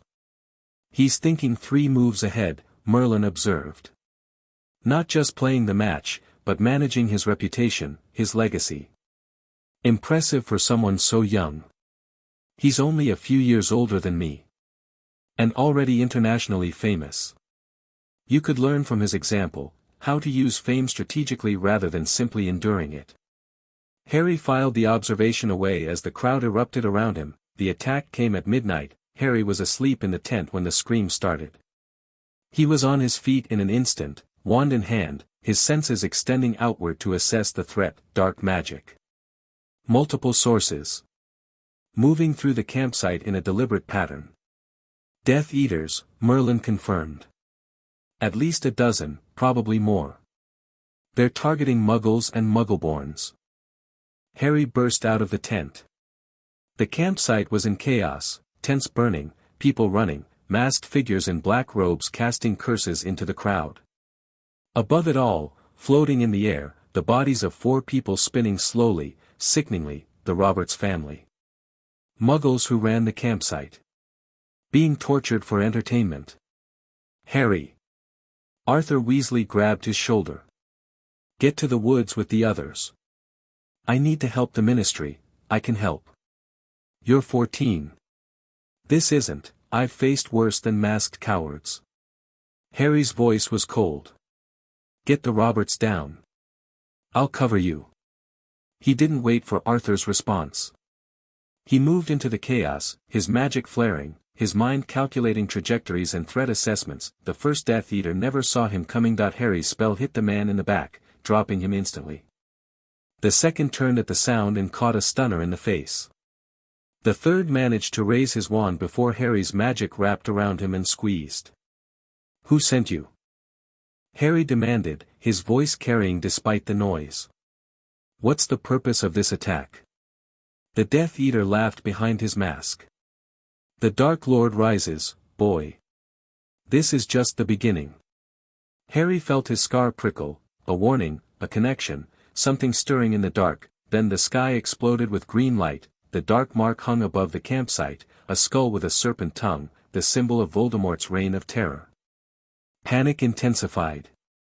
The Death Eaters vanished, disapparating in synchronized flashes, leaving chaos in their wake. Harry stood in the ruins, watching the mark fade, feeling the weight of what it meant. The beginning, the Death Eater had said that he was right. The Hogwarts Express was subdued. Students spoke in whispers about the World Cup attack, about the Dark Mark, about rumors of Voldemort's return. The cheerful chaos of previous years had been replaced by a tension that crackled beneath every conversation. Harry sat with Ron and Hermione, the compartment sealed with privacy wards, discussing what they knew. The Triwizard Tournament, Hermione said, spreading newspaper clippings across the seat. The Ministry announced it this summer, a competition between Hogwarts, Beauxbatons, and Durmstrang. Champions selected by magical artifact, dangerous tasks, eternal glory for the winner. And eternal death for the losers, historically. Ron's voice was grim. My brother Charlie said the tournament was discontinued because too many people died. So why bring it back now? Harry studied the clippings. Right when Voldemort's making moves, right when the Ministry should be focusing on security. Distraction, Merlin suggested. Keep the public entertained while darker things happen in the shadows. Or opportunity. Hermione's expression was troubled. Harry, the tournament is supposed to be limited to students of age 17 and older. But magical contracts are binding. If someone enters your name without your consent, I'd be forced to compete. Harry saw the implications immediately. Someone could use the tournament to get me killed. Or worse. The tasks are designed to be observed, thousands of witnesses, no way to intervene. Whatever happens during a task is considered legitimate, even if it's murder. So I stay away from the selection process. Make sure my name never goes in. That might not be enough. Hermione pulled out another clipping. The Goblet of Fire, that's the artifact that selects champions, is supposed to be impartial. But it's also ancient, and ancient magic can be manipulated by those who understand it. Harry thought about Voldemort. About the diary that had seemed innocent until it started possessing people. About the careful planning that characterized the Dark Lord's every move. If someone wants me in this tournament, he said slowly, they'll find a way to make it happen. The question is why? To kill you publicly? Maybe. Or to use the tournament for something else, access, opportunity, a specific result they need. Harry shook his head. We won't know until we see who enters and how. What do we do in the meantime? Train. Research. Prepare for the worst. Harry met their eyes. This year is going to be dangerous. More dangerous than anything we've faced before. I need you both ready. They nodded, their expressions set with determination. Whatever was coming, they would face it together. The Triwizard announcement came at the welcome feast. Dumbledore stood before the assembled students, flanked by visitors from Beauxbatons and Durmstrang, explaining the tournament's rules and restrictions. Age line around the goblet, champions bound by magical contract, tasks designed to test courage, intelligence, and magical prowess. Harry barely listened. His attention was fixed on the visitors. Beauxbatons had brought a delegation of elegant students led by an impossibly tall woman named Madame Maxime. Among them, Harry noticed a girl whose beauty seemed almost supernatural, silvery hair, perfect features, an aura that made nearby boys lose their capacity for speech. Vila heritage, Merlin identified. She's only partial, but strong. Watch yourself around her. I'm not concerned about attraction. I'm concerned about threat assessment. Good. She's more dangerous than she looks. Durmstrang's delegation was harder to read.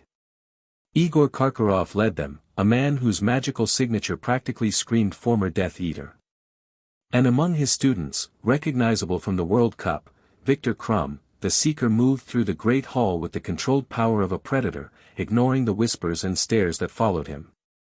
His eyes swept the room once, cataloging threats, then settled on the Gryffindor table. On Harry, their gazes locked for a brief moment.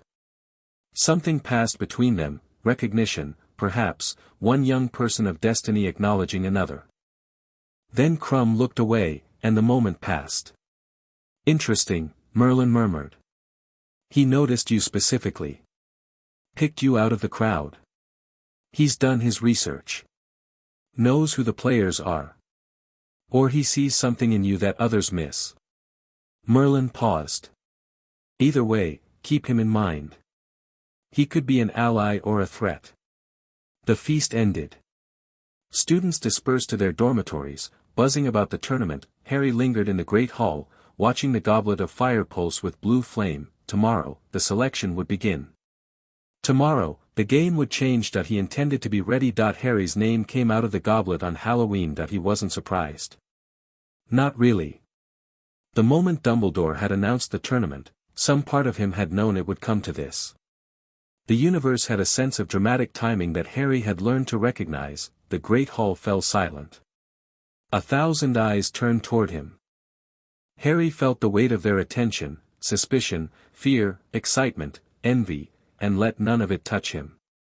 Harry Potter, Dumbledore said again, his voice strained. Harry stood and walked to the front of the hall.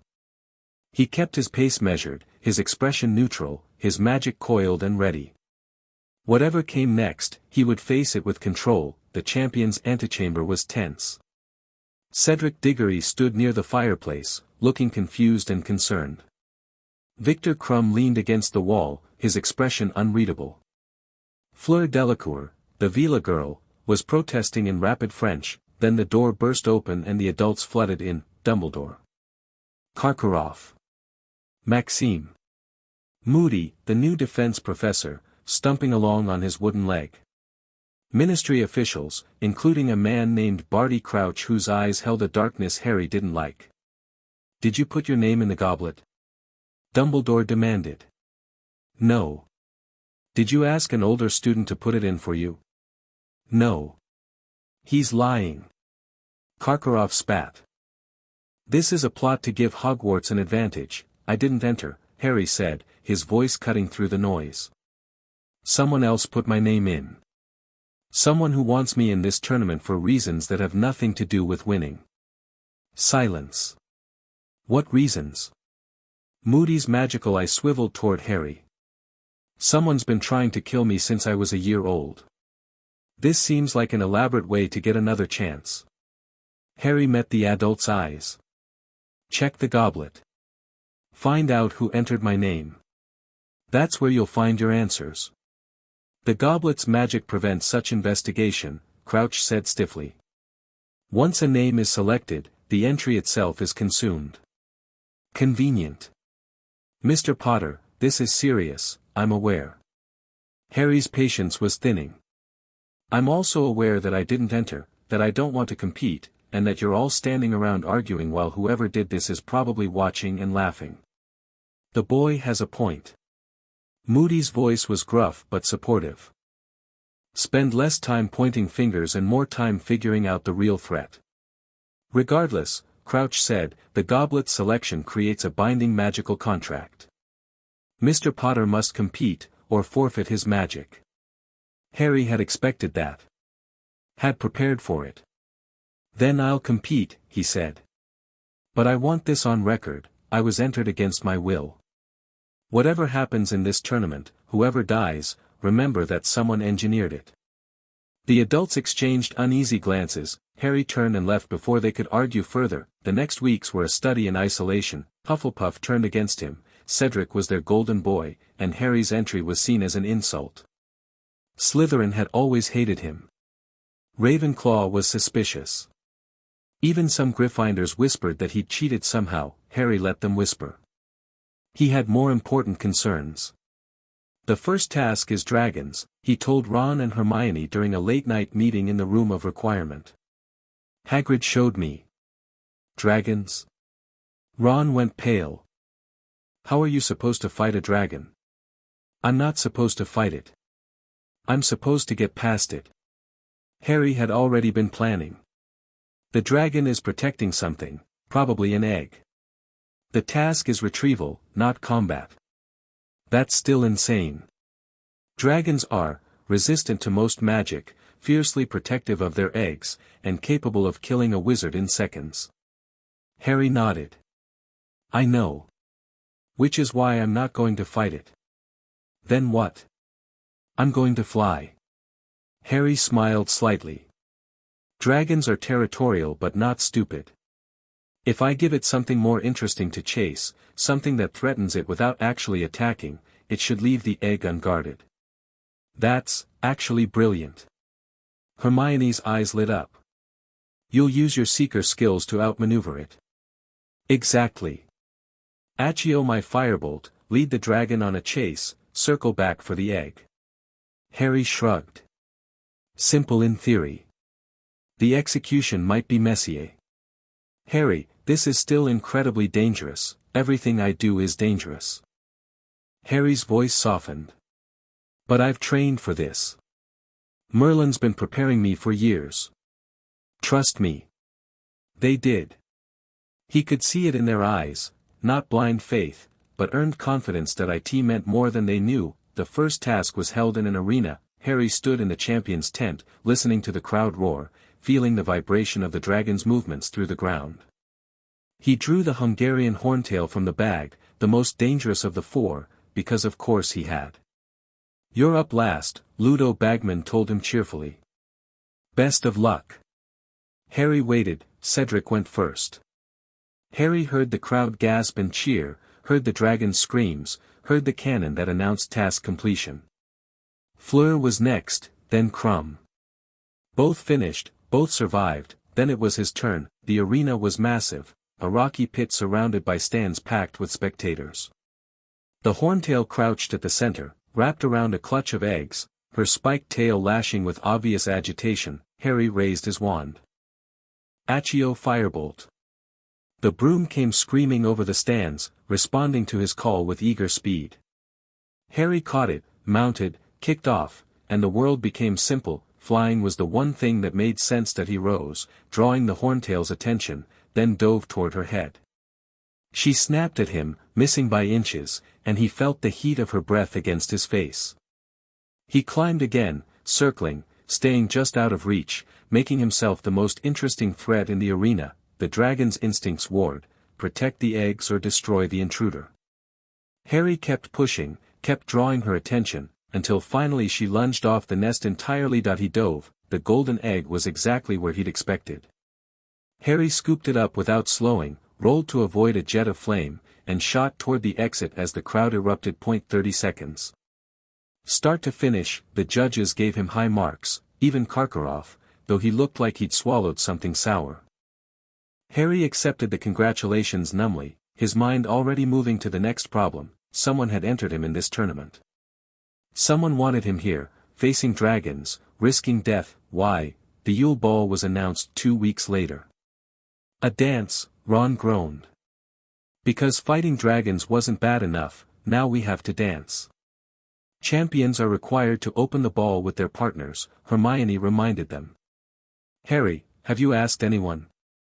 Harry had been avoiding the question. Social events meant vulnerability, exposure, opportunities for his enemies to make moves. But they also meant intelligence gathering, who was talking to whom, what alliances were forming, what undercurrents ran beneath the surface. I'll find someone. He said that he found Daphne Greengrass. The Slytherin girl was an unlikely choice, Ice Queen, her housemates called her, for her cold demeanor and refusal to play their political games. But Harry had noticed her watching him, analyzing, thinking. And when their eyes met across the great hall, he saw something that surprised him, recognition. Understanding. The awareness of someone who saw beneath surfaces. That he approached her in the library, where she sat alone surrounded by books on ancient runes. Greengrass. Potter. Her voice was cool but not hostile. Come to stare like everyone else. Come to ask you to the ball. Her quill stopped. For a moment, her composure cracked, surprise flickering across her features. Why? Because you're intelligent, capable, and you don't care what anyone thinks. Harry sat down across from her. And because I'm tired of pretending the house rivalries mean anything. They mean everything to most of Slytherin. You're not most of Slytherin. He met her gaze. You watch, you calculate, you keep your distance from the power games. That makes you interesting. Daphne studied him for a long moment. You're not what everyone says. Neither are you. A slow smile curved her lips, the first genuine expression he'd seen from her. Fine. I'll go with you. But don't expect me to swoon. I wouldn't dream of it. The night of the ball, Harry waited at the foot of the marble staircase. That he'd borrowed dress robes from a mail-order catalogue, simple black, understated, nothing that would draw attention. The other champions were nearby, each with their dates. Cedric had Cho Chang, Crumb had, Harry blinked. Hermione descended the staircase in periwinkle blue robes, her hair sleek and elegant, her entire bearing transformed. She was beautiful, genuinely, radiantly beautiful, and she was on Victor Crumb's arm. Close your mouth, Merlin advised. You look like a fish. Harry recovered just as Daphne appeared beside him. She wore silver, simple and striking, her blonde hair swept up to reveal the graceful line of her neck. Her eyes assessed the room with calculating precision, missing nothing. Ready? She asked. Always. They entered the great hall together. The ball was a whirl of music and movement, political maneuvering disguised as celebration. Harry danced with Daphne, their conversation flowing naturally despite their different backgrounds. "You're not dancing with me because I'm pretty," she observed during a slow waltz. "You have a reason." "I have several. One of them is that you're the only person in this room I can talk to without performance." "What are the others?" "Your family is neutral in the coming war. Not aligned with Voldemort's ideology, but not openly opposing it either." Harry guided her through a turn.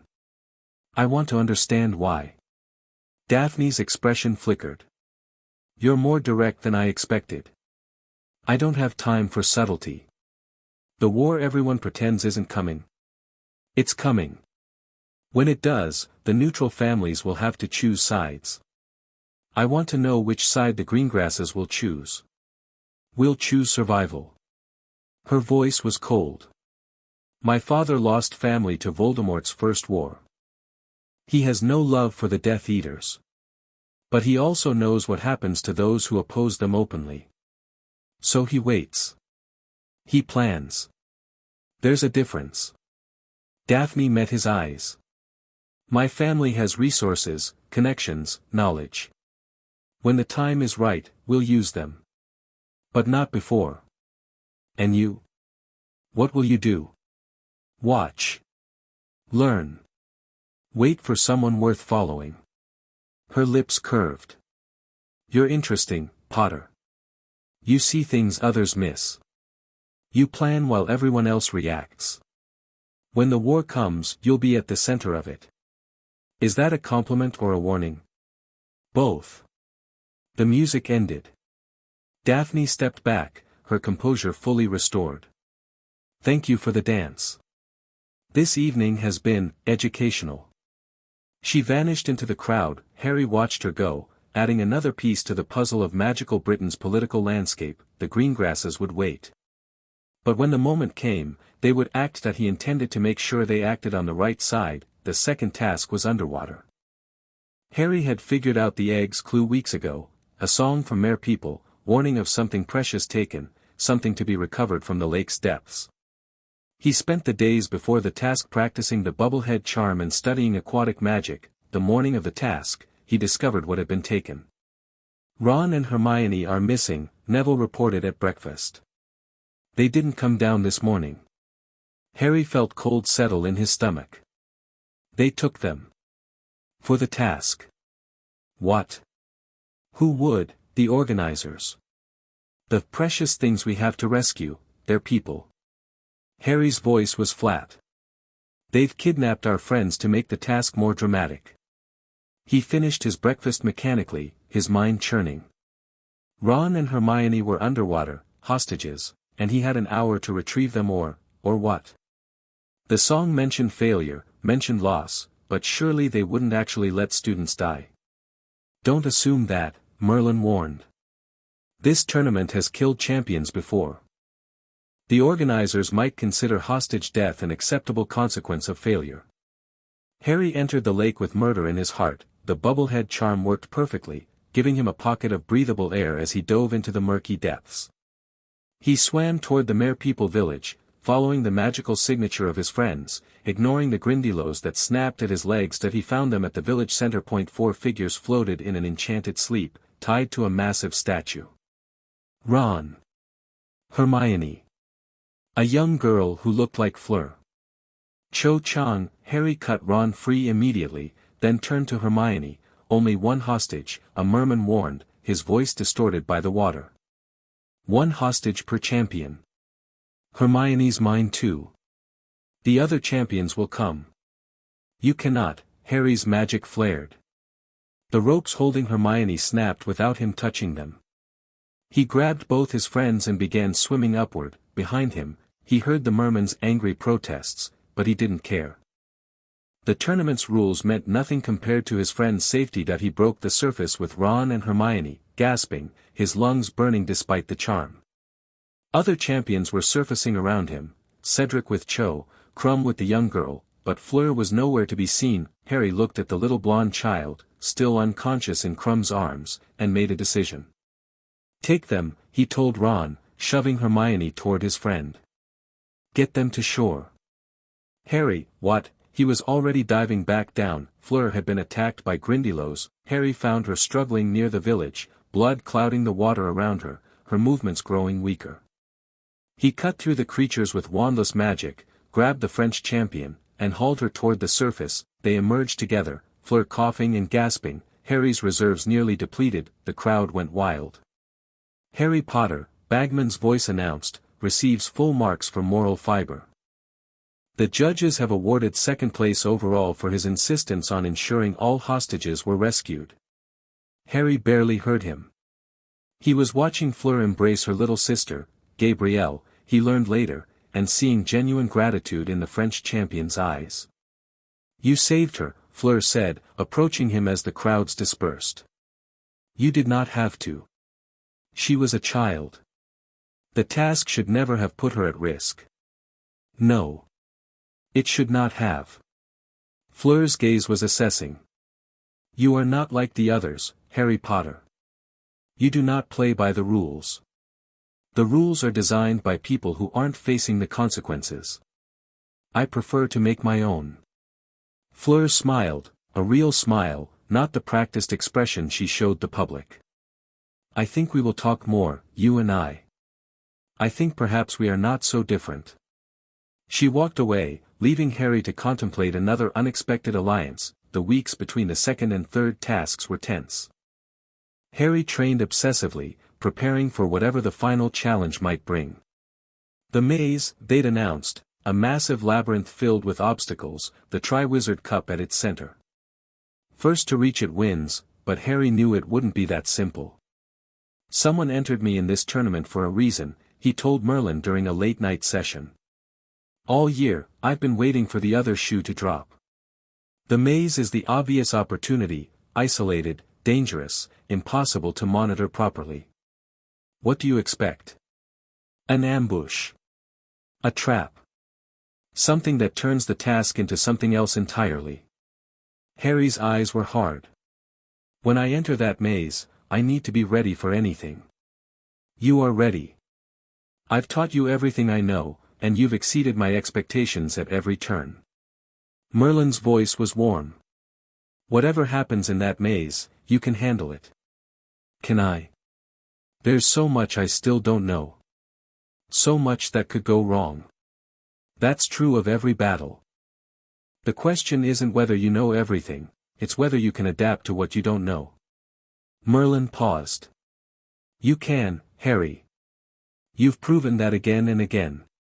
Harry nodded, accepting the reassurance even as his mind continued to plan. The third task was 2 weeks away. Whatever was coming, he intended to meet it head-on. The maze was worse than Harry expected. The hedges were 20 feet tall, dense with dark magic, constantly shifting and changing. Creatures lurked in the shadows, blast-ended scroots, boggots, a sphinx that demanded riddles. The other champion's screams echoed through the labyrinth, impossible to locate. Harry moved carefully, his senses extended, his magic ready. The cup's presence pulled at him from somewhere ahead, a beacon in the magical chaos that he found Cedric first. The Hufflepuff was unconscious, sprawled in a dead-end corridor, his robe scorched. Harry checked his pulse, alive, just stunned, and sent up red sparks to signal his location. He found Fleur next, unconscious as well, in a corridor that showed signs of a violent struggle. More sparks, that left him and Crumb. Harry found the Bulgarian champion near the maze's center, his wand raised, his eyes blank and glassy. The Imperious Curse, Harry recognized immediately. Someone had taken control of him. Crumb. Victor. Can you hear me? The Seeker's wand moved, leveling at Harry's chest. Harry didn't hesitate. He hit Crumb with a stunner before the curse could be cast, catching the larger boy as he fell. Someone's controlling the champions, Merlin said urgently. Eliminating the competition. Clearing your path to the cup. They want me to win. They want you to reach the cup first. The question is why? Harry laid Crumb down and sent up more sparks. Then he turned toward the maze's center. The cup gleamed in a clearing, silver and golden, radiating magical energy. Harry approached carefully, extending his senses, searching for the trap he knew was waiting. The cup felt wrong. Its magic was layered, the legitimate enchantments of the tournament overlaid with something else, something darker. A port key, Harry realized. Programmed to activate on touch, to transport whoever grabbed it to, somewhere. Don't touch it, Merlin warned. I have to. If I don't, whoever's behind this will just try again. Better to spring the trap now, on my terms, than wait for them to find another opportunity. Harry, I'm ready. Harry drew his wand, steadied his magic, prepared for whatever came next. Let's see what they've planned. He grabbed the cup, the world spun, Harry landed in a graveyard, the tombstones stretched around him in neat rows, weathered by time, names and dates barely visible in the moonlight. The cup had deposited him at the base of a massive monument, a stone figure of death itself looming overhead. That he wasn't alone. Peter Pettigrew stood near a cauldron, his rat-like face gleaming with sweat and anticipation. In his arms, he cradled something small and twisted, a creature that might once have been human, its skin gray and scaled, its eyes burning red. Harry Potter, Voldemort whispered. At last. Harry's scar exploded with pain. He staggered, fighting to stay conscious, fighting to think through the agony. Bind him, Voldemort commanded. Ropes shot from nowhere, wrapping around Harry, pinning him to the monument. He struggled, but his limbs wouldn't obey. You've caused me a great deal of trouble, Voldemort continued, his ruined body shifting in Pettigrew's arms. But tonight, that ends. Tonight, I rise again. And you, Harry Potter, will be the first to die at my restored hand. Pettigrew was moving, preparing the ritual. Harry watched through waves of pain as bone dust was added to the cauldron, as blood was drawn from Pettigrew's own arm, as the preparations neared completion. Blood of the enemy, Pettigrew whimpered, approaching with a knife. Forcibly taken. The blade sliced Harry's arm. Blood welled up, was collected, was added to the potion, and Voldemort was lowered into the cauldron. The liquid churned. Light exploded.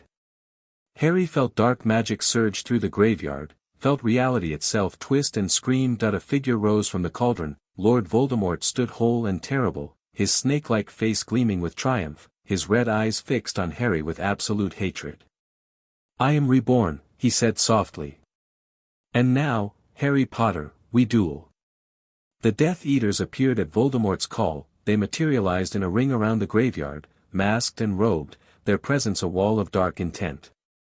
Harry recognized some of them, Lucius Malfoy's distinctive platinum hair, others whose signatures matched families he'd researched. My faithful servants, Voldemort addressed them. Some of you doubted I would return. Some of you fled to comfortable lives, abandoning our cause. But tonight, all is forgiven. Tonight, we begin again.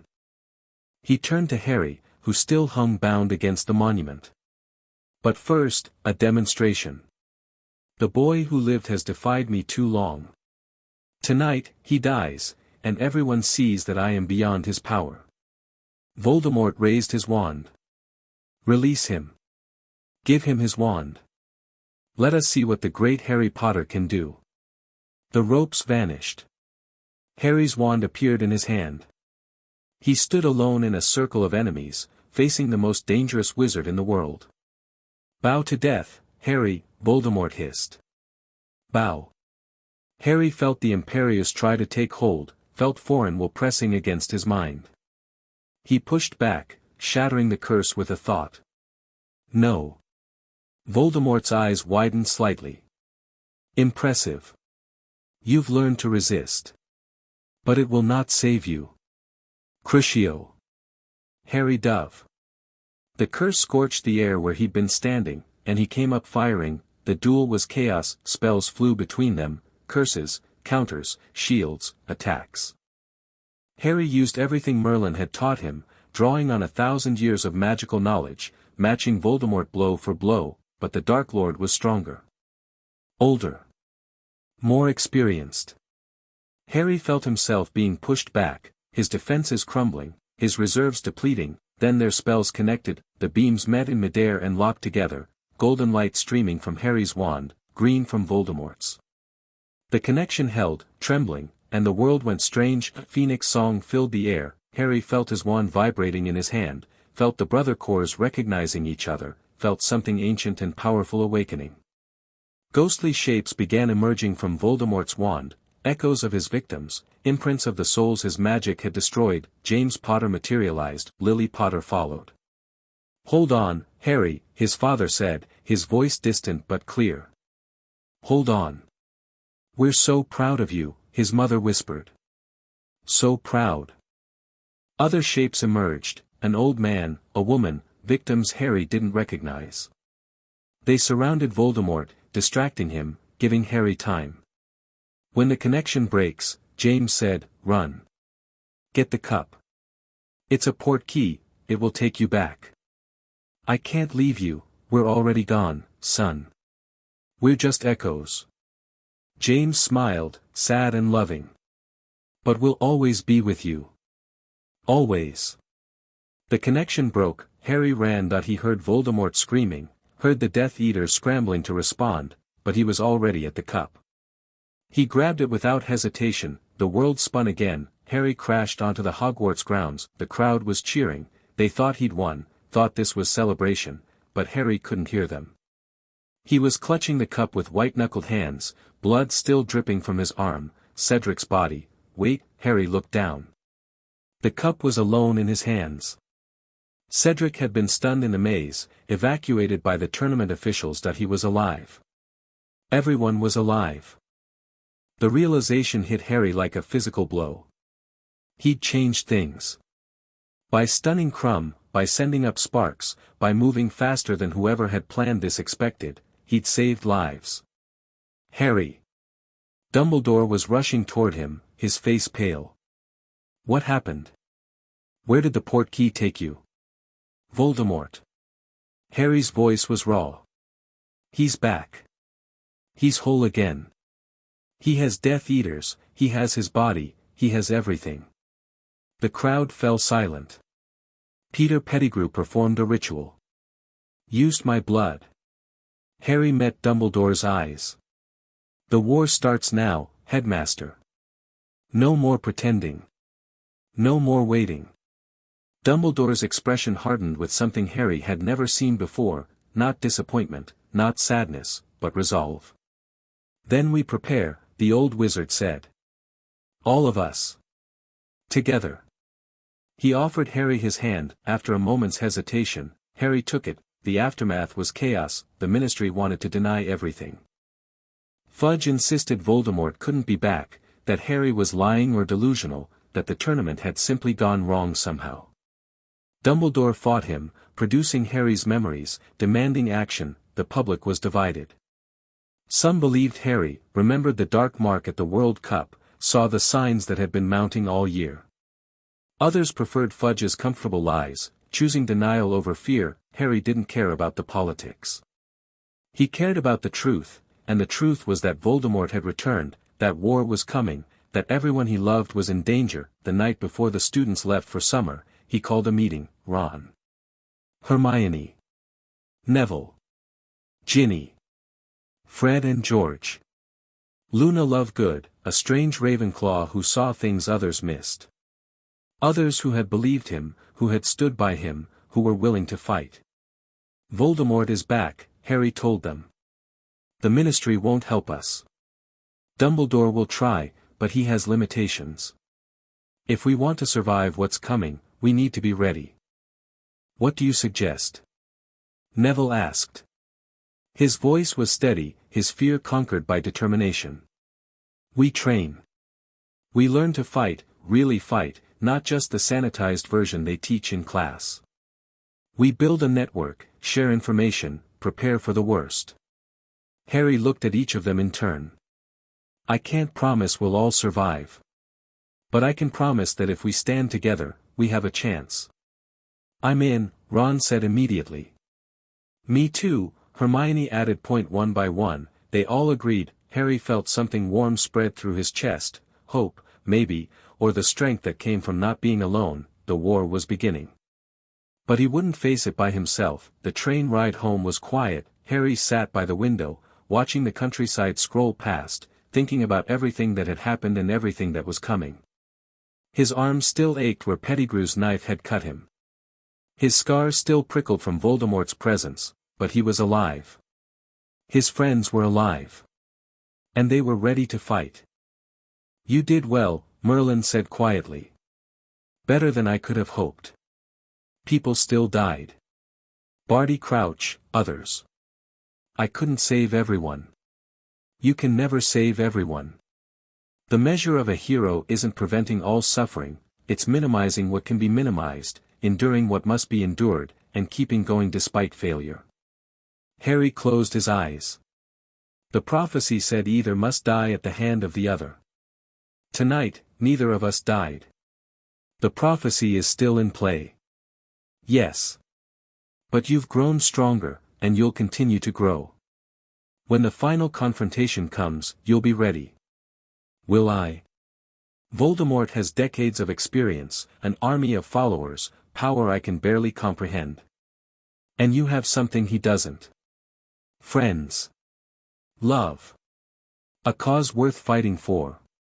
Merlin's voice softened. Power alone doesn't win wars, Harry.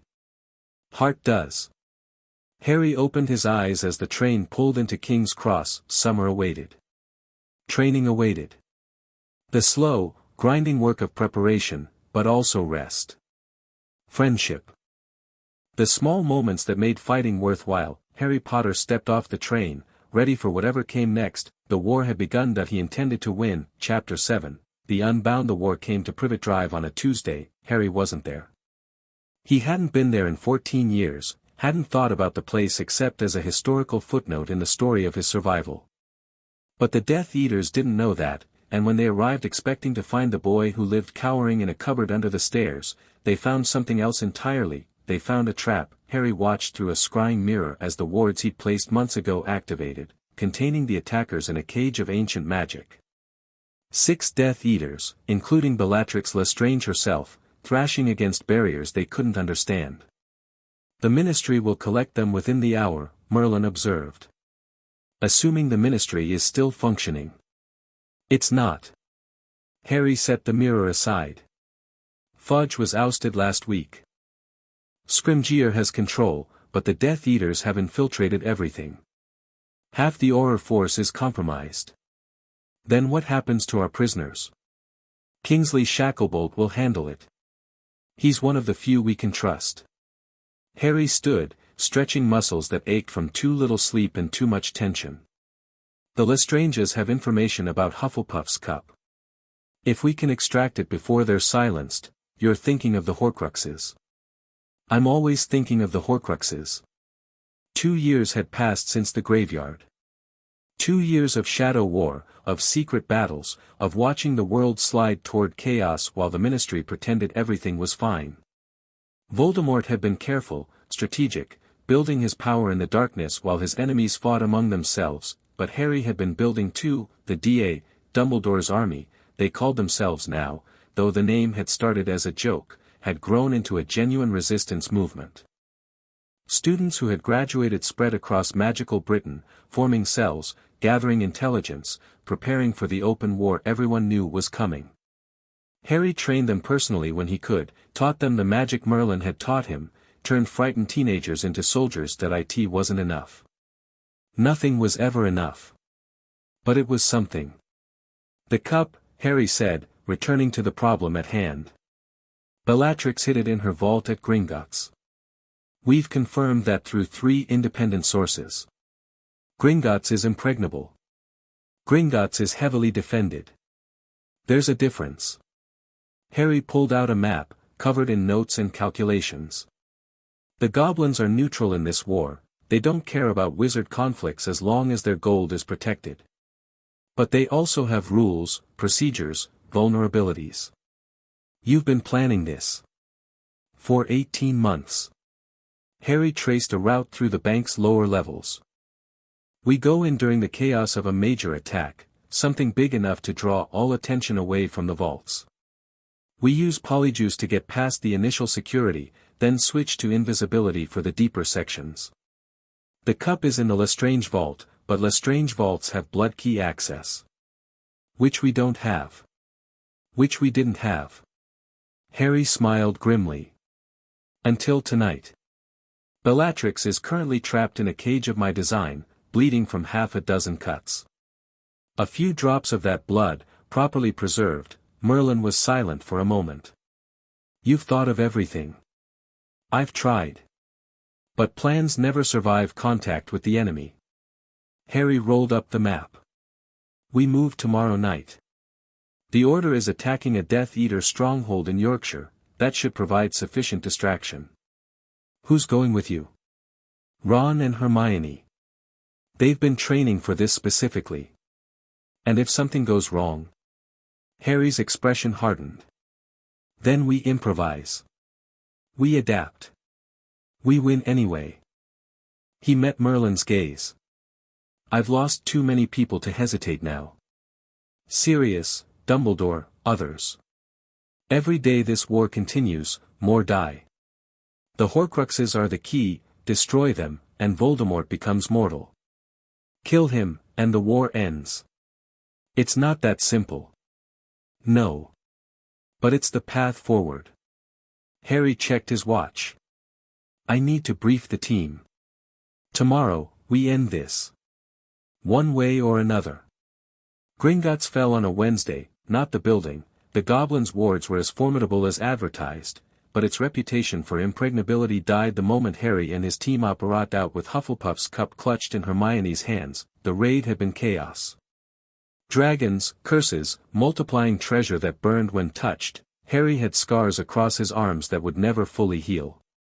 But they'd succeeded, and now only one Horcrux remained, the snake. Nagini. She never leaves his side, Ron reported, studying intelligence maps in their makeshift headquarters. Voldemort keeps her within arm's reach at all times. He knows she's vulnerable. Then we go through him to get to her. Harry's voice was flat. The final confrontation. No more running, no more hiding. We face him directly and end this. Harry, that's suicide, it's inevitable. Harry looked at his best friend, seeing the fear beneath the bravado. The prophecy is clear. Either I kill him or he kills me. Every day I delay, more people die. Tonks, Moody, dozens of others, their deaths are on me because I wasn't ready. Their deaths are on Voldemort. And on me for not stopping him sooner. Harry stood, pacing to the window. Outside, the world continued its ordinary business, oblivious to the war being fought in its shadows. I've been preparing for this my whole life. Merlin's training, the DA, everything, it's all been leading to this moment. You can't do it alone. I don't intend to. Harry turned back. I need you and Hermione with me. Not for the final duel, that has to be mine, but for everything else. The Death Eaters, the snake, the chaos of battle. I need people I trust absolutely at my back. Ron's jaw tightened. You've got us. You've always had us. I know. Harry gripped his friend's shoulder. That's why we're going to win. Hermione's research had identified Voldemort's location, Malfoy Manor, the ancestral seat of Lucius Malfoy, now serving as the Dark Lord's headquarters. The estate was warded heavily, guarded by dozens of Death Eaters, protected by dark magic that had been accumulating for centuries. Harry had been planning the assault for 6 months. The wards have a weakness, he explained to the assembled Order members. They're designed to repel attacks from outside, but they're less effective against threats that originate within. If we can get a team inside before the alarm is raised, how? Kingsley Shacklebolt asked. The perimeter is watched constantly. House elves. Harry glanced at Dobby, who stood at the edge of the gathering with ears quivering. They can apparate through wards that block wizards. Dobby's been mapping the interior for months, he knows every corridor, every guard rotation, every blind spot. Dobby is ready. The elf's voice was fierce. Dobby will help Harry Potter destroy the Dark Lord. Dobby has waited for this moment. The main force attacks from outside, Harry continued. Draws attention, engages the Death Eaters, creates chaos. Meanwhile, a small team enters through Dobby's route, moves to the inner chambers, finds Voldemort. And then I face him. Harry's eyes swept the room. This is it. The final battle. Some of us won't survive, I won't pretend otherwise. But if we succeed, the war ends. Voldemort dies, the Death Eaters scatter, and Britain is free. Silence fell, then Neville Longbottom stepped forward. I'm in. For my parents. For the fallen, Luna added, her usual dreamy tone replaced by steel. One by one, they committed. The Order of the Phoenix, the DA, allies gathered over years of shadow warfare. All of them ready to fight. All of them ready to die if necessary. Harry felt the weight of their trust settle onto his shoulders. We move at dawn, he said. Get some rest. Tomorrow, we finish this. The battle began with fire. Harry stood at the edge of the Malfoy estate, watching the sky light up with curses and counter-curses. The Order had engaged the outer defenses, drawing Death Eaters away from the manor house, creating the opening he needed.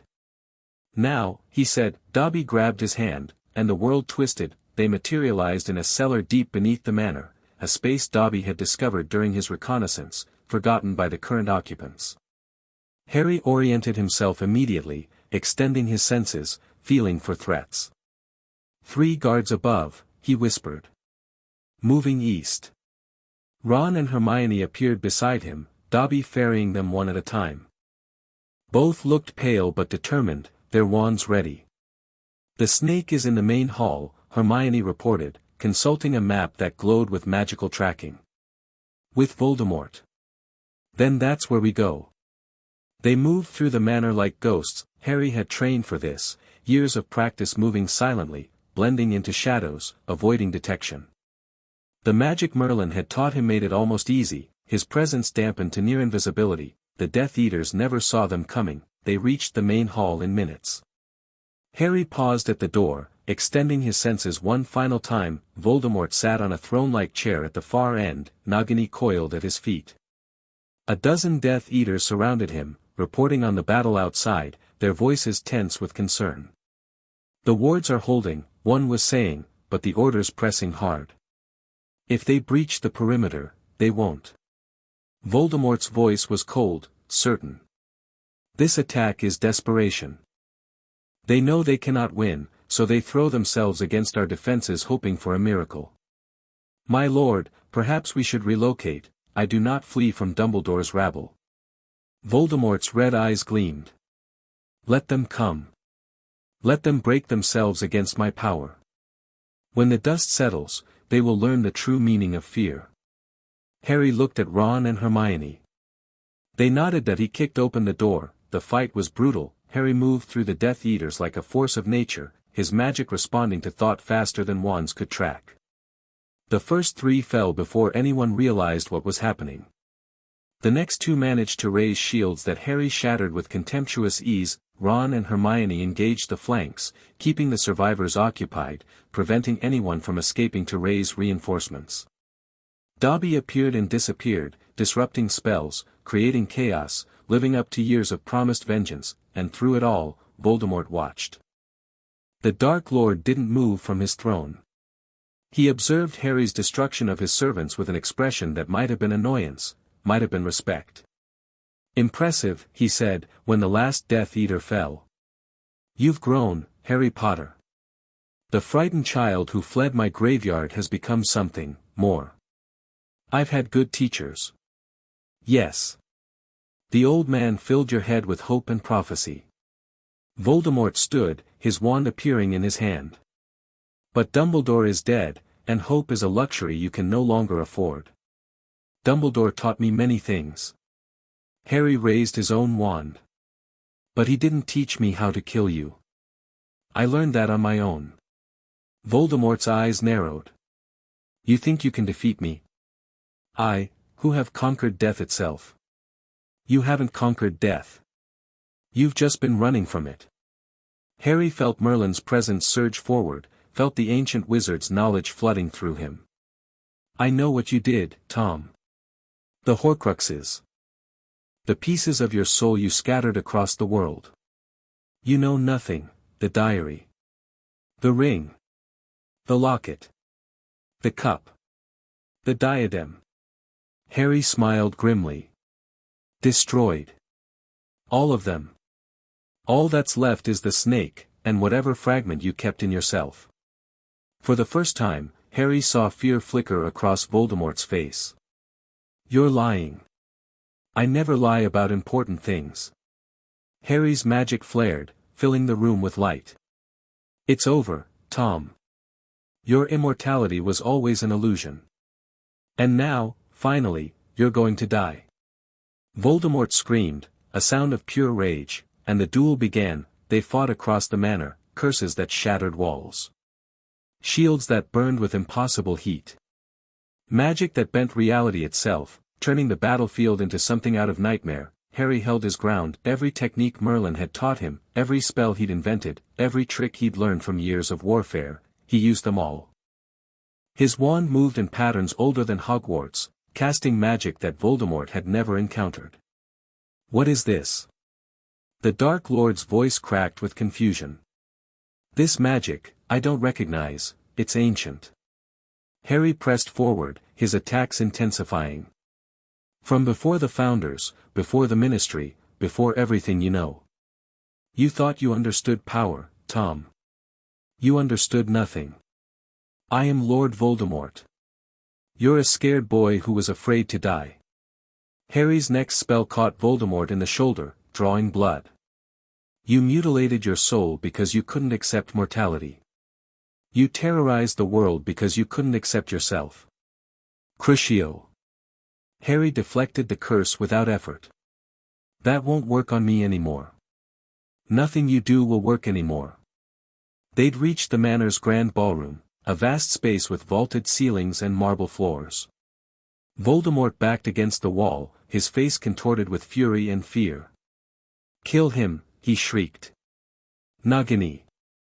The snake lunged from the shadows. Harry spun, his wand tracking the serpent, but before he could cast, a flash of silver cut through the air. Neville Longbottom stood in the doorway, the sword of Gryffindor gleaming in his hands. Nagini's head rolled across the floor, her body thrashing in its death throes.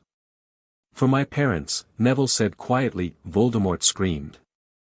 Harry felt it through their connection, the agony of the last Horcrux dying, the soul fragment in the snake being destroyed. The Dark Lord's magic flickered, destabilized, suddenly mortal. No more anchors, Harry said, turning back to his enemy. No more escape. It's just you and me now, Tom. Just like the prophecy said. I will not die. Voldemort's voice was ragged. I am the greatest wizard who ever lived. You're a man. Harry raised his wand for the final strike. And men die. Avada Kedavra. Expelliarmus. The spells collided. The connection was different this time. There was no phoenix song, no ghostly echoes of the dead. Just pure magical force, two wills straining against each other, the universe itself trembling at the conflict. Harry felt Voldemort pushing, felt the Dark Lord's desperation driving his magic to impossible heights. The killing curse strained forward, inches from Harry's wand, death waiting at its tip, but Harry had something Voldemort didn't, not love, though that was part of it. Not hope, though that sustained him. Not even Merlin's 1,000 years of knowledge, though that had prepared him. He had acceptance, acceptance of who he was. Acceptance of what he had to do. Acceptance of the possibility that he might die here, in this moment, and that death was not the worst thing that could happen. The willingness to die gave him the strength to live. Harry pushed, the connection shattered. Voldemort's wand flew from his hand, spinning through the air. The killing curse dissipated into nothing. And Harry's disarming spell continued forward, slamming into the Dark Lord's chest. Tom Riddle hit the wall behind him and slid to the floor. His eyes were wide, shocked, unable to comprehend what had happened. His hands groped for his wand, found nothing. His mouth opened to speak, to curse, to plead. Harry walked toward him, each step deliberate. "It's over," he said. You can't, I can. I will." Harry raised his wand. "For my parents. For Cedric. For Sirius, and Dumbledore, and everyone else you've murdered. For the world you tried to destroy. Please." Harry felt no satisfaction, no triumph. Just an exhausted certainty that this had to be done. "Goodbye, Tom. Avada Kedavra." Green light, brilliant and final. Tom Riddle's body slumped, his eyes empty, his reign of terror ended. Lord Voldemort was dead. The silence lasted for an eternity, then the world exploded into sound. Death Eaters throughout the manor felt their master fall, felt the dark mark burn and fade, and their will to fight crumbled. Some fled, disapparating in desperate panic. Others surrendered, throwing down their wands and begging for mercy. Harry stood in the ballroom, staring at Voldemort's body, feeling nothing at all. "Harry." Hermione's voice, gentle and close. "Harry, it's over. You did it." He turned. His friends stood in the doorway, Ron and Hermione and Neville, Luna and Ginny behind them, the soldiers of the DA gathering in the corridor. "Is he?" Ron asked. "Dead." Harry's voice was hoarse. "Really dead, this time. No Horcruxes, no escape. Then we won. We won." The words didn't feel real. After so many years, so much sacrifice, so much loss, it was over. The war that had defined his entire life had ended. Hermione hugged him. Ron joined in, then the others, a pile of exhausted survivors clinging to each other and crying with relief. Harry let himself be held. Let himself feel the warmth of their love, the strength of their presence. Let himself, for just a moment, be a 17-year-old boy who had done an impossible thing. "What happens now?" someone asked. Harry pulled back, wiping his eyes. "Now we rebuild. We mourn the dead, heal the wounded, fix what's been broken." He looked at each of them in turn. "The war is over. But the work is just beginning." "And you?" Hermione asked softly. "What will you do?" Harry thought about it. The fame that would follow, the demands, the expectations. The boy who lived becoming the man who won. A whole life stretching out ahead of him, undefined and terrifying. "I don't know," he admitted. "For the first time in my life, I don't have an enemy to fight or a crisis to solve. I'm just." He laughed, the sound strange in his own ears. "I'm just me." "That's enough," Ron said firmly. "That's always been enough." Harry smiled. "Yeah. Maybe it has." They buried the dead at Hogwarts, rows of graves on a hillside overlooking the lake, each marked with a simple stone and the name of someone who had fallen in the war. Students and teachers, order members and civilians, all the lives lost in the long struggle against darkness. Harry walked among them, reading names, remembering faces. Remus Lupin and Nymphadora Tonks, killed in the final battle, leaving behind a son who would grow up an orphan like Harry himself. Fred Weasley, who had died laughing at his own joke even as the curse struck him. Colin Creevey, who had snuck back into the castle to fight despite being underage. So many others. So many losses. "You're thinking too loudly," Merlin said gently. "I'm thinking about whether it was worth it. All this death, all this suffering, was the victory worth the price? That's not a question I can answer.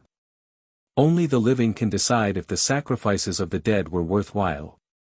Harry stopped at a grave near the edge of the cemetery. Albus Dumbledore's tomb, white marble gleaming in the morning light. "He believed it would be," Harry said. "He sacrificed everything, his family, his health, his life, because he believed the world would be better without Voldemort. And was he right? I don't know yet. Ask me in 50 years. Harry laid a hand on the marble, feeling the coolness of the stone. "Thank you," he said quietly. "For everything you taught me. For believing in me even when I didn't believe in myself." The wind rustled through the grass, and for a moment, Harry could have sworn he heard the headmaster's gentle laugh. The ministry offered him everything, Minister of Magic. Head Orer. Wiesengemat seat. Positions of power and influence, rewards for his service, opportunities to shape the future of magical Britain. Harry turned them all down. I'm not interested in politics, he told Kingsley Shacklebolt, who had been elected minister in the war's aftermath. I never wanted power, I just wanted to stop someone who was abusing it. The country needs leaders, Harry. People they can trust. Then give them Hermione. She's smarter than me, more patient, and actually enjoys bureaucracy. Harry smiled. I'm going to do something different. What? Teach. Hogwarts reopened in September. The castle had been damaged in the war but had repaired itself, as it always did. Students returned, some haunted by loss, others too young to remember, all of them ready to learn. Harry stood at the front of the defense against the dark arts classroom, looking out at his first class of eager first years. My name is Professor Potter, he said. Some of you know my story. Most of you think you do. He smiled slightly. But none of that matters here. What matters is what you learn, what you become, what you choose to do with the power you develop. A hand shot up. Professor, is it true you killed you-know-who with a single spell? No.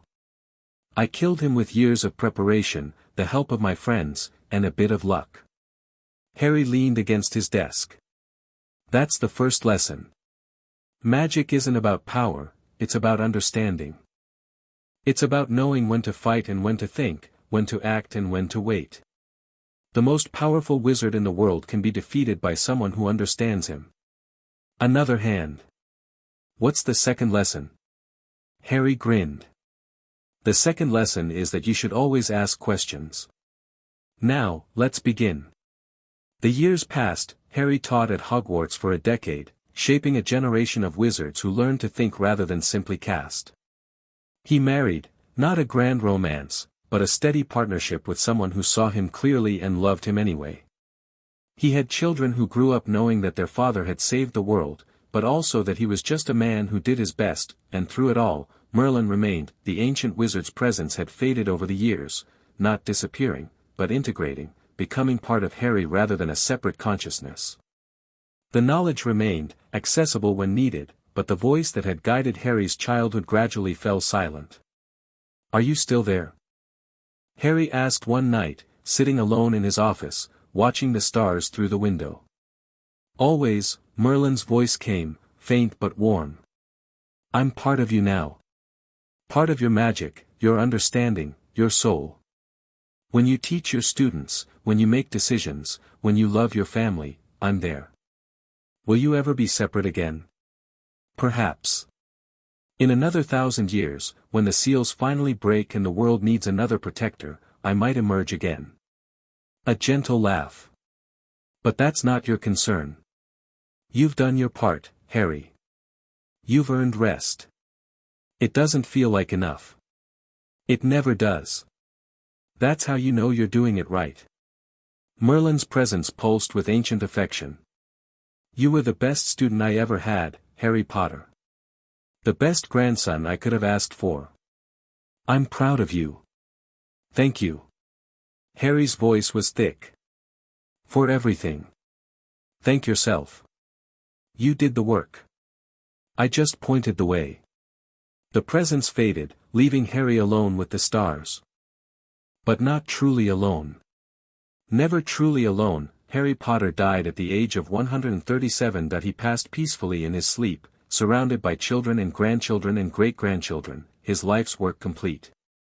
The wizarding world mourned him, the greatest wizard of his age, the man who had defeated Voldemort, the teacher who had shaped generations, but those who knew him best mourned something simpler: a friend. A father. A man who had faced impossible odds and never stopped trying to be good. They buried him at Hogwarts, on the hillside with the others who had fallen in the war. His headstone was simple, just his name and dates, nothing about his achievements or his fame, but someone, years later, added an inscription. Words that Harry himself had spoken, in one of his classes, to a student who asked him what made a hero. The words read, "We become what we choose to be." Choose wisely. The castle endured, seasons turned, centuries passed, and Hogwarts remained. Students came and went, learning magic and life and how to be better than they were. Teachers taught, headmasters led, and the school continued its eternal purpose, and sometimes, late at night, students would swear they saw a figure walking the grounds. A young man with messy black hair and green eyes, moving through the darkness with the easy confidence of someone who belonged. He never spoke. Never interfered. Just watched over the castle he had loved, ensuring that the future he had fought for continued to thrive. Some said it was Harry Potter's ghost, unable to leave the place where he had found his purpose. Others said it was something older. Something ancient, wearing a familiar face, still watching over the world after 1,000 years of waiting. Perhaps it was both, perhaps, in the end, it didn't matter. What mattered was that the school remained. That children still learned to be more than they were. That hope still burned in the darkness. What mattered was that Harry Potter's legacy lived on.